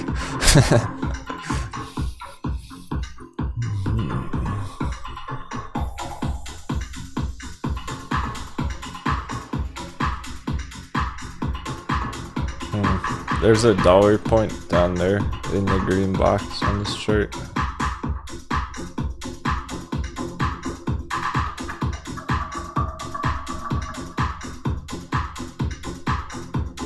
I'm not convinced it's gonna go under $1 actually, now that we're talking about it, looking at the chart. Probably not under $1, more like 105. Right above $1 with all the buying pressure. It's likely gonna hold above $1.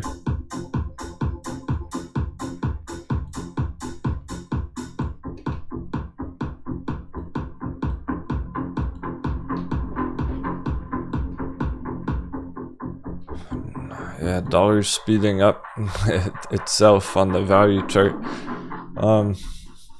Good for BXX, so we were just talking about that too.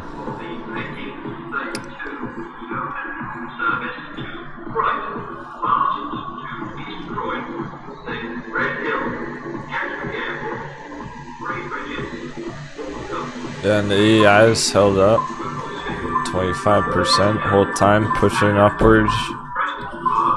Very end of the day, finish with a bang.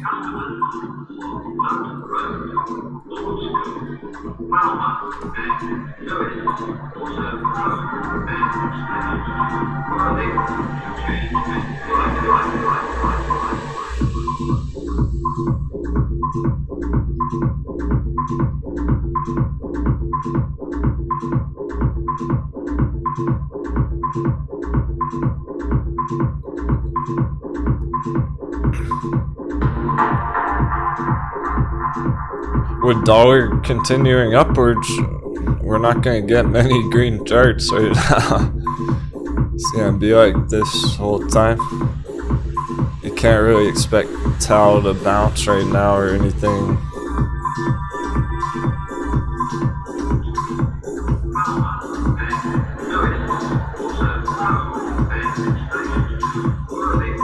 We're still good on the downside of things. The ones on the bottom of the list, not bad at all.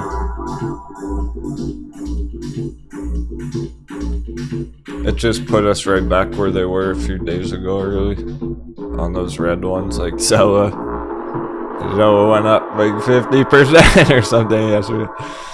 The other day. That's why it's down 25% right now, not a big deal.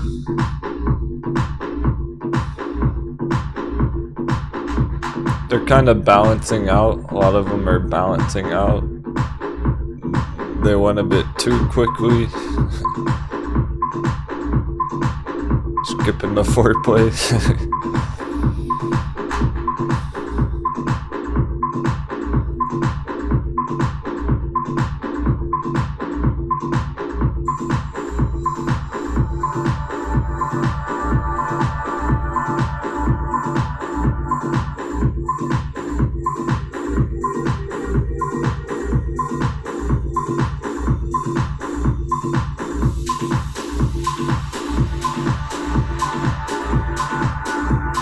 Suppose I'll put in a word for Mullen, people trying to get in.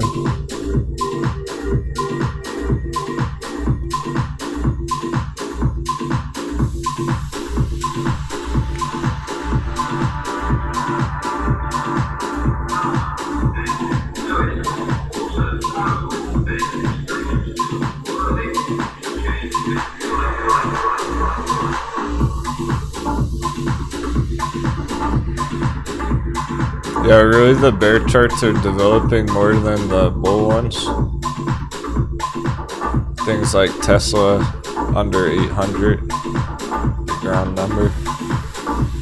Leo and Etsy tanking, Cavo going down, stuff like that. Really the biggest moves right now. I do think we'll get a couple more popcorn bounces. However, YVR's been strong all day. There are these 4 of them really, and then Great Panther Mine. We'll see if we finish with a bang on those ones, because they opened the day strong and then stopped moving. Haven't moved much since. Mullen's just starting. The further up they go for the end of day bell, cover more distance next week.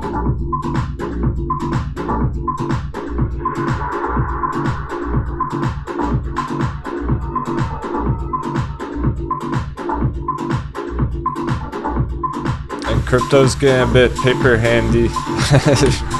We're getting some crypto paper hand nonsense with all the extreme market action. Cool, we're gonna need a coffee refill. Happy Friday, everyone. So far, so good. It's all stuff from yesterday. It's like yesterday never ended.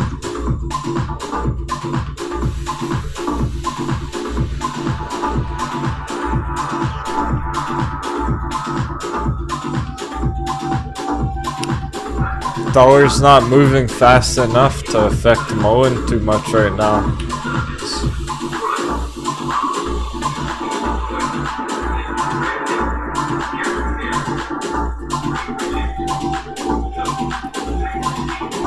If it keeps pushing up just a little bit more, you're not going to get that dollar entry.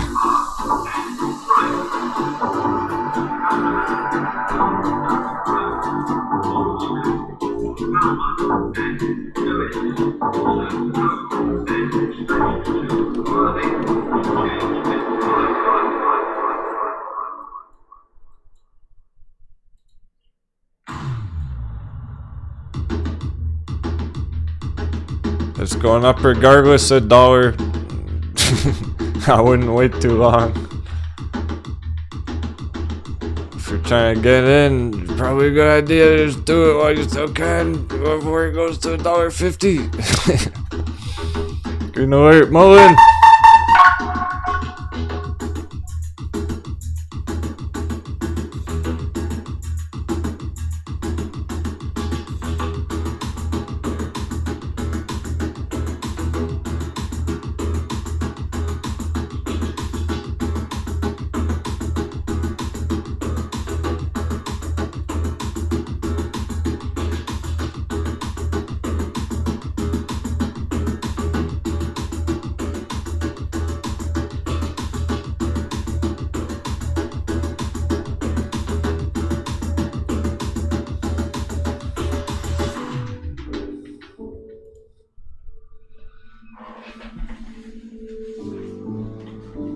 It's not about the perfect penny price, it's about the timing. Friday afternoon.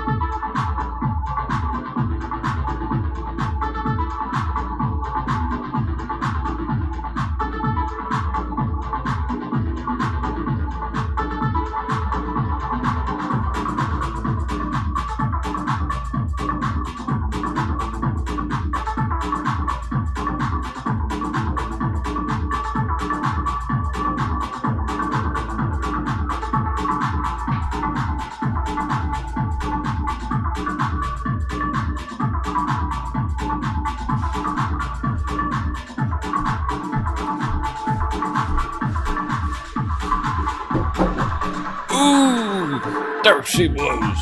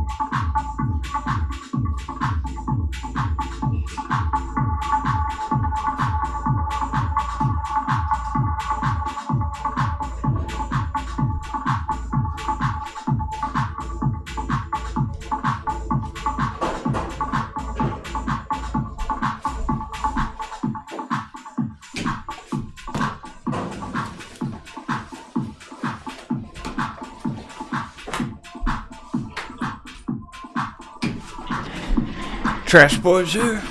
We got voicemails in the room.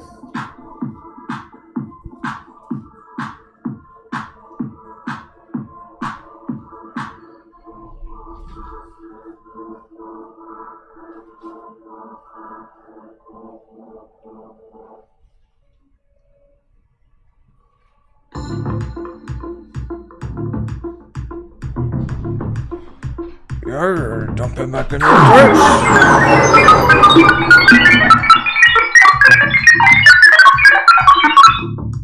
Going back to this. That's what happens when you vote 100%. Fuck yeah, let's go. Top of the list is number 1.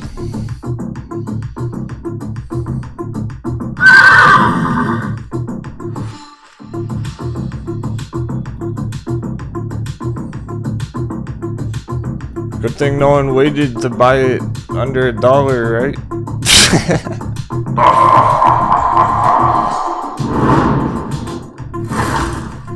About the perfect pay price Friday afternoon, baby. It's go time.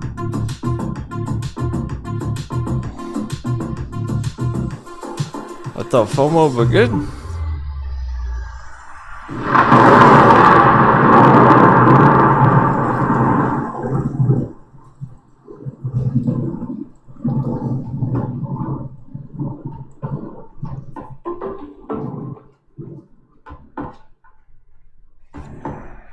No one's patient enough to wait till Monday to FOMO, and now's the time. No, yesterday was the time. 777. Let's get some 7 to the chat. How far is it gonna go?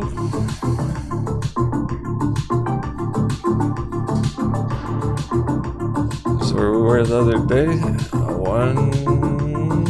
145. See 145 again.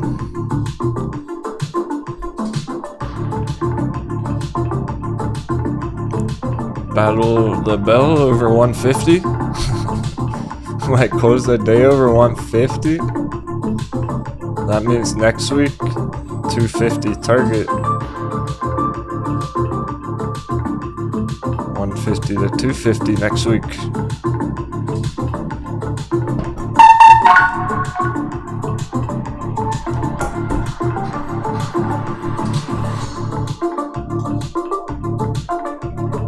Even if you were just holding from back in the hot bevy still.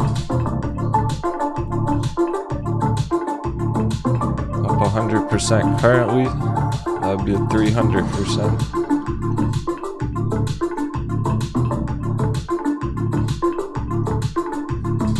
That's as good as it gets. It's the best it could possibly look right now.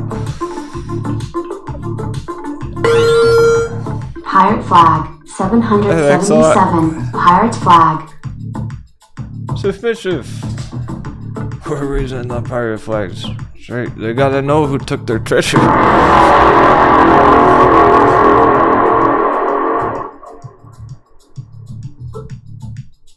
It's the last thing they'll ever see is a pirate flag going going by.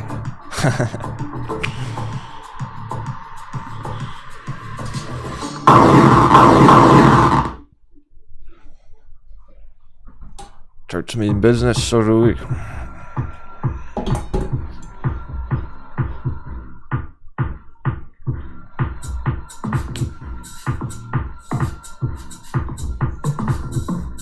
I got my DFE tribute on. My battle bandana.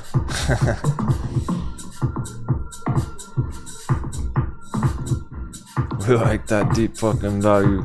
That dirt cheap mullen. There was a point. Look. We gave it a chance months ago. We gave it a chance back here.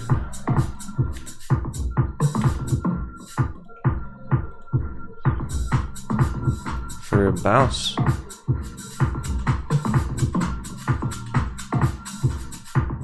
Right here.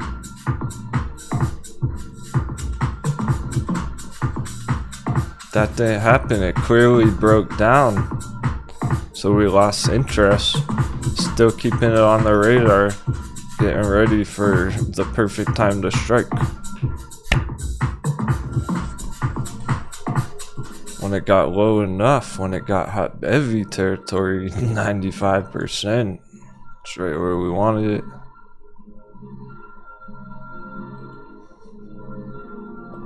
Been incredible. Some of the best day trades ever.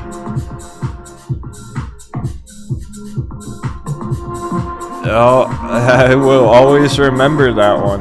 And you probably will too. If you were watching that show when we were crushing the mullen trades. Back here.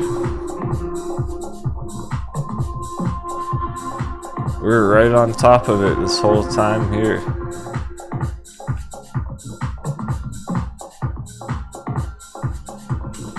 Looking like an extreme hard bottom zone.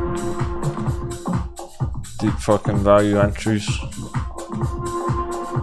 Bullish puzzle pieces fitting together. And we got the nice dollar dip, and it was the perfect trigger for the breakout. Went straight up. Crushed the big long scalp. People took profits. Other bears traded it downside right after the next day, 50% down. Back to back huge day trades for the bulls and for the bears. Double victory. That was all the appetizer. Time for the main course, the main meal. 130.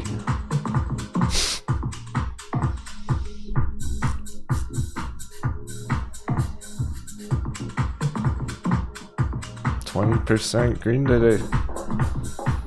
See, we started the day red on mullen.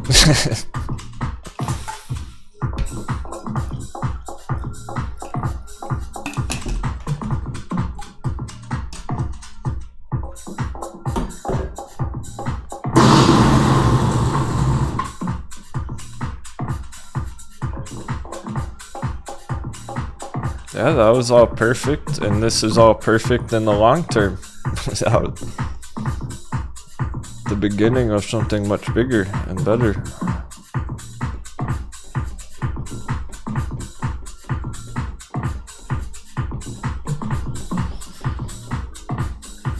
You know how many traders are gonna be able to hold it all the way to $10? Hardly any, except for us, except for the stock buyers.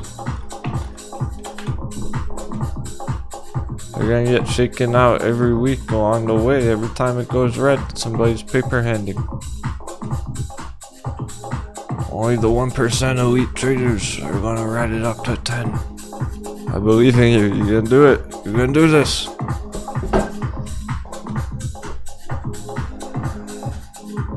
Anatomy of a bubble. People are just gonna hear about it for the first time over the weekend and go, oh, mullen short squeeze, what's that? You buy it Monday morning.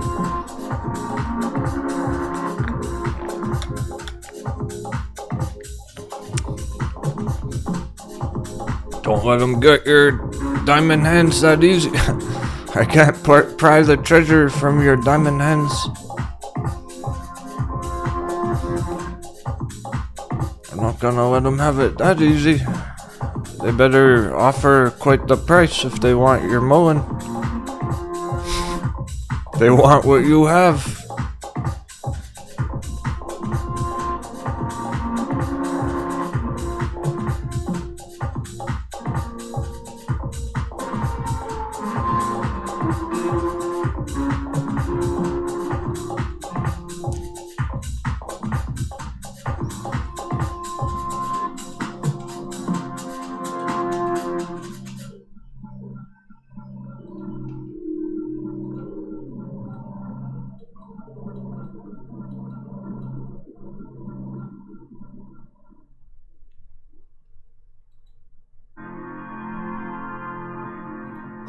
I guess we still need S&P.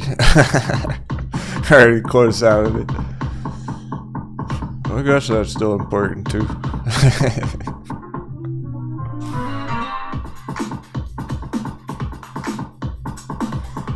We'll see if we crack 420 end of day. An hour 30 minutes. Time's ticking.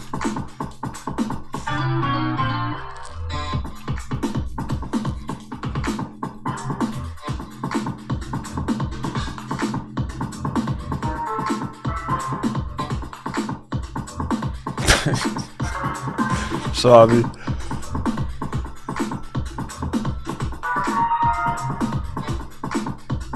Naked Swabby feels like every time he places a trade, it does the opposite.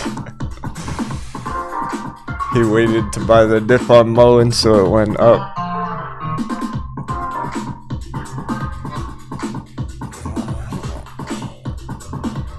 It's far from too late. It really, if you're going for the long term, it's still decent entries. When we're talking about $10. As long as you're not paying like $3, $4, $5 for it.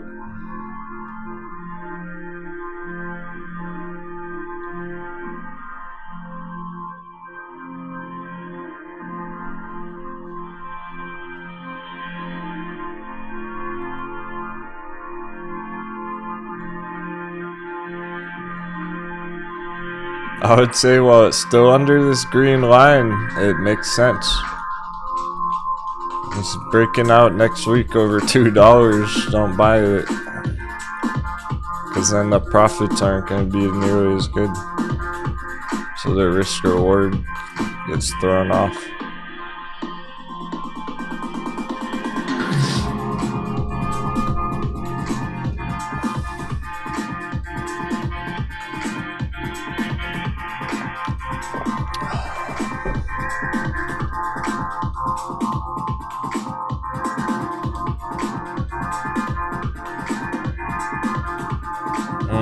AMPC, this was moving yesterday too.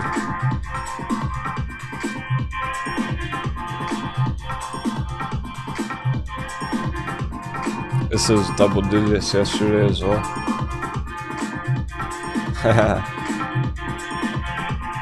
Cheers, Bills Mafia. So you would have made a fantastic pirate sailing the big blue sea, claiming all the booty. I got it in my blood and my heritage. Apparently one of my relatives was a pirate and got hung for piracy.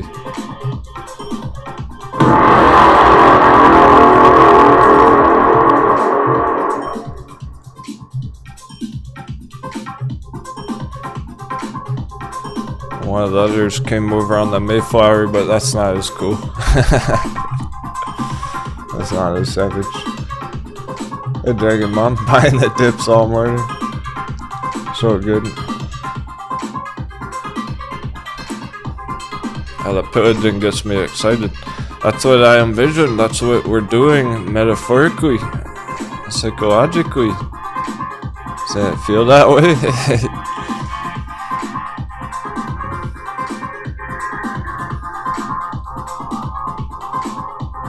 It is more dangerous than being a old day pirate. Those were our ancestors. That wasn't even as dangerous as what we're doing.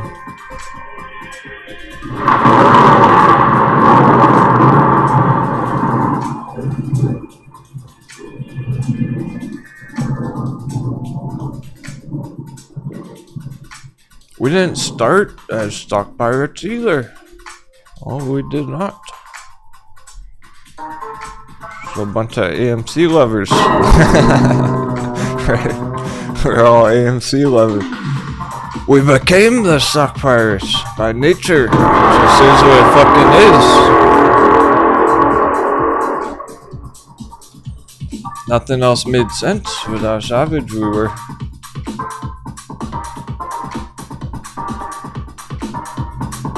You either are a stock pirate or you're not.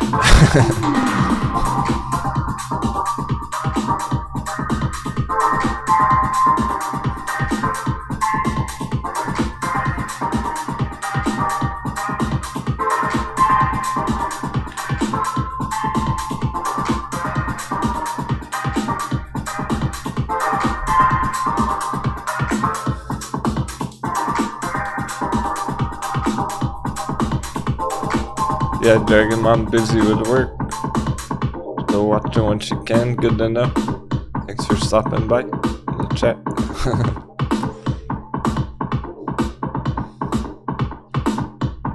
Pretty much once a week, somebody's like, where's Dragon Mom? Is she crushing puts?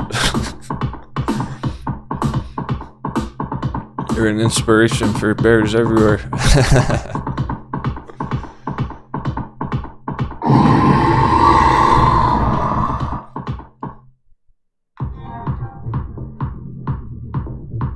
Our bears wish they could be dragons. One day, you gotta level up more for that. Go, Mullen, go! 25%! That's gotta feel good on your Mullen position. That's a lot of profits all of a sudden.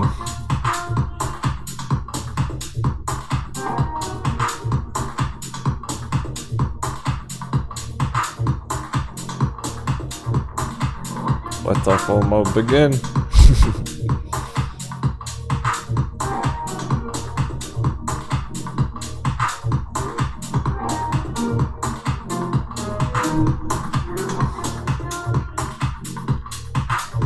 Yeah, for sure. Bill's Mafia. He's holding AMC from 20 area. I just joke around about it.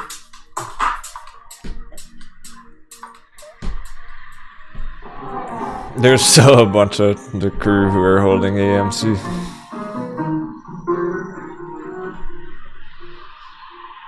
And you know we're all looking to buy the dip anyway. We're still excited for it either way. It's just fun jokes.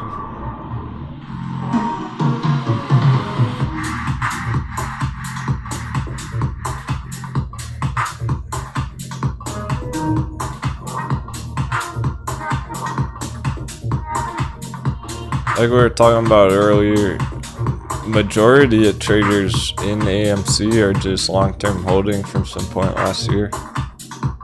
They already got in last year and they're in the red.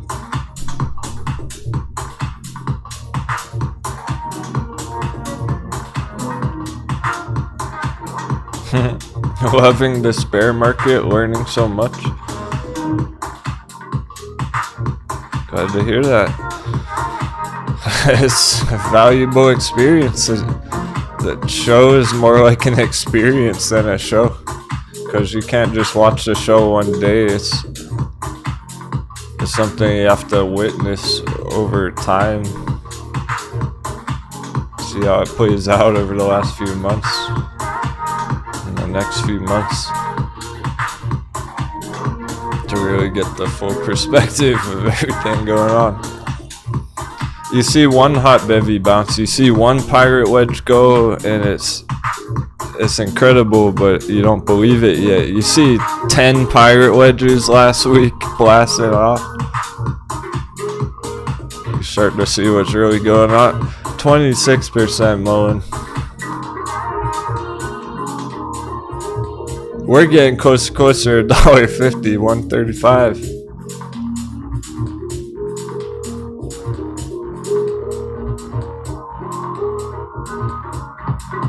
I'm pretty far zoomed out here. I'm not on the 5-minute chart, 3-minute chart. There's 15-minute midterm. And you can see how fast it's going up. It's pretty much off the chart on the day trade side of things, on the intraday, if you're looking at it down here. Today's price action is going off the chart.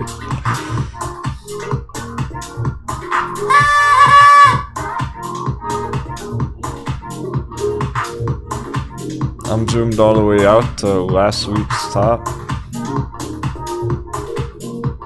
And here's our first target we hit at $2 back here. I don't think we're gonna quite make it that far right now, but maybe anything's possible a day like this. That'd be epic. It has another 100% triple digit day right now. After this one. That was 177% in one day. We're almost at 30%. Oh, we've been overdue for a 100% move. I think that was the last one we had, was it? Mullen was the very last chart that did go 100% one day, I think. So funny if it's again the same chart again this week, like the week later.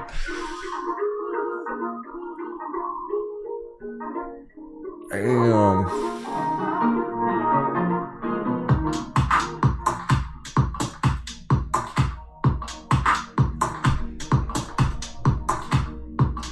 Be right back. Gotta go buy some mullet.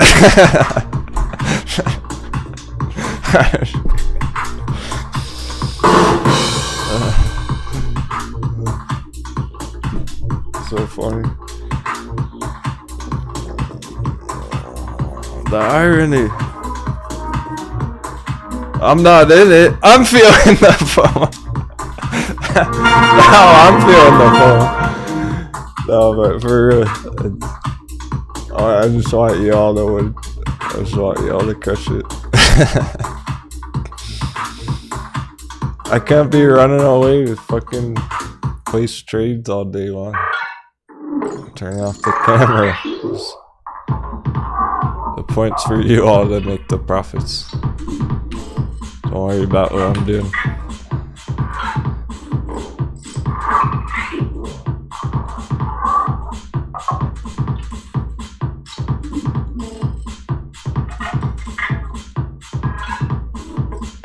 The more you win, the more I win. Hey, after you crush your big Mullen profits, then you can afford your whole year membership. So you don't fall overboard to lose it all next month. That's a good investment to put your profits towards.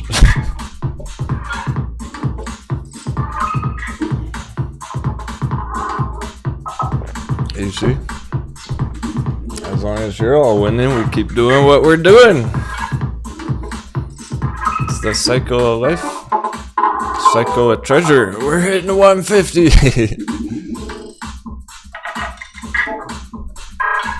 Some of the crew already did. Are you jealous? You should be. I'm excited for them. That got me pumped.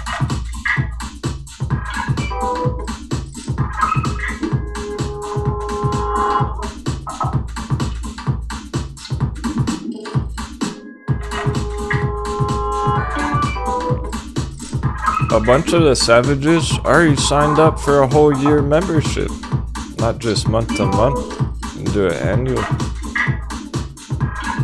That gets me excited because I know they're committed. I'm committed. We'll keep crushing it. That's a higher high from last week. Uptrend confirmed. Higher highs, higher lows. Uptrend confirmed.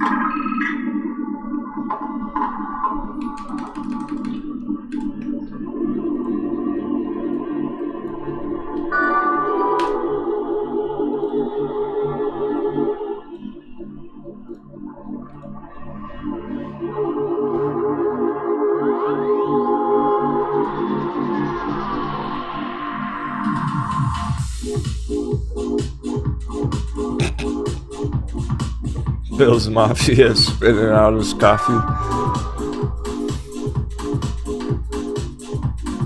Hackers. Get out of work. Get out of the shower. Calling sick to work. Moen's pimping 30%. It's not even power hour. Wow, we hit $1.50. Is it gonna close at $1.50? It's gonna be a battle, I'm sure.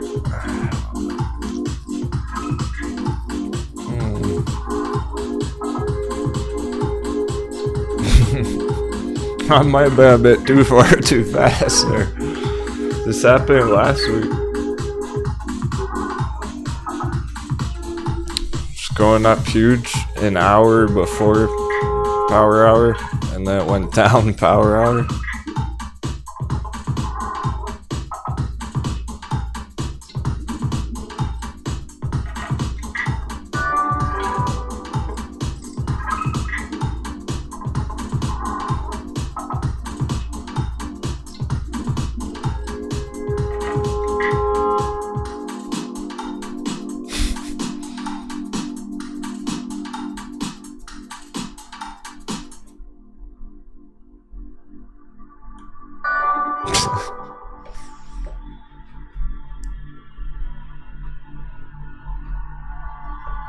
Everyone's sharing charts on Discord or excited about it. Okay, I'll check it out.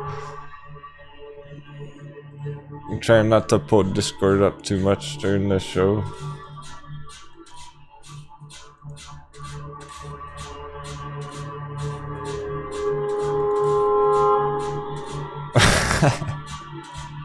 Alright, that was worth it. There's not worth enough smoke in the chart.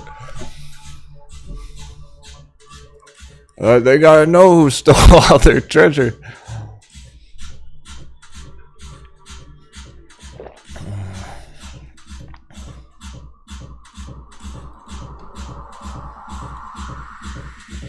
Clear as day. That was worth the laugh, if anything.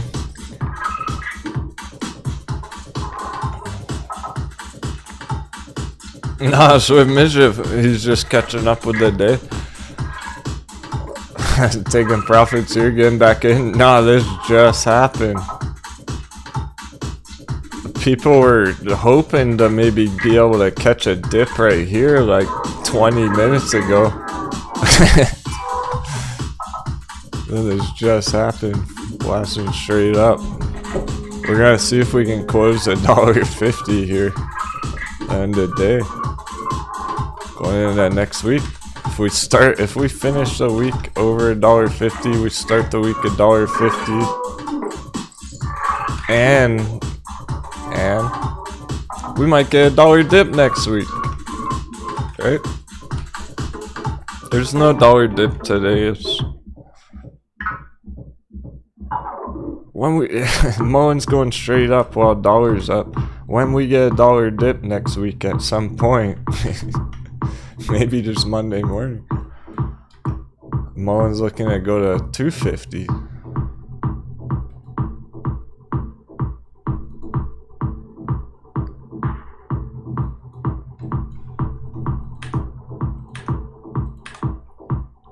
So there's not any kind of a target right here, not at all.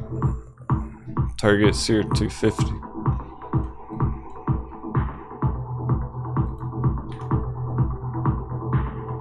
Potentially just next week.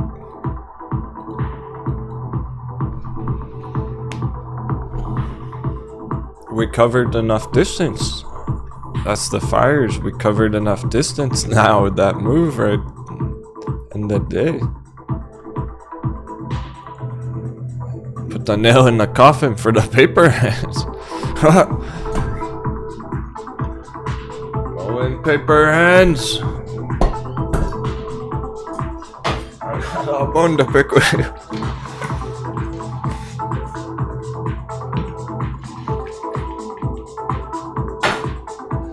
Gotta make sure there's no water in it. Mowing paper hands. Have a seat. You're on the stand. Moon boys, you paper-handed your mowing under $1. Guilty! How dare you? This is what you get. Good podcast on it.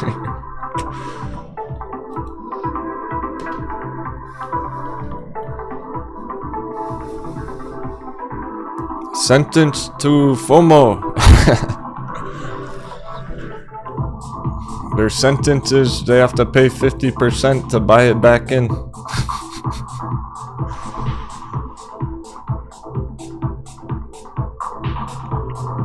That's their punishment.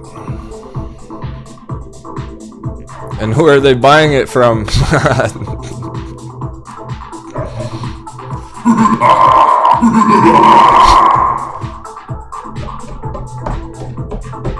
All our friends in the chat.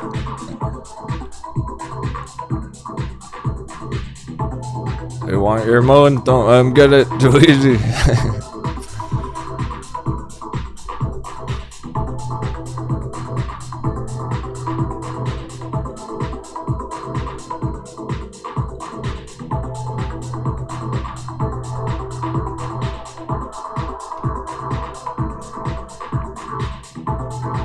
Hardly any other green charts. The selective bangers though.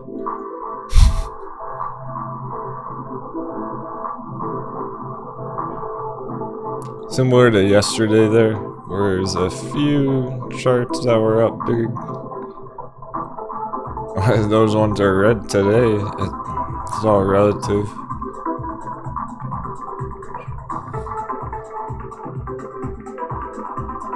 The day-to-day only gets us so far right now.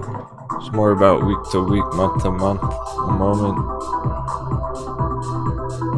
Since we didn't hit a good target on Mullen, there's just a small resistance, let's call it.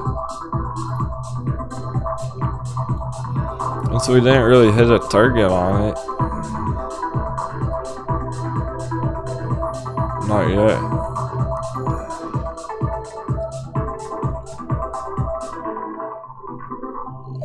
The day-to-day, it's not really about where Mullen goes today, it's about what's Mullen doing next week. 250.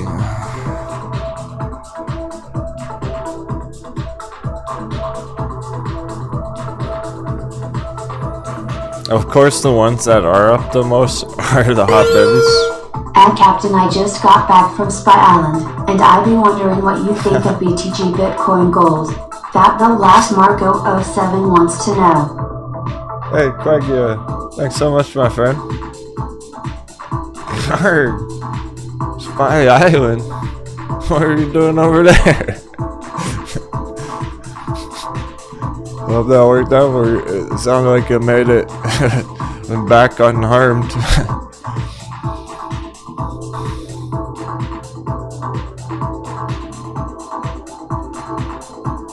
Oh, yeah, right. A conversation about on Discord about Bitcoin Gold. Go ahead, yes. Hey, Angelina, are you here right now by chance? She was the one asking about it on Discord. Yeah, I almost chimed in on that conversation, but everyone summarized what I would have said anyway. When someone asks a question on Discord and like 5 people answer and I agree, I feel like they answered it good enough. But what do I think about Bitcoin Gold? I don't like it. We'll still look at the chart.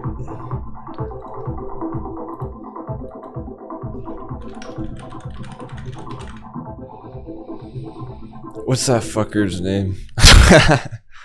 Right.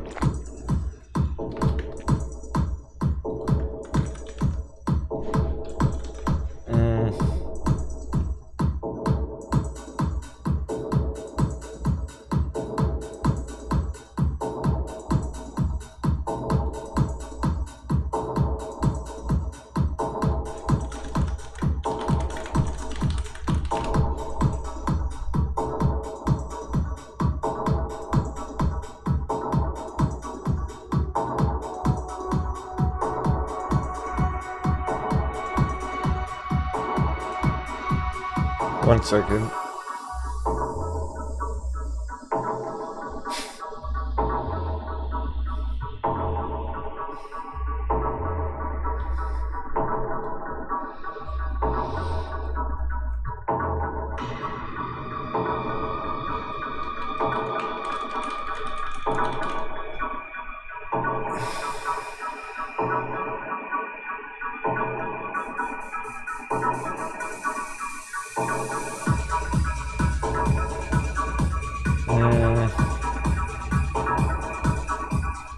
What was the altcoin that Craig Wright was promoting a lot years ago?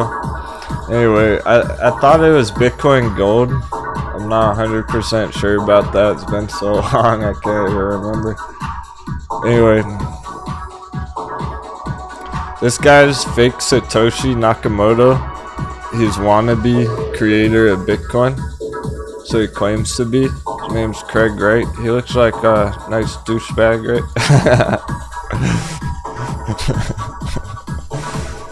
Anyway, he claims to be a creator of Bitcoin. No one really believes him. And I thought it was Bitcoin Gold, but I'm not 100% sure about that. He got all involved with these altcoin promotions and whatnot years ago, and it was very suspect.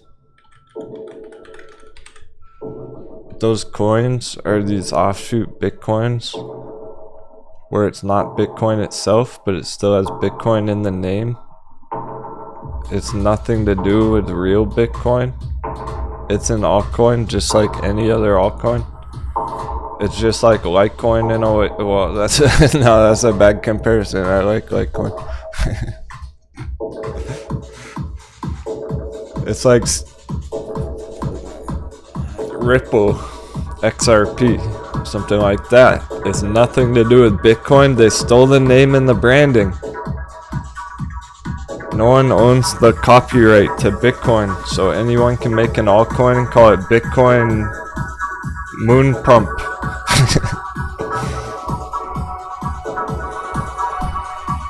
You can make Bitcoin Fuchsia, Bitcoin Rainbow, Bitcoin Gold. How I personally feel about it, I feel like the creators of this kind of manipulated retail into tricking him, thinking there's something more legit than it is. I think that fake Satoshi guy has a big part to do with that.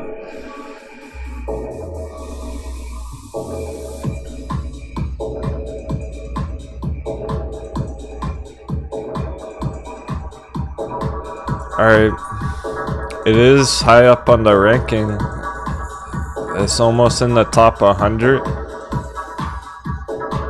Let's look at the chart.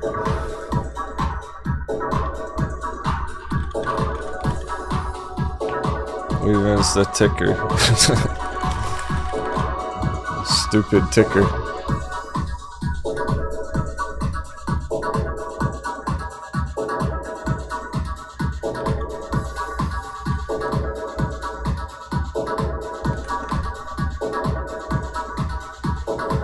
It's not even on that many exchanges.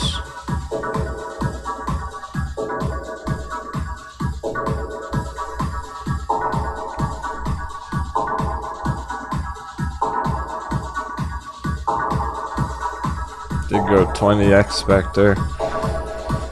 I don't like it. There are better choices because of those fundamentals. Oh, Bitcoin SV is that Bitcoin Silver gizmo.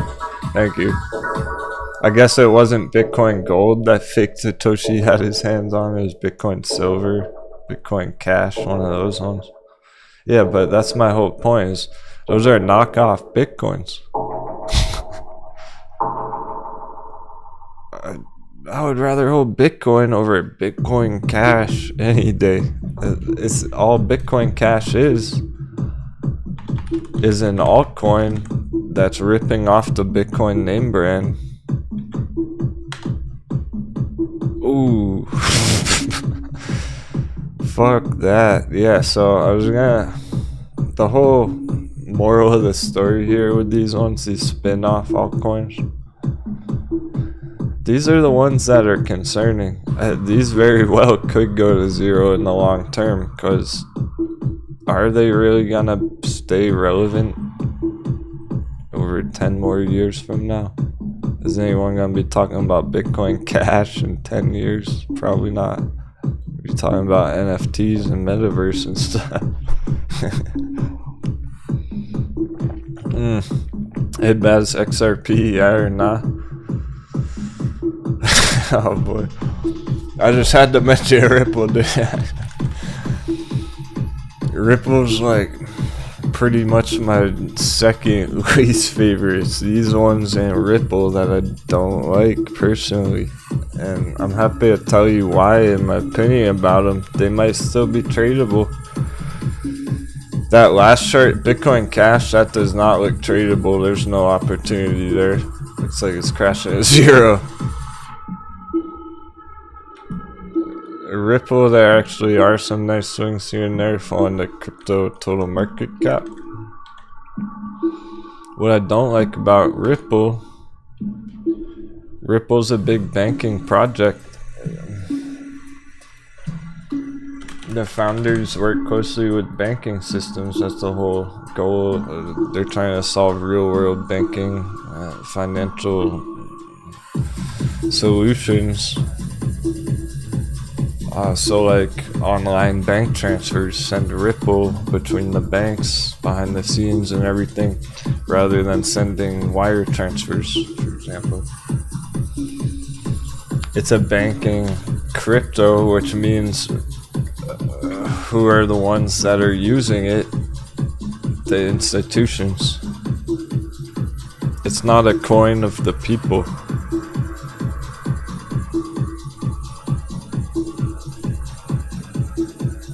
For what this chart is, it's almost like a giant magic triangle though.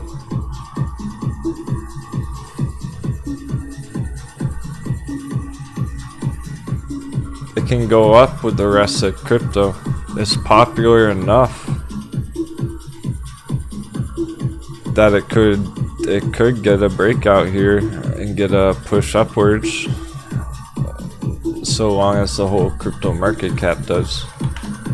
Right here, like Ethereum, where Ethereum, it doesn't look very attractive. I wouldn't enter Ethereum and I wouldn't enter Ripple at these prices. They can still go up with Bitcoin. It's just that the targets aren't going to be as big. Yeah, no problem, Bash. Let that hope.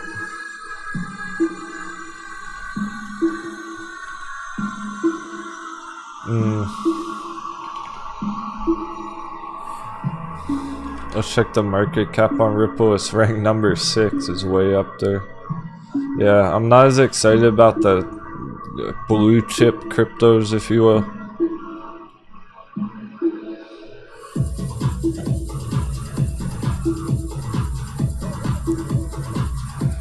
Fully diluted market cap, $73 billion.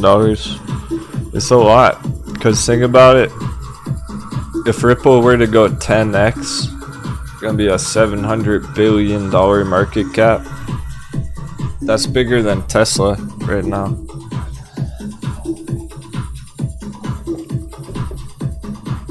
It might double next year, it might triple next year, but will it go 10x? Not likely. Maybe in the long term, over a decade or something. Yeah, these ones aren't as attractive, the entries on Ethereum at this price, and it's like, would you want to buy a whole Bitcoin at $40,000? Not very attractive per se. It's still bullish, it's still trying to go upwards. I think the real profits are down here. The real winners are going to be down here, like Chainlink ranked 23, $6 billion market cap. Small. Chainlink could go 10x, 60 billion.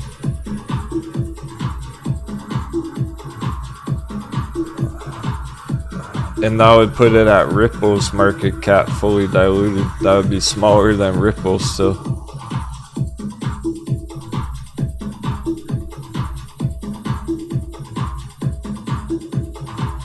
Alright, one last note about it. It's power hour, we gotta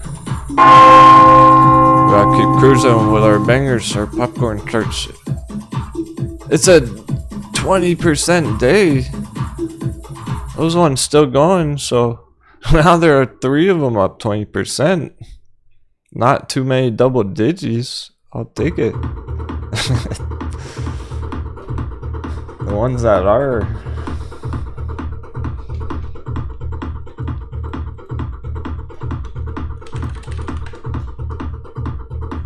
One last note about that. About Ripple in the banking system or something. It's kind of based upon the announcements other day here. They're talking about inflation, American stocks, and how many crypto holders there are.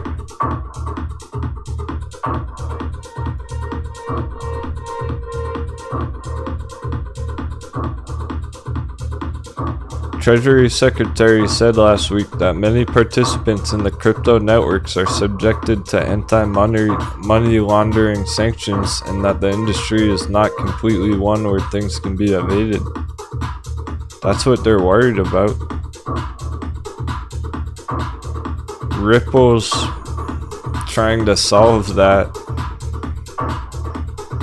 That's what Ripple is basically for the banking system. As for Federal Reserve getting involved with digital assets, the central bank issued a paper in January that said digital currency would best serve the needs of the country through a model in which banks or payment firms create accounts or digital wallets. Ripple. Hey, fuck yeah, we got a brand new member. Nathan Evans, welcome aboard, my friend. He's seeing through the fog.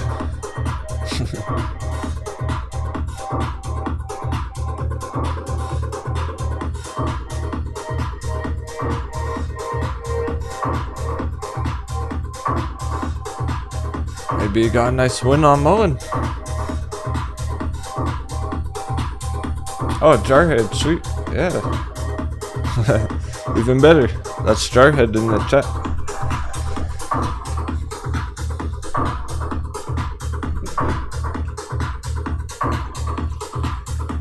We like Jarhead in the chat.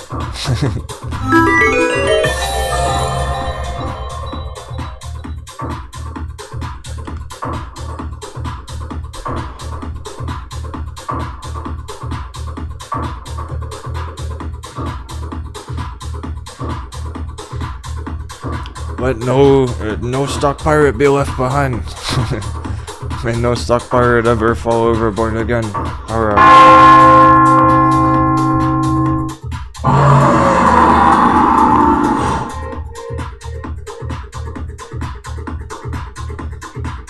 It's still very early in the new year.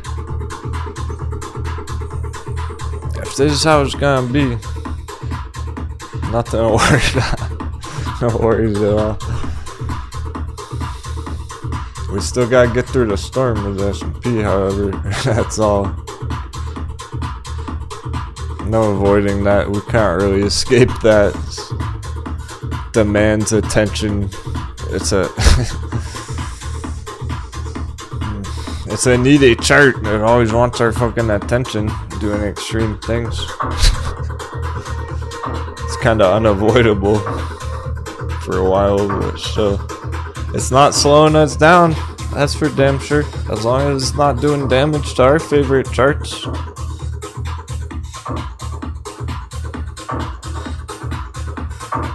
If we just hold steady while the dollar's going up.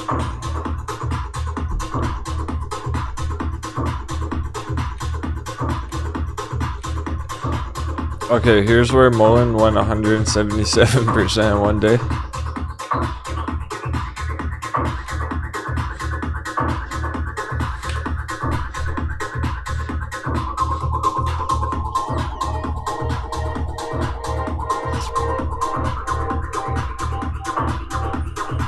The market reserves.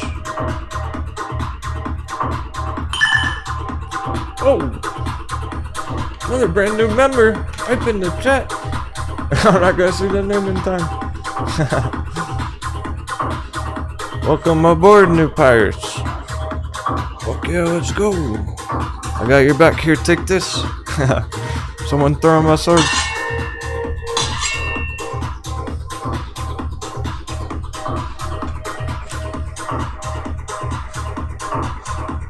Oh, Jarhead again. Oh, he must have changed his name. We got the maps right here. Get the treasure back to town.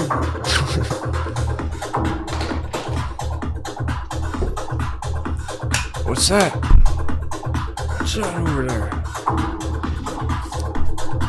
Land ho! I see something green. Must be some trees. Signs of life.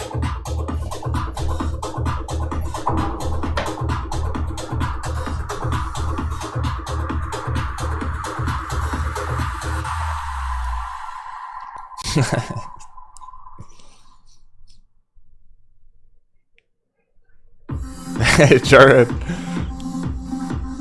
If it was a glitch or something, send me an email, bro. We'll figure it out. I think it does that if you change your name or something. It showed up as two different names. Well, oh, maybe it was two different members at the same time. I don't know. Either way, we're cruising.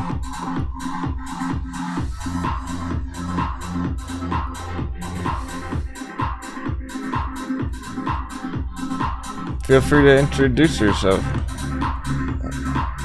We'll give you a warm welcome if you introduce yourself in that introduction channel.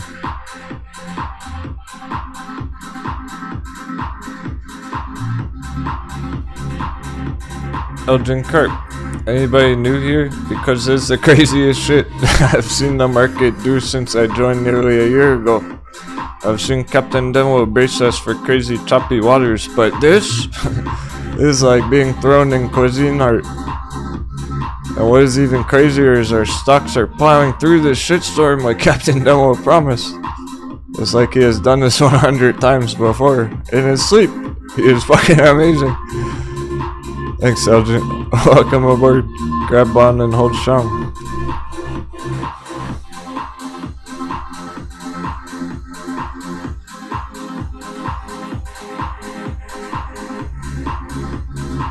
No panic out here.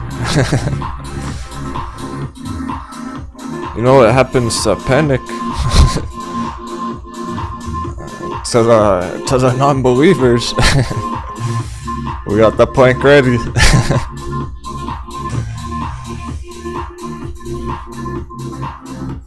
We made it through all that last month and everything. That's as hard as it gets. On a serious note, it's really doesn't get more intense than that. And why I'll always remember the Mullen day trade. It was so perfect. Middle of a storm. We're not really gonna see many charts do stuff like this. Go 250% in 1 day, 2 days, and crush it right back down. That's rare.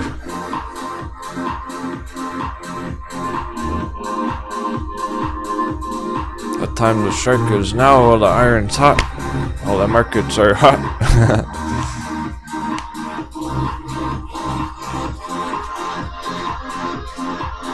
It just gets me excited when people in that chat are saying, oh, I pillaged this dip, I bought some of this, I bought some of that. Pillaging all the hot bevies every day. The Dragon Mom's panic buying right now.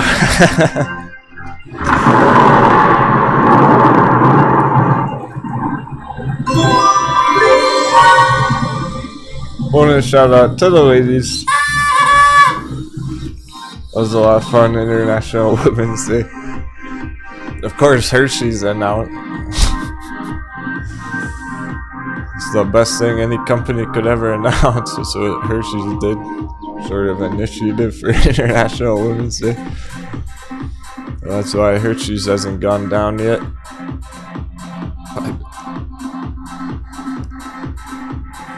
Irony. We love it, but we hate it, right? We have a love-hate relationship with Hershey's. The setup's so good, but it hasn't.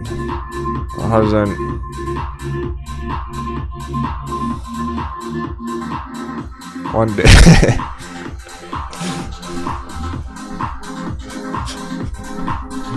I just hope everyone has time. You gotta give these ones plenty of time.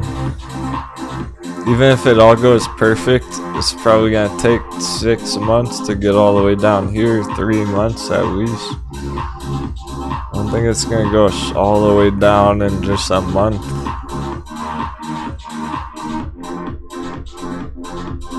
Okay, just Revenant. He's got 2 months out.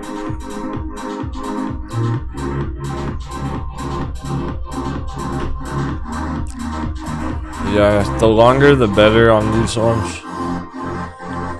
Because really, when we look back at purple, that one went as good as possible on the purple puts months ago.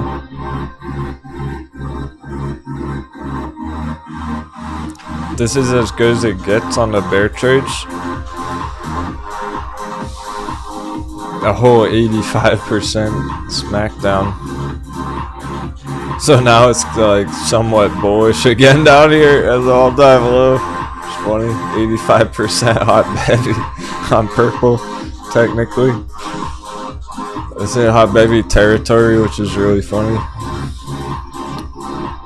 We're getting some color star action, perfect.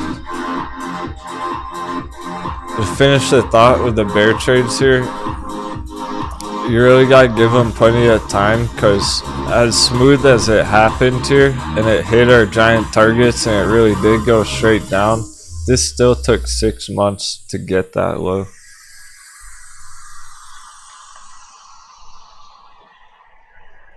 If you only have your contracts 2 months out, you might not make it that far. And then you run out of time here. If you have long enough, you'd be able to ride it the whole way down. And cash out huge down there without worrying about it expiring next month. Alright.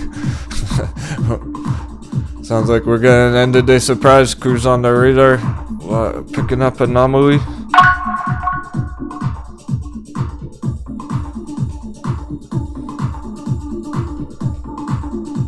Yep, very nice. We're getting that color star popcorn bounce. We were talking about this just earlier this morning even. Seeing how, hey, even color star, pretty much any of these that are primed and ready to go. Giant green candles out of nowhere. This is kind of stuff we're waiting for. So finishing with a bang, and then next week keep climbing 50 cents over 100% where it is now. Yeah, so we're very much right on top of these. They're doing what they need to do. This is the fun part. You're getting good developments. Things are on track and in the right direction. If not today, it was probably green yesterday or the day before. Even if your favorite chart's not today, at some point this week it probably had a nice day. Most of them did.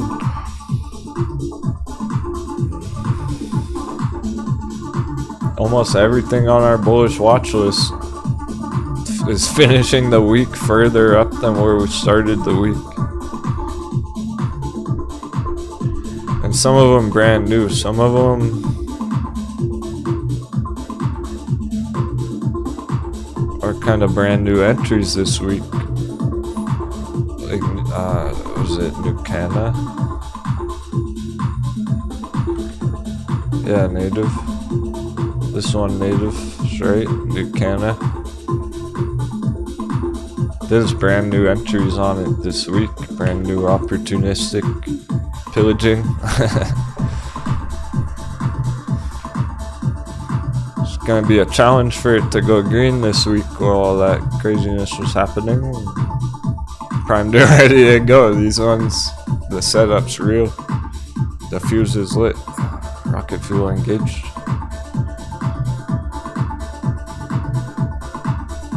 So it's like, let's say better therapeutics, something like this. It's up 20% today. Huge day for it.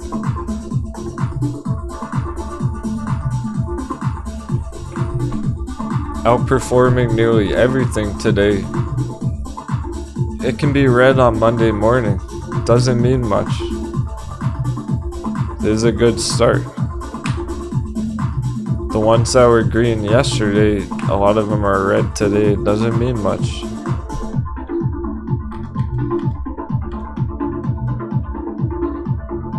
The majority of the hot bevies have been bouncing. They're not at the literal all-time low anymore, really.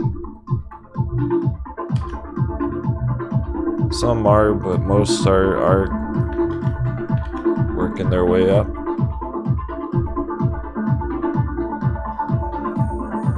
What I'm saying now, I'm thinking about things like the penny stocks, Sundial, or more so CNN, these recent bounces from $1 on CNN. It's still a great entry. It's right where we want it. It looks amazing on the chart. Primed and ready to go. Probably have a strong week next week. It's not at the all-time low right now anymore. It's not at $1, it's at 130. Finishing the week further up than we started. Castor Maritime, things like that. It's 177. It's way over $1 still. Most of the hot bevies have been doing this, where we got a huge bounce and they've held up above the all-time low. Bear trap confirmed.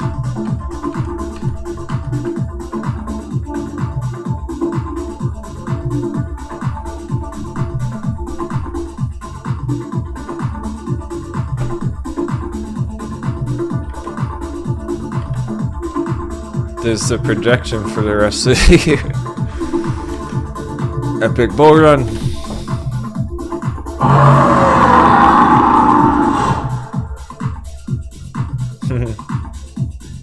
Yeah, stock wizard. There is a lot to learn today, I think. You might not made any profits today, depending what you're trading, what you're holding, but I'm sure you learned a thing or two.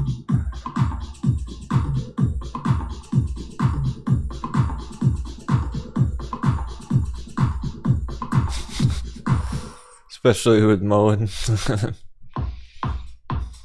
And we're talking about that $1 dip. We got a solid bounce off the blue trend line. It was starting to move right here. We spotted it. Perfect. Had a nice 10% push. And then there was some conversation about I'm gonna try and catch it under $1.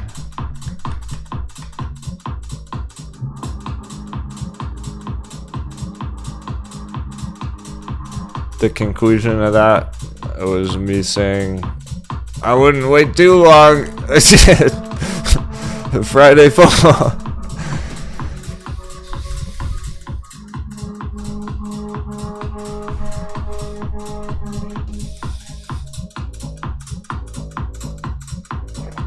Mm, 40 minutes to go. We'll see if we hit $1. Probably gonna depend on the dollar chart itself, if we would close $1.50 or not. It's not like we need to. We definitely don't need to. There's nothing in the rule book saying we have to for sure close over $1.50 here. Hang on, let me check the trading rule books. Mullen $1.50. Not finding it. No, that's not a requirement. We just want it to.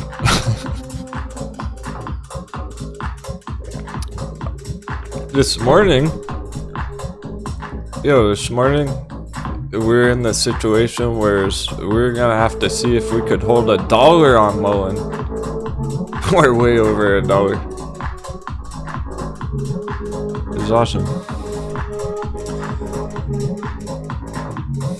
This is Friday. I was planning to do a crypto crunch, even though there's not much going on there at the moment. I think there's enough.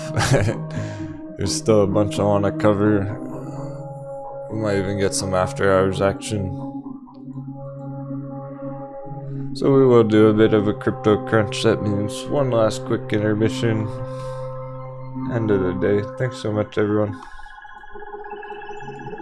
We'll be back in 3 minutes. Finish with a bang, dive into crypto.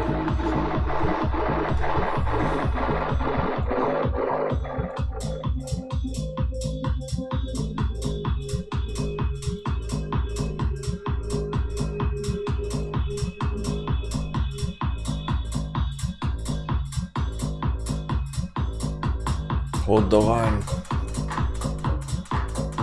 Better therapeutics.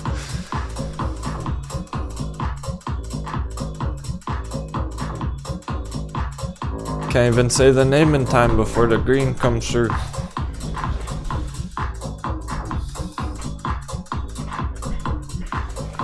S&P's going straight down right now though, by the way.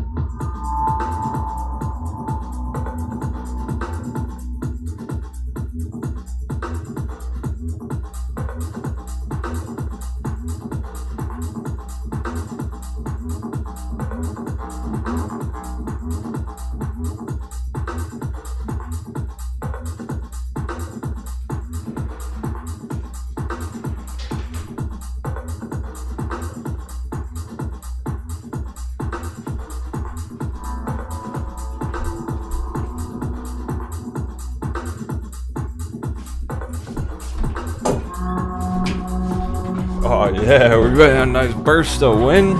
Let's go. 30 minutes. Time is ticking. Back traders. Both these wound up over 20%. I'm in the green sea red. You know the deal. Ooh, we got some sevens in the chat. Don't get me too excited. Let's get some sevens in the chat. 777. Last 30 minutes of the whole week. We're almost halfway through March. There are a lot of earnings next week on things.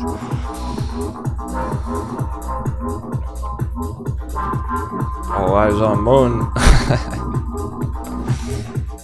FOMO's kicking in, clearly. People don't want to wait till next week. And there will be conversation, discussion about it over the weekend, you know it.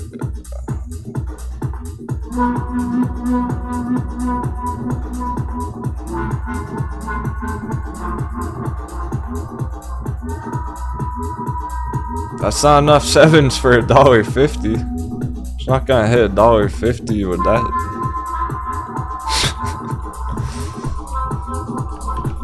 Where's the Mullen hype? Let's get some sevens.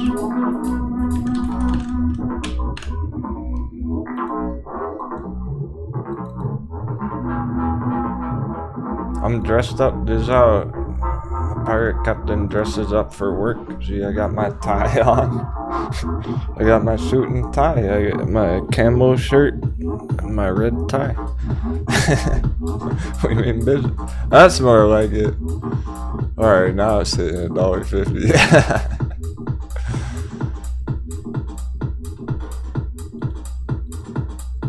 I was about to just change the chart or turn something else.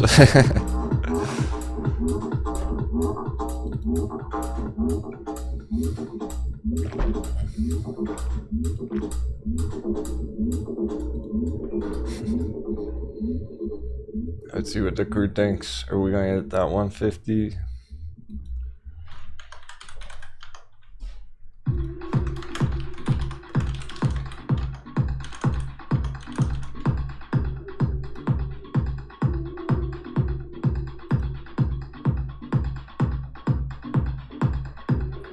New poll.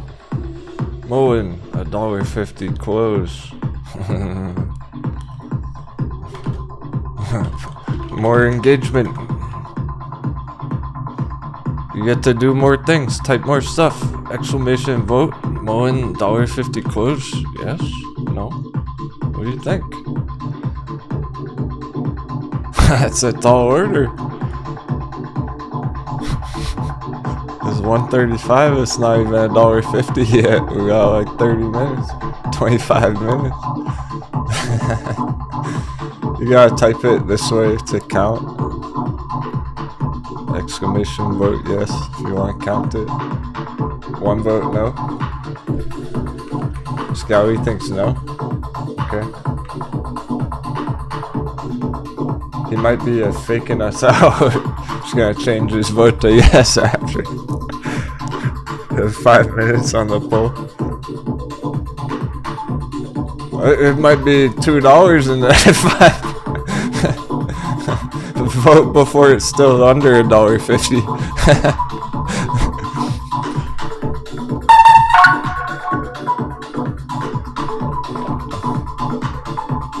That's cheating if you wait till it goes over $1.50.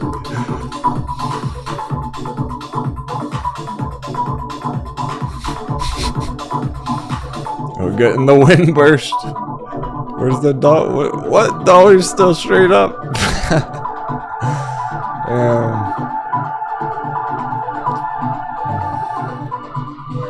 It does, Mafia. You can see it right there where I'm pointing. The votes, will Mullen close at $1.50 or not?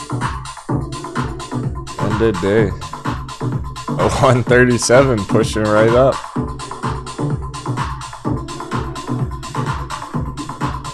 Closing over 150 is insane. Start the week over 150 to Monday morning. Go right up to 250 next week. You want 185? Is that too greedy? Well, for now, yeah.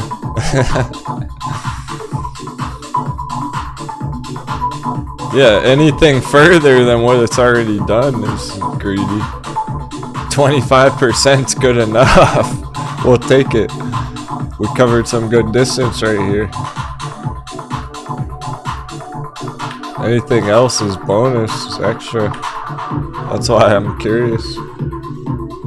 If you want to vote, what other people think. I'm gonna join the hype. I'm voting yes. I hope so.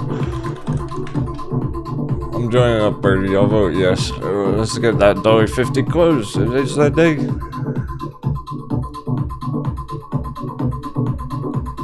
I'm helping envision it, putting the energy out there. Travis Schaefer's loving the Neo drop. Are you on Neo puts? I'd like Travis crushing Neo puts.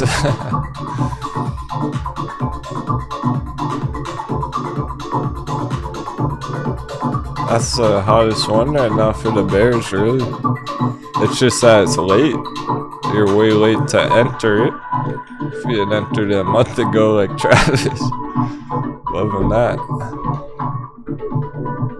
Good for Etsy though. Good old Etsy Bay. We're still holding on to those puts. We're almost at our full target. We've almost completed the entire Etsy trade. Ooh, even Dragon Mom voted yes on Mullen.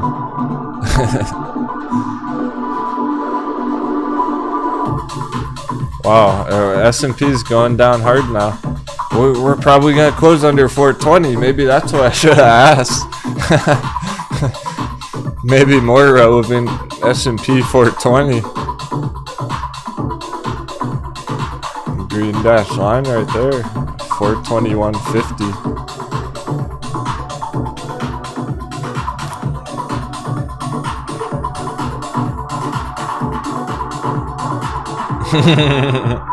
I think we all just want that 150 Mullen.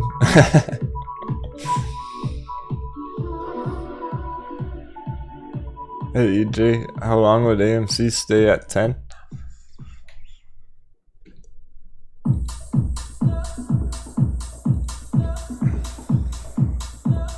If you're really trying to time AMC, get a feel for the time frame on AMC. You're talking about the dollar chart. As long as dollar's going up here, AMC is going to be struggling to go green. When dollar gets topped out, potentially just next month, April.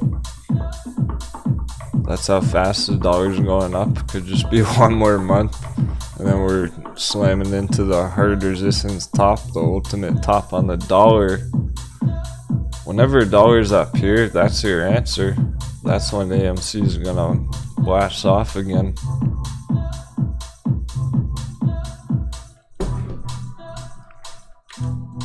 S&P is in trouble while this S&P is absolutely screwed. It's fucked. Okay. Excuse my language. We're done. S&P is fucked while the dollar's going straight up here.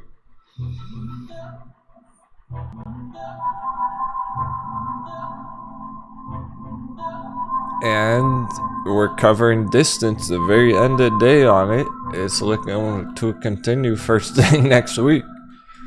So just like the Mullen 150 for the bulls, S&P close under 420 right now. Start under 420 next week. We're dropping under 400 next week. This is gonna go straight down next week. We get that 420 close underneath it.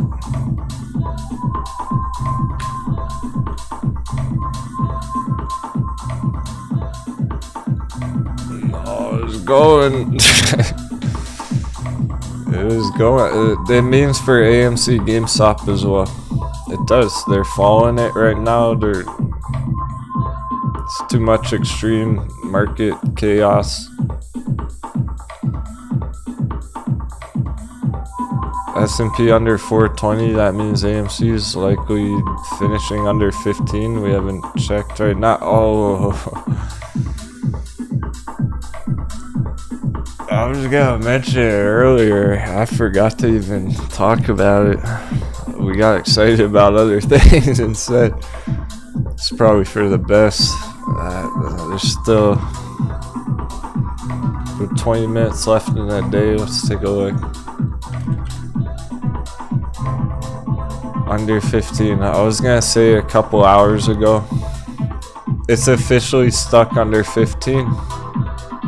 It's happening. AMC is now officially stuck under 15.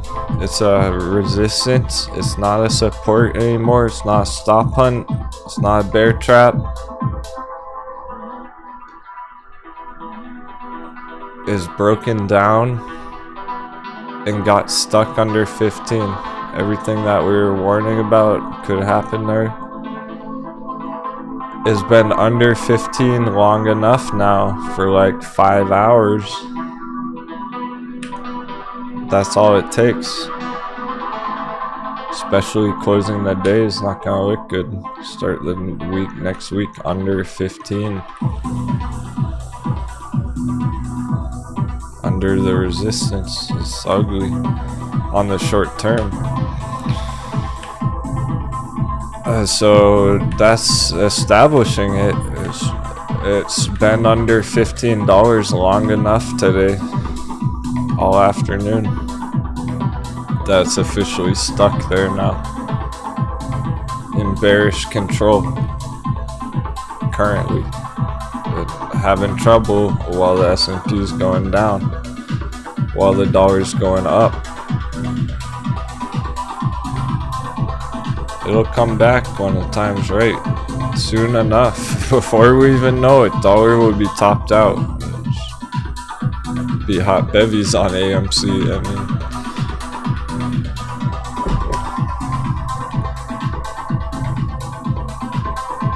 So how long would it stay down there? If that's the case, and it's next week we're going down on it, how long would it stay down here? Only as long as dollar's going up. As soon as we get topped out on dollar, AMC will turn around and have a recovery with the dollar dip, dollar crash. At that point, when we get the dollar crash, it's just that it's way beyond AMC. It's gonna be, the whole stock market crash is gonna be over at that point. And And the S&P is even gonna be bullish again.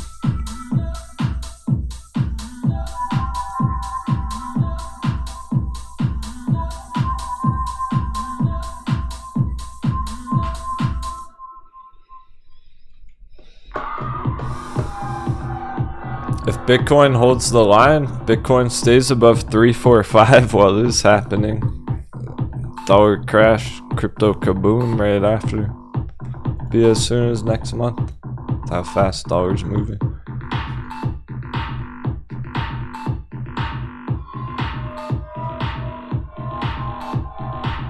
It's happening quick enough. It's gonna catch traders off guard, catch them by surprise. That's why I've been trying my best to prepare everyone for it.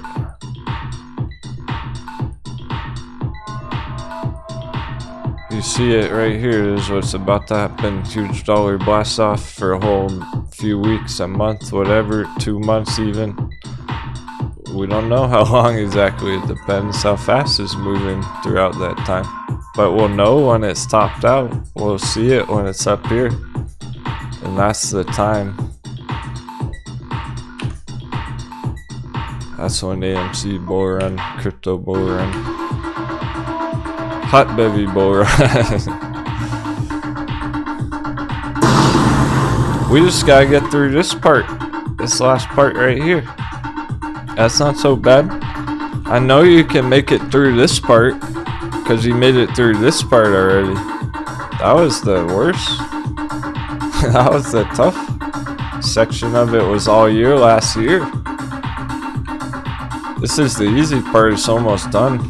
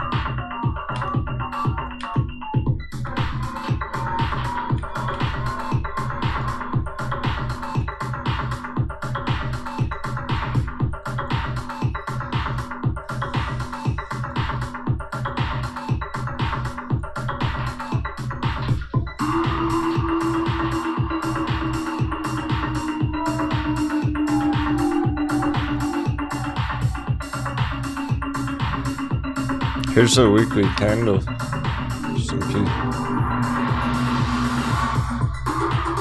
Remember the monthly, 3 of them in a row.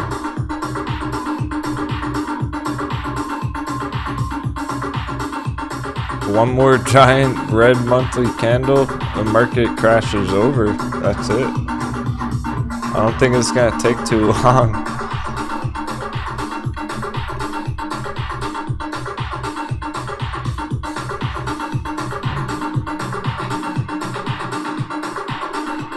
Look how fast it went down last time, 2020.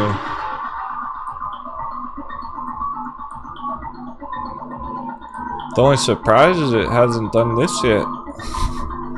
That's how fast we can go down now.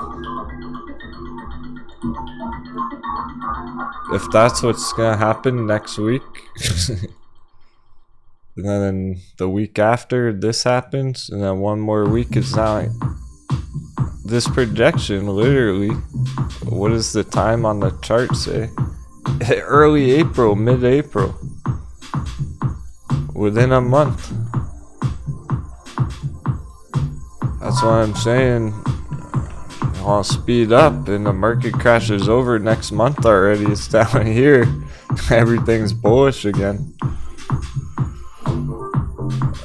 When S&P is down here next month, that's where AMC and GameStop are gonna bounce.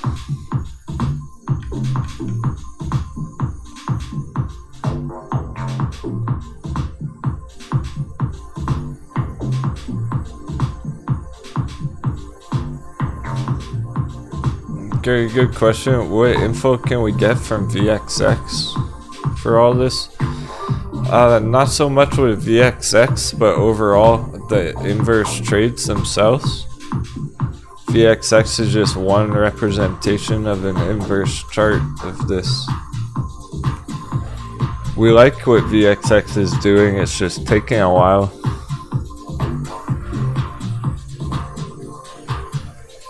Definitely give it another month. Can't wait to see what VXX does next month. The S&P crash there. It's strong enough. VXX looks good enough, healthy, and it's green on the day, so it's further confluence that the S&P is going to keep going down. That traders are hedging against the markets. It's more about VXX plus DRV. How does DRV look? Green, healthy enough, bouncing from 40. Bearish real estate. Oh no, we're running out of time on mowing. There's only 10 minutes for $1.50. I wasn't watching it. AMC's giving it bad mojo. We should have just kept watching mowing.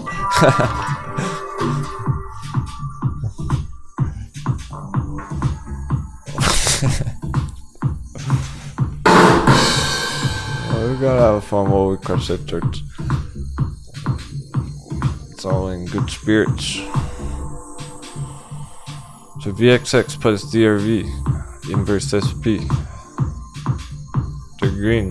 SQ's been on the top of the list all day. Strong as fuck. All those added together helps us feel confident about everything. VXX itself isn't enough.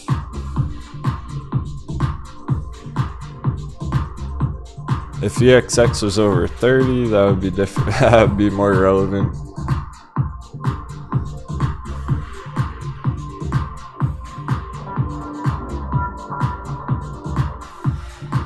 Last shot mowing, get $1.50. That's where it topped. That it literally hit 150 and then went down. So it was a stretch. We didn't have much time. 10 minutes left. Maybe one giant surprise end of day candle. Either way, that was awesome. We'll call it a success.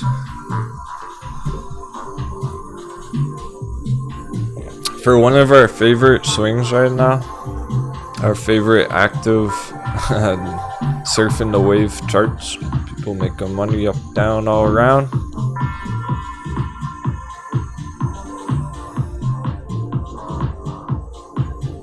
Having a double-digit day on a day like this, because S&P's, it's not pretending anymore. We should get that 420 close underneath.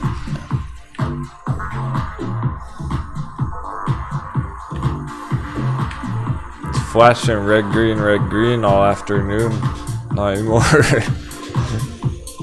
Whole 1% down. Yeah, there's not enough time for mowing really.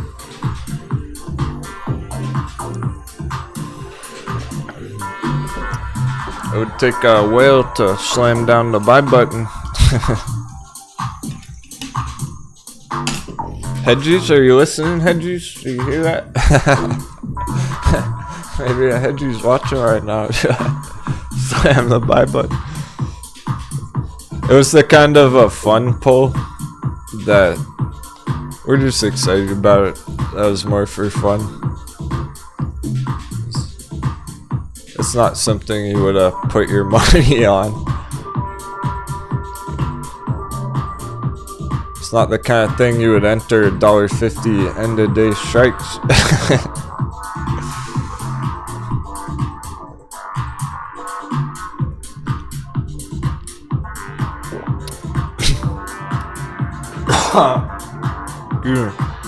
Remember, it doesn't need to do anything at all. If it held $1 today, I would have said it was a successful day for Mullen. Even if it just closed over $1.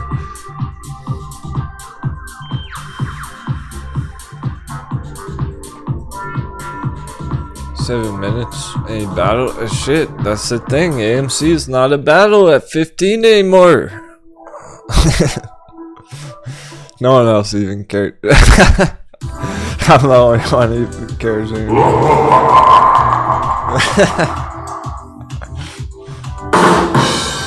777. There's no battle over 15. That was last week.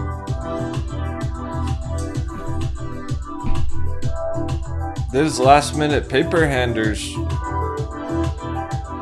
who are worried about it next week, fleeing the scene of the accident.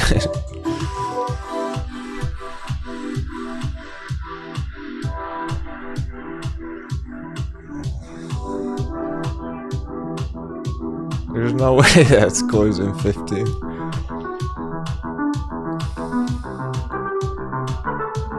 It was clear all day. And yesterday. We saw it yesterday.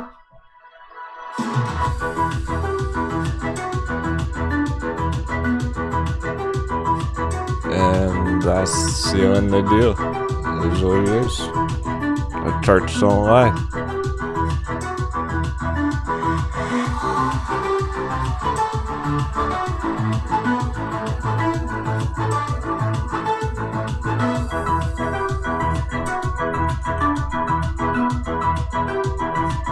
GameStop $92.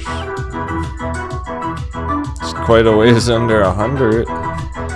It's gonna speed up. This isn't a stop hunt. This was. And then it failed to hold the line. It didn't hold 100 support. Breakout. Broke the support. Turned it to resistance, got stuck under 100 all day long. Officially stuck under 100. Get the dry powder ready. Prepare the carnage. That's gonna be fun when people are buying that. I can't wait to see it in that chat. Like, oh, I just pillaged 100 shares of GameStop.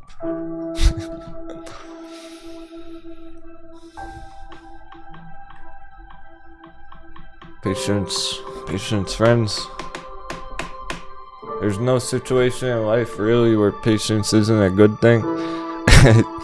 I struggle to think of one really. Unless you're like in an active volcano and you're running away from lava. Which is kind of a metaphor for what the people who buy the AMC up here are doing. Some of you might, I don't know. Some of you might have bought GameStop at 100 there.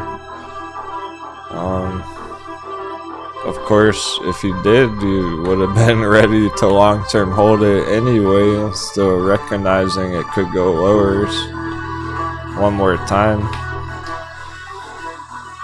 And you have that choice. Well, you got diamond hands through the storm, or you want to be a trader and get out, get in when it's more primed and ready to go. This was no man's land. That's what we kept saying about it. Is no man's land, where your best trade to make's not making any trade at all till you see a bigger move. There's that bigger move.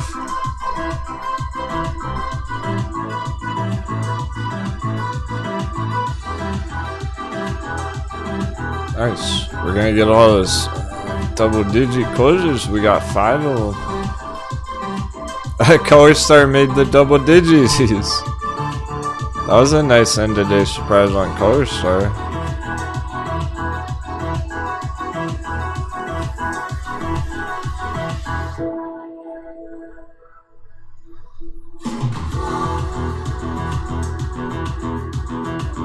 S&P battle. That's what it is. 420.20 with 1 fucking minute to go. It's right on the line. Going down 1 minute.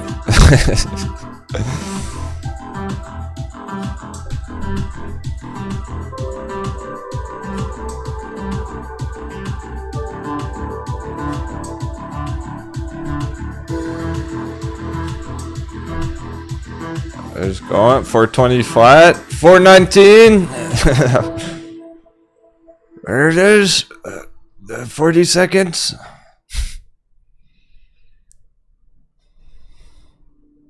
$420. Oh boy. Remember, closing under 420. We start Monday under 420, go straight down. My goodness. Fasten your seatbelts. No more coconut bounces. 20 seconds, we're under. The pressure's on. We're still going down. It's not fucking around. 10 seconds. 9, 8, 7, 6, 5. Stay down. 4. Stay down. 420. What the fuck? It's over. It's over 420. Oh my goodness. Viva Bella. It finished over. You gotta be kidding me. It was going down, down, down, and then popped right back over. Ridiculous.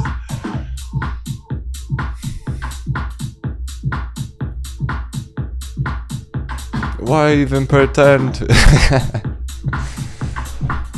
As if that's gonna save it. They had one last coconut bounce left in them. What the fuck? I guess they had one last coconut left. What a day. That was wild. Up, down, all around. Quite the experience. Overall, another successful day. Favorite Wall Street bet sucks. I'll applaud them. That Mullen blasts off, closing 26% in the right direction. Oh, it did finish strong there too. It did get a giant 5-minute camp. We're gonna close the day 150 Mullen for after hours. It wasn't. We ran out of time. It almost got it. I was close. If we had like 5 more minutes, it probably would have hit 150. They get a giant 5-minute candle right there. Very end of the day on Mullen. Awesome. They couldn't wait to FOMO in till next week. They had to. They couldn't resist. FOMO's in full effect. Mullen is awesome. We didn't need anything here. Over $1 was good enough. So let's see, from here to 250. Oh, that's only 100%. Piece of cake. We can do that on Monday morning.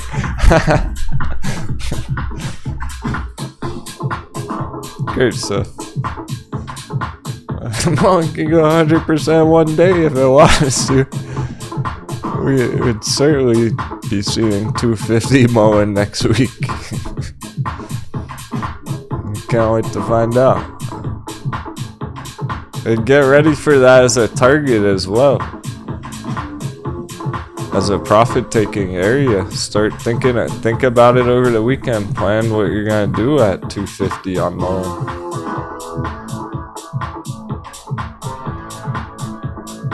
So that if we hit 250 on Monday afternoon, you're ready. Unload some treasure.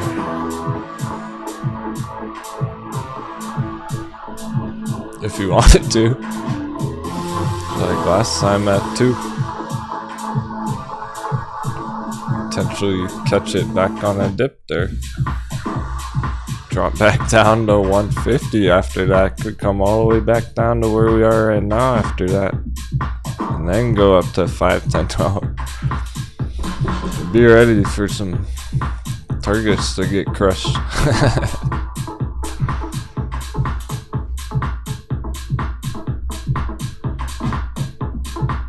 We'll talk about it over the weekend on Discord too, of course. Weekend update video. Voice chat party. AEI. Top of the list all day, over 20%. Better therapeutics. No slowdown all day. It was just steadily climbing percent by percent all day long.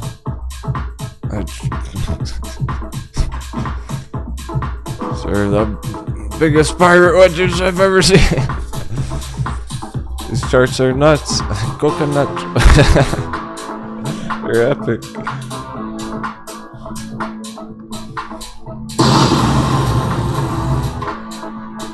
Think back to the good old days like yesterday when almost everything was green.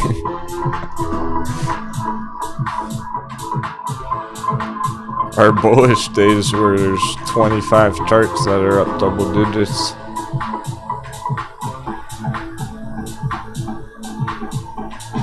Now,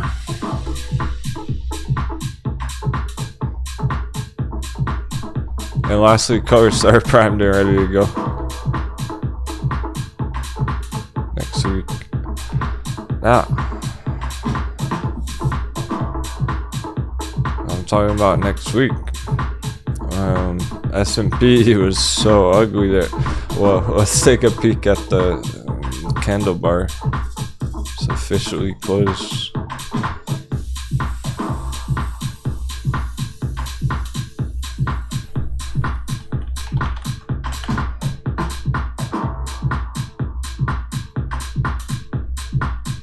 Okay, here's our weekly.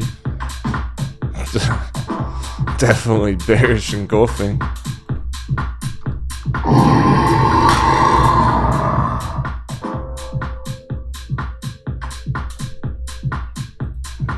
Candle bar analysis. That indecision candle with the extraordinary selling pressure.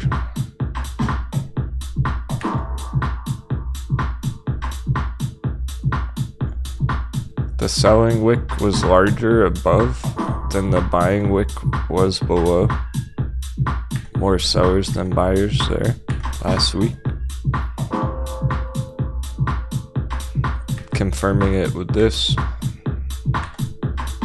Leading into continuation next week for the rest of the month. Where the monthly candle should go lower below the previous month here, February. By the end of the month, in 19 days, 23 hours, this monthly candle's probably gonna be under $400. A lot lower. And then just by early April, the crash's already over. Crash already done. That was it.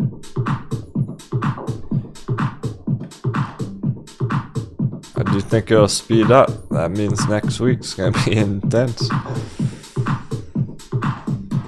Next week it'll be hard for the charts to go green when that's happening. I'm sure we'll get lots of popcorn breakouts and bounces from our bottom entries and everything. All the good things that have been happening. The money's got to come from somewhere. That means all the overvalued charts, all the money that's leaving those ones, the bear charts, they're entering our green undervalued charts. Hey, Hershey's closed red. We'll take it. That's good enough.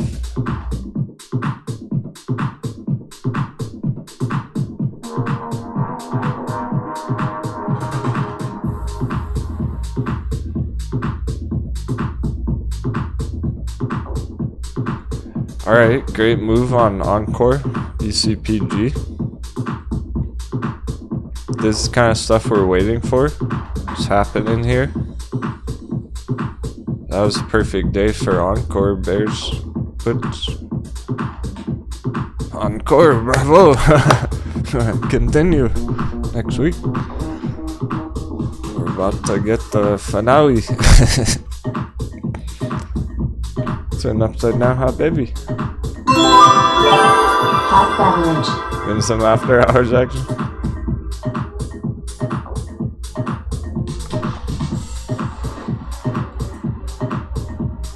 Tesla stuck under 800 now, another round number.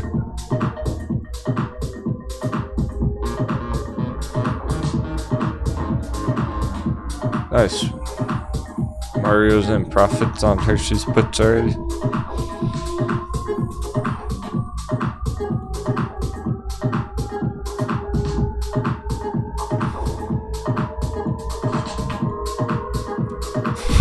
Aren't you glad I taught you all how to do puts?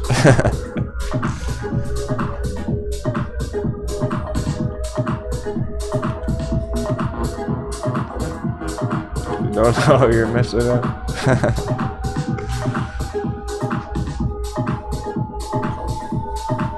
Those were money makers the whole last few months. Actually, that's the only way. Bringing it full circle to the conversation this morning. Full circle when we're discussing how I would be concerned if your portfolio was green over the last few months. Unless you're in puts. Unless you're a bear on our bear cave. That would explain it. That's fucking genius.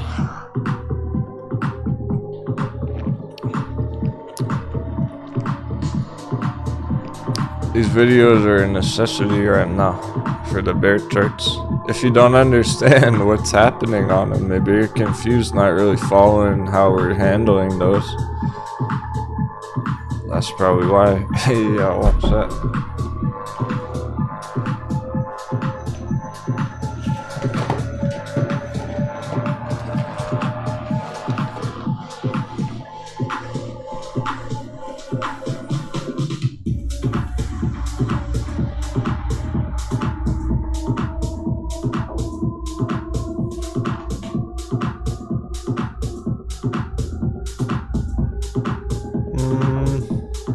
There's green coming through after hours.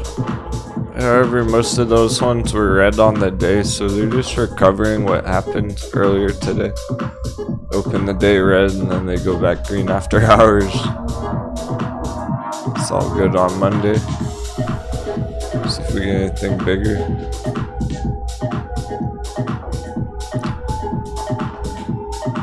I wouldn't be surprised if Mullen kept going after hours here. Hit $1.50 after hours. Finished the real end of day strong. We cover lots of distance, so it's perfect. So ironic how the S&P closed over 420. It couldn't help it with one more mind game. You can't trust it. You gotta trust the chart. You can't trust the number.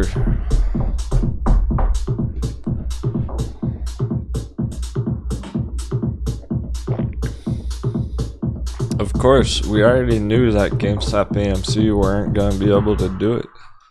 92 DME. It's official. Stuck under 100. 14.28 AMC. Officially stuck under 15. We're getting closer to closer ultimate conclusions. We're finally getting some kind of conclusion on all this stuff from last year. It's great. Time's ticking. When it's a fire entry, you'll know what to do.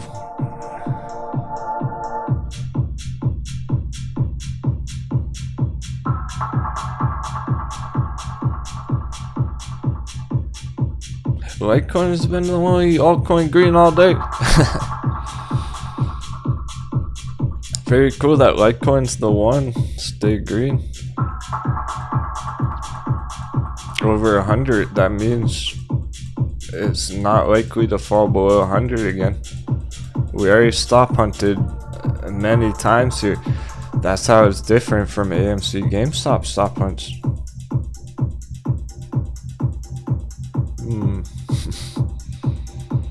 How come Litecoin can break $99 over and over again, but GameStop can't for 100? Why is this a stop hunt, or is GameStop's break down? Well, if Litecoin was stuck under that blue line, it would be the same thing. I would say Litecoin stuck under 100.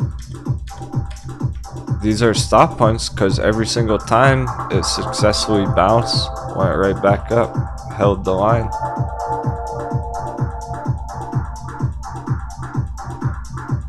That's no breakdown, as bouncing from 100 over and over, effectively. If it gets stuck under 100, that would be a problem. It would look more bearish. I'm glad you're hyped about Mullen pancakes.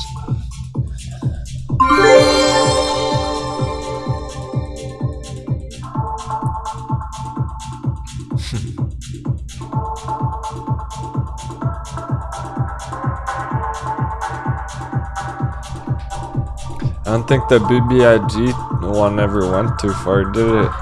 Bitcoin's 38,777. I saw that. Have a magic number battle now? My goodness. Yeah. Okay. Back at Hot Bevy. Speaking of magic number. It's still a valid target on BBIG, it's just more of a long term now. Got some action a few months ago.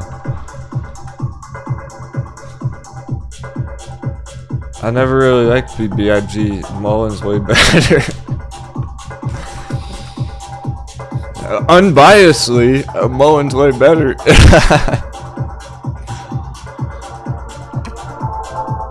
The chart's just more attractive. Simple as that. BBIG doesn't exactly look primed and ready to go green next week. Probably gonna take till April. Work its way back up. One of the ones you would have to be more patient on.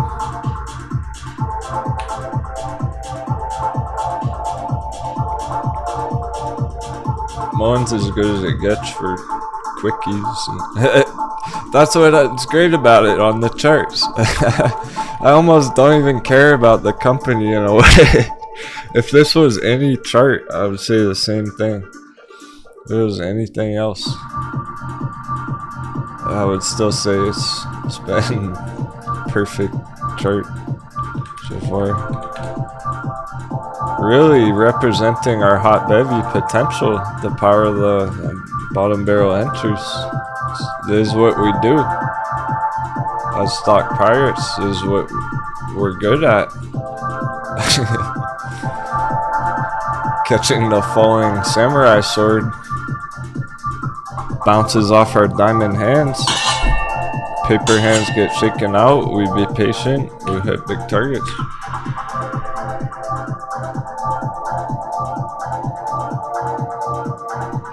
Sure, Frank.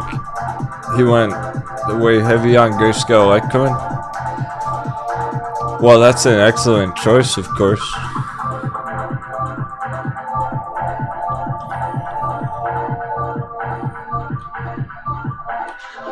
The good news there is we're looking to get over single digits soon. I'll pull it up after this.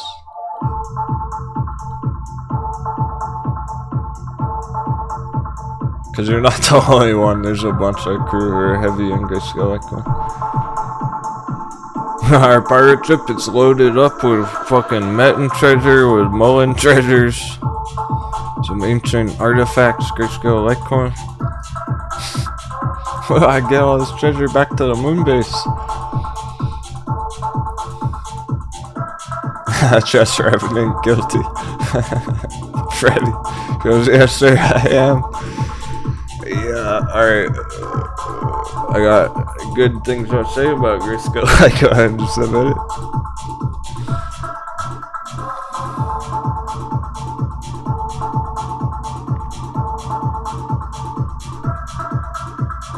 If this was the kind of move we got on grayscale Litecoin this week, I would have said the same thing. Hey, that was an epic day trade, whatever.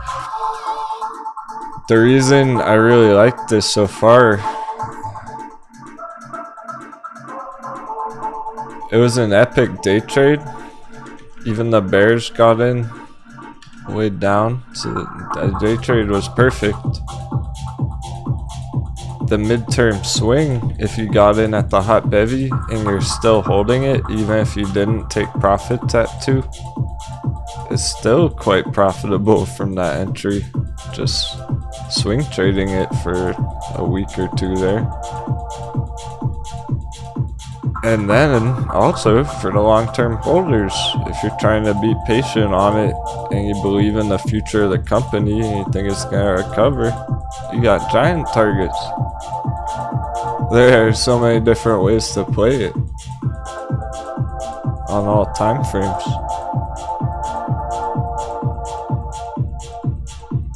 What's the good news for Grayscale Litecoin? Litecoin refuses to drop under $100, refuses to stay under 100. We're right in the middle. It's the absolute apex of our giant magic triangle. Where all these trend lines coincide there. It was one of the only altcoins that was green today.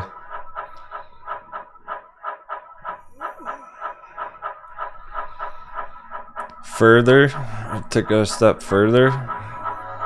This week, on the top of the watch list, Grayscale Stellar Lumens was popping. Grayscale Stellar Lumens dropped pretty low. It dropped at low enough for what it is that the people who are trading Grayscale Stellar Lumens bought the dip, whatnot.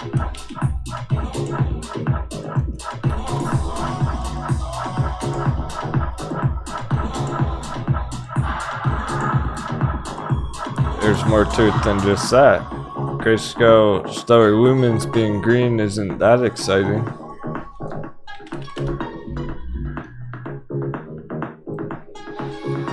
What's exciting about it, and good for Grayscale Litecoin, is the premium. It was negative. There was a discount on Grayscale Litecoin 2 weeks ago, a month ago. Now it's green. There's a premium on it again. People are paying extra for Grayscale Stellar Lumens. If that premium's starting to kick up, maybe our premium's gonna kick up on Grayscale Litecoin. The discount fade away. We'll lose that discount.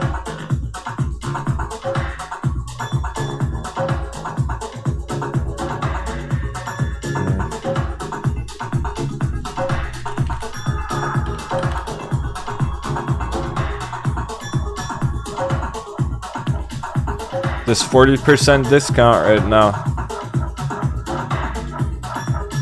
If that's already going green on Grayscale Stellar Lumens, we might be getting closer and closer to seeing an actual green premium instead of a discount on this. Step in the right direction. Some Grayscale premium kicking in, and Litecoin's the only green altcoin this morning.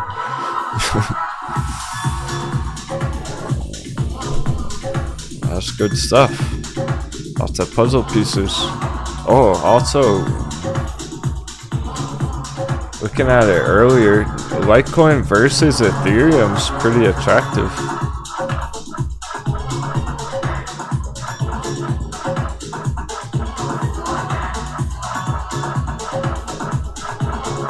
Getting a push on the Litecoin strength versus Ethereum, where technically this chart, since we have higher lows here and we're in an uptrend, technically you could say that Litecoin's been outperforming Ethereum since December for months now,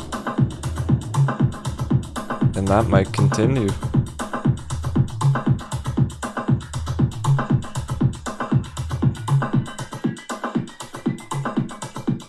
Lots of exciting things about Litecoin. I never liked it that much previously in the olden days. I did at one point because I had a nice trade on it, on like the first big bull run on it.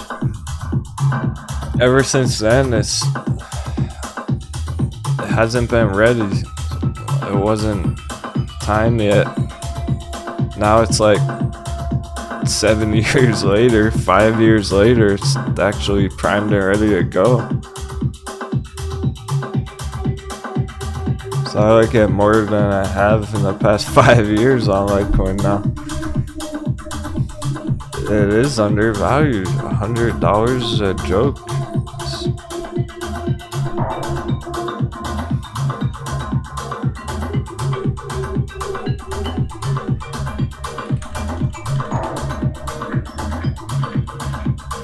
I remember Litecoin being at, first of all, like $5, but also this bull run here. Litecoin was over $100 for a long time. People were happy to pay $200, $300, $400, $500 for Litecoin back then. To see it at $100 like 7 years later, 5 years later, whatever, it's insane. I was feeling that way down here too, of course. 2020, even well, that's the thing. Okay, that's the difference between Ethereum and Litecoin were dirt cheap right here. Ethereum went to the moon, it didn't come back down. It never came back down. Litecoin nice and steady.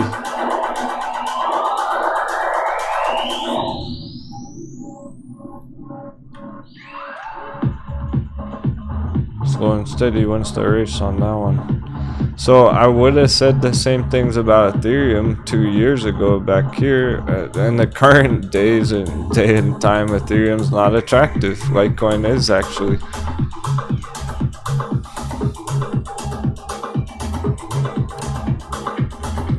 I'm pretty sure everyone's on the same page about that. We like Ethereum fundamentally. And you would suspect it does continue to have a nice run here in the long term with the whole crypto total market. It's just not a very attractive entry. I wish y'all could have bought it 2 years ago at $100 instead. Like, I can't suggest getting excited about it up there.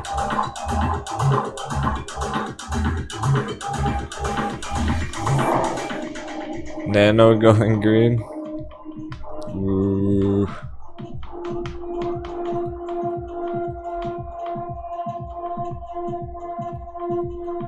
I might have to fire some cannons at Nano myself soon. Attempting to work on that for accumulation. Just flying under the radar.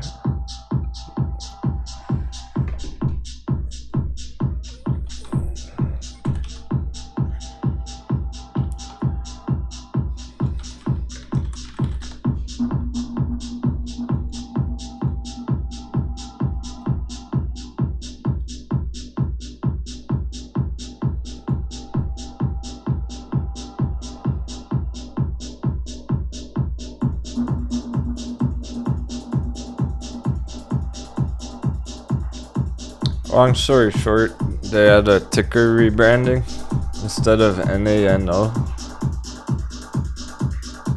So everyone knew this as Nano. Now it's XNO. It's still Nano, but the ticker's this.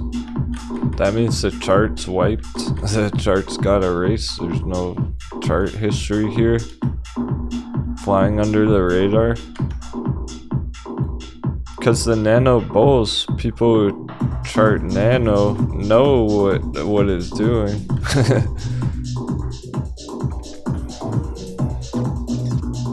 It had a big run, $20 last year. Before that, 2017, it had a run $45.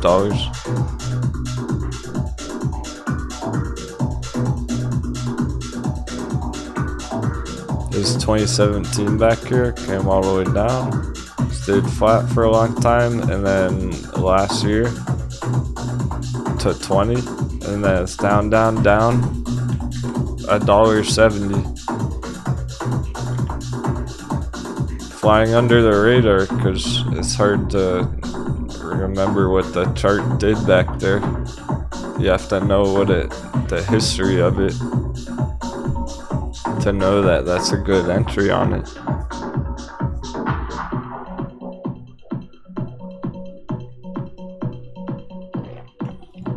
How about BTC itself? We got a minor paper hand this morning.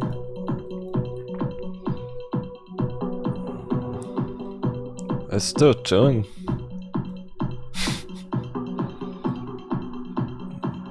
That was nothing. For that matter, it's actually kind of pushing up as well. Now that nothing extreme's happening in the S&P. Market's closed. Nothing too extreme. Crypto's been going green.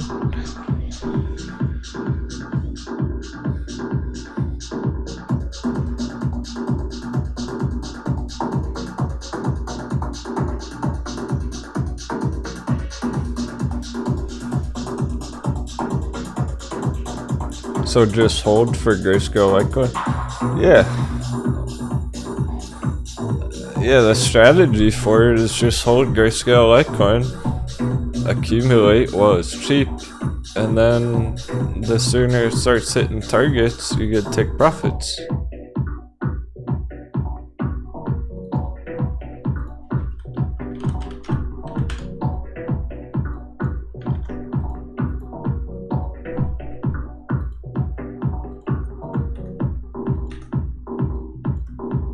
We're looking at kind of a pirate wedge on it.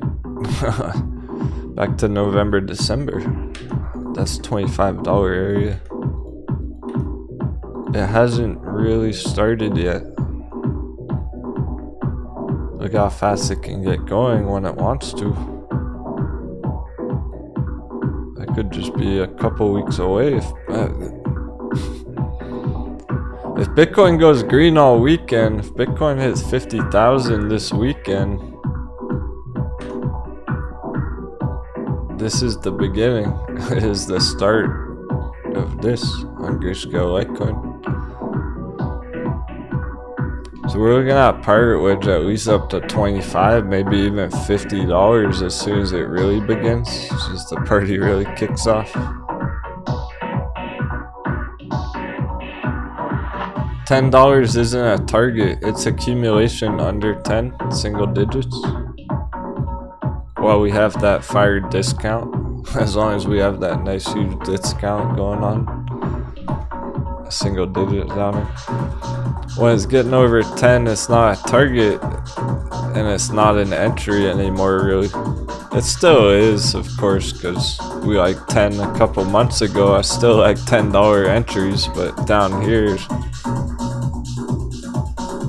you're trying to finish off your positions, get as much of it as you want while it's down there.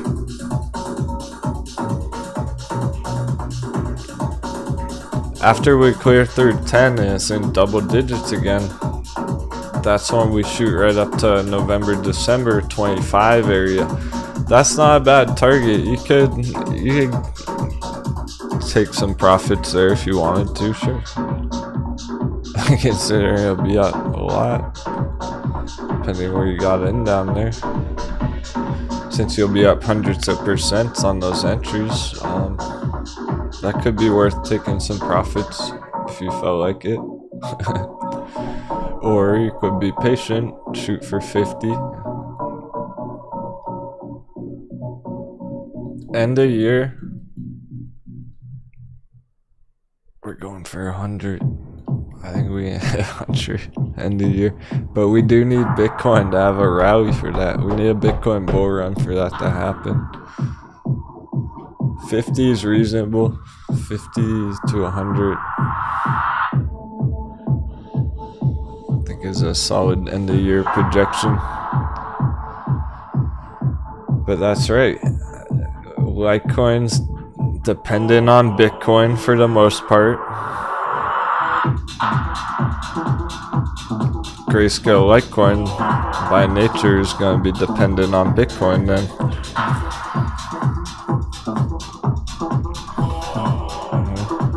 Because it's a multiple step process where we need Litecoin to go green,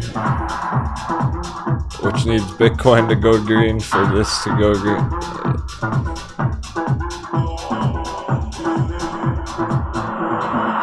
Every time I'm talking about a Bitcoin bounce, so I'm saying Bitcoin can hit 45, 50,000 over the weekend.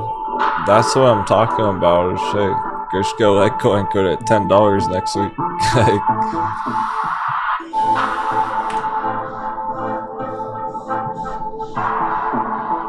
We do kind of need something bigger to happen on Bitcoin itself first.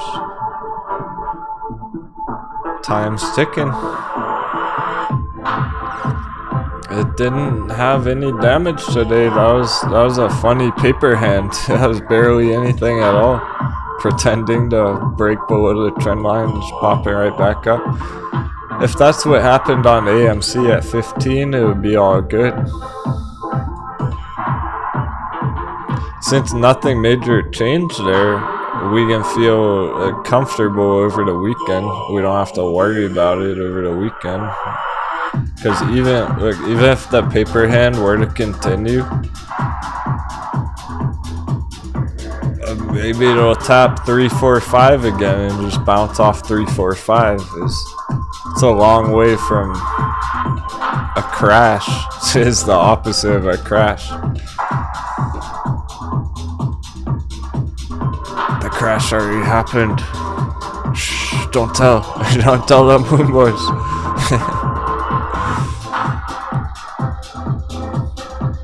Bitcoin already did crash right here. 50%.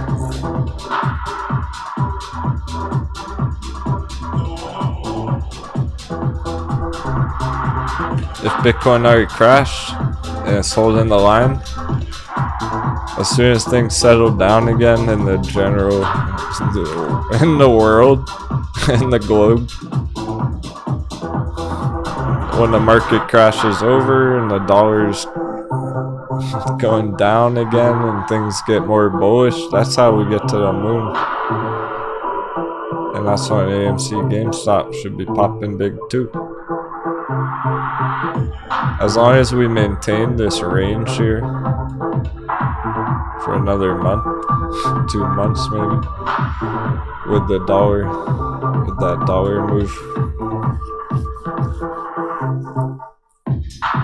As soon as dollar chart gets topped out, we'll know Bitcoin's ready. All we gotta do is hold the line, 345, and then it's bullish as fuck. Meanwhile, some of the altcoins can start going all on their own.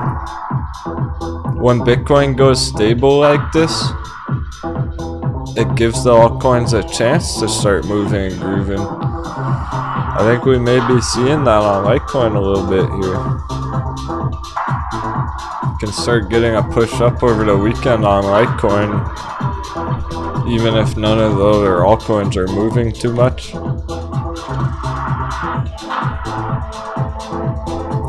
All of this is just help re-establishing everything, really. It's nothing we didn't know already. I'm satisfied with it. It's good enough right now. It's right where we want them all. And this is the Bitcoin S&P where we're still in this corner.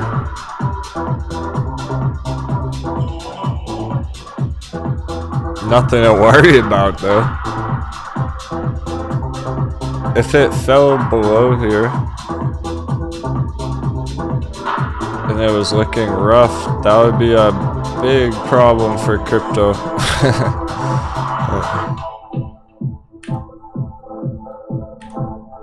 Even if it did, look at the last time. Bear trap. That's the only time it fell below there ever. I don't think we gotta worry about that over the weekend.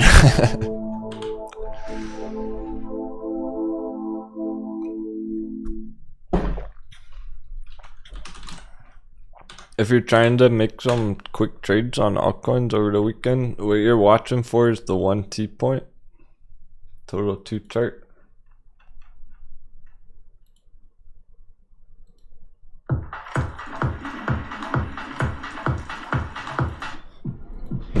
They'll be moving quicker and quicker when this gets over 1T. That would be your entry signal on some altcoin trades. Otherwise, the long term is gonna prevail here. We don't want to get lost in the sauce with all the market chaos and the short term movements. Nice, Pam. She's finally sitting down to lunch and a glass of wine.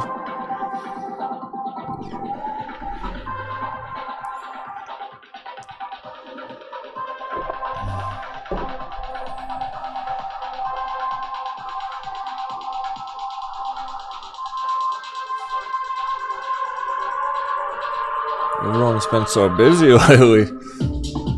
I'm happy people are able to keep up in the middle.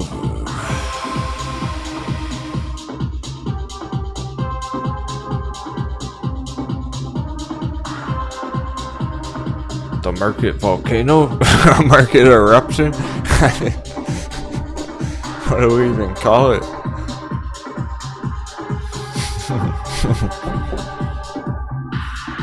The Great Pillaging. There's still a bunch of altcoins that we never even began to chart. Usually there's so much happening, you don't get around to it.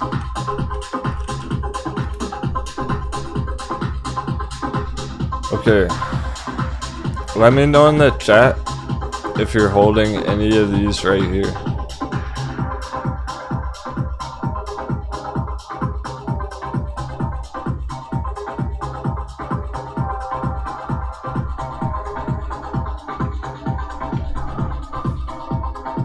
No idea if there's any interest for these ones. We went through the list one day, pulled out some that might have potential. I haven't seen anyone asking about them. Well, someone asked Tezos. We did look at that one today.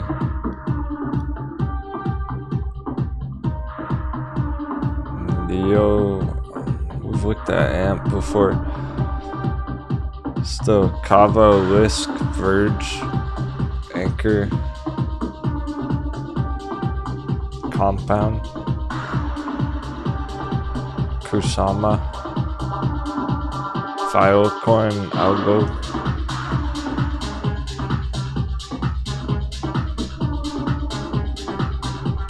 They could have some hidden potential there. We've never dove into them. Cheers, Hayden.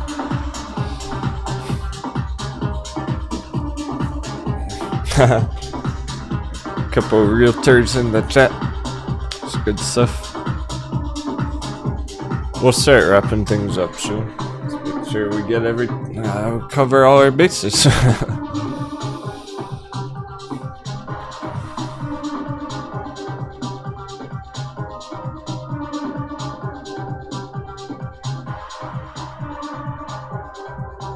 Native likes those ones.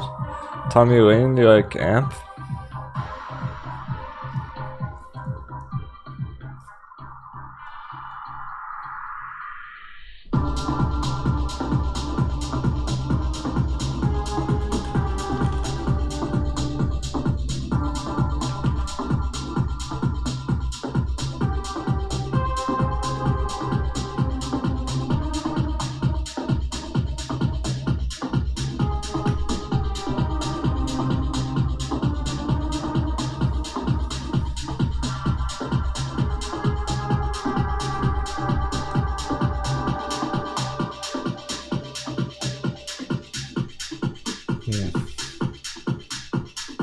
Not too much history here.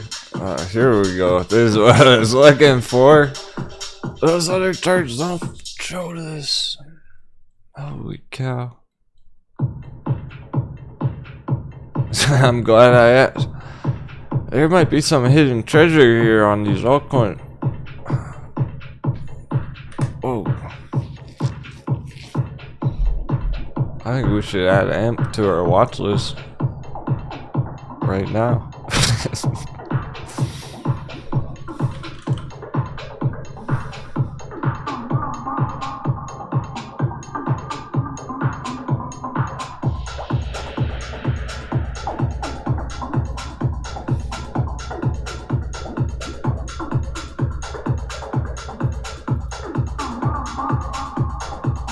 How low it was back there. That would have been nice pillaging. 20x.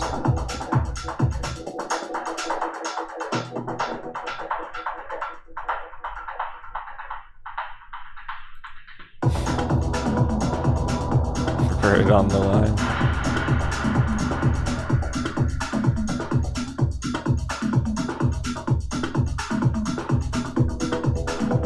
I'm liking this target. I'm liking that all-time high recovery target, even if it is up a lot from 2020.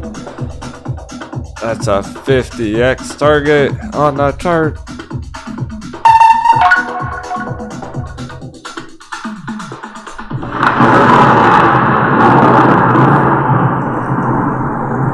That's one of the bigger altcoin targets we have. It looks like it wasn't quite as good even a few months ago. It's dropped like 50% in the last couple months, so it's way better right now than even before. It's right where we want it.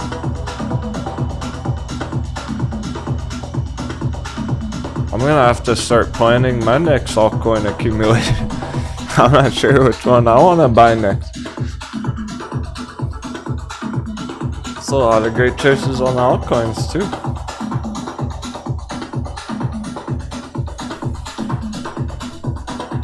To really get the scale of the target there, here's the linear version.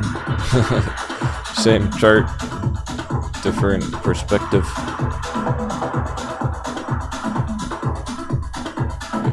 Like that.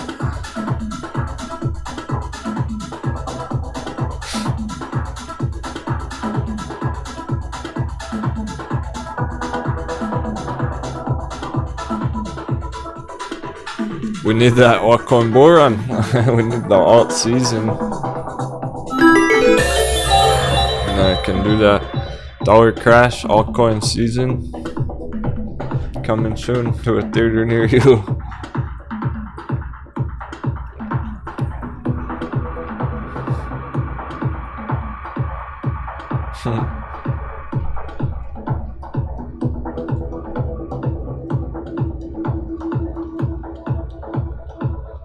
Okay, I'm glad I had AMP to the watch list. We won't forget about it that way.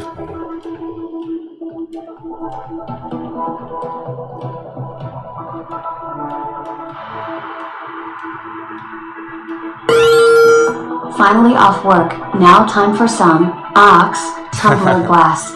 Thanks, Captain, for your hard work, and cheers, everyone. 777. Cheers, Swift Mischief, man. Thanks for 7s. Another epic day of pillaging. Lower the sales. It's about that time, right? Friday afternoon. Everyone's chilling now.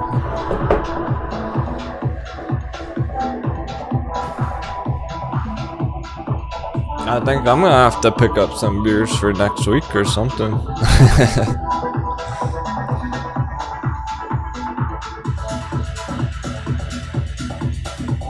I only wish I could sit across the table from you and cheers you in real life.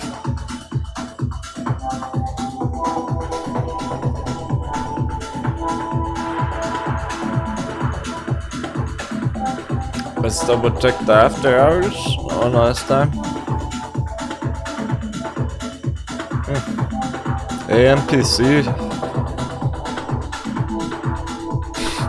Hot heavy bounce today. It went up 15% today. It's up 10% after hours now.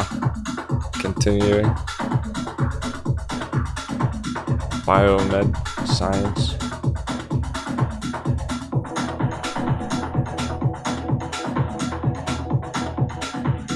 Lots of the ones that are green just can bouncing back from a red opening. Mullen's getting it. 4% on Mullen. 26% close. Extra 4% after hours. Start Monday with a bang. I can't wait.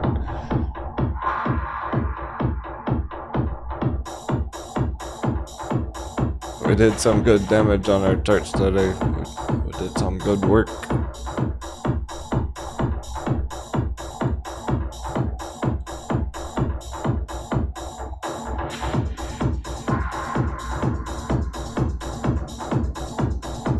Right, and then lastly, last but not least, these pink flag altcoins here. We did go through the watch list yesterday, pick out some of the most attractive entries on the altcoins right now. Since it's hard to choose. I know it is. It's like the hot bevy stocks, there's so many good choices on the charts. Here's a good suggestion, these ones in pink. Pick your favorites.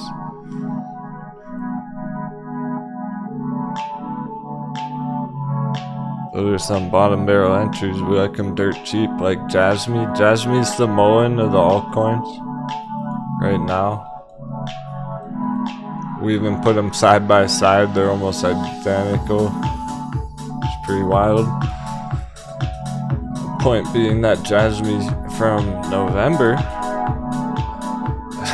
97% crash, hot bevy, and now it's already been bouncing. So we started putting in a bear trap.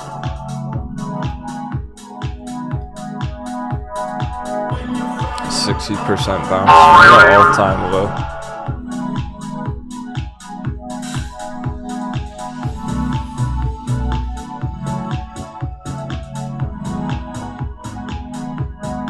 Reaching an ultimate conclusion.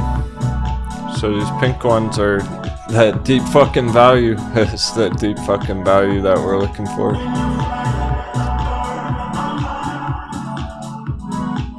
That huge Jasmine crash, going for a nice recovery, give us giant targets. 25x right there. Just to get back to December. Dash while it's under 100. It's a mad dash to scoop that one up under 100. I know the bulls are feasting on that one.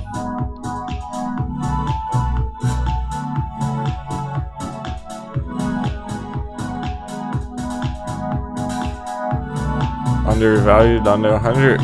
Even loopring, if you like loopring, it's approaching our hot bevy. If you like the project, it's getting there on the token price. Not a bad entry. It's up at $4 last year, 70 cents.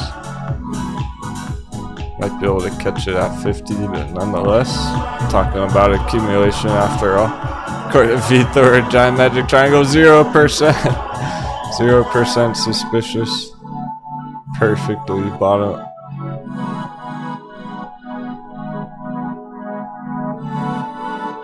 Gotta go double down on Vthor, be right back.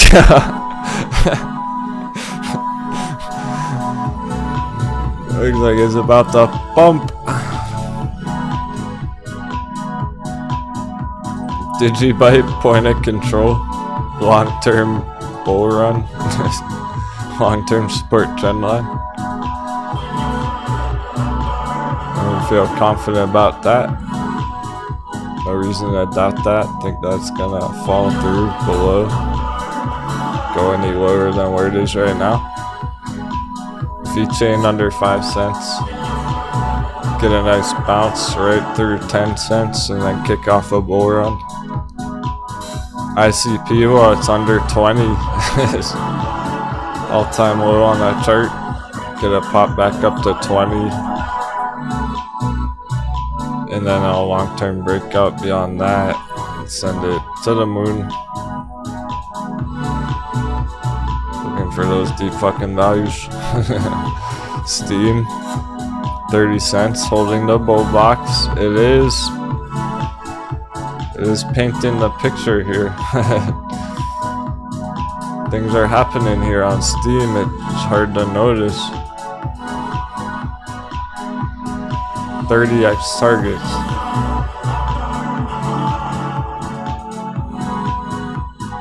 And chainlink with almost a bear trap going on, if you want to look at it that way. Nonetheless, bullish long-term fundamentals. That's what we like about it. That's what I like about it. If you like chainlink, it's a pretty good entry. Pick your favorites, stick to the plan.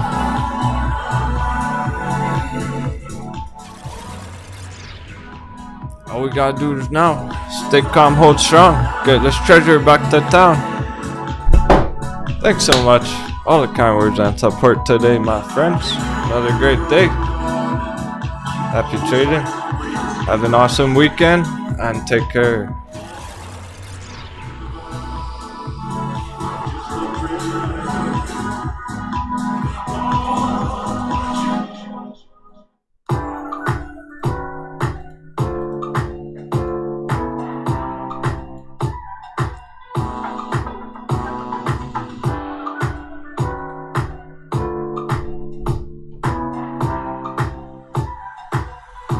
Party doesn't stop when the show's over. I'll see you on Discord.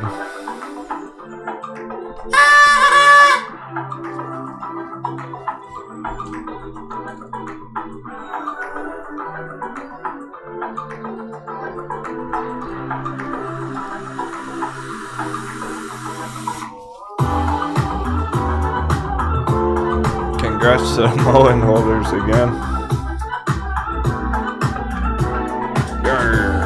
Until next time.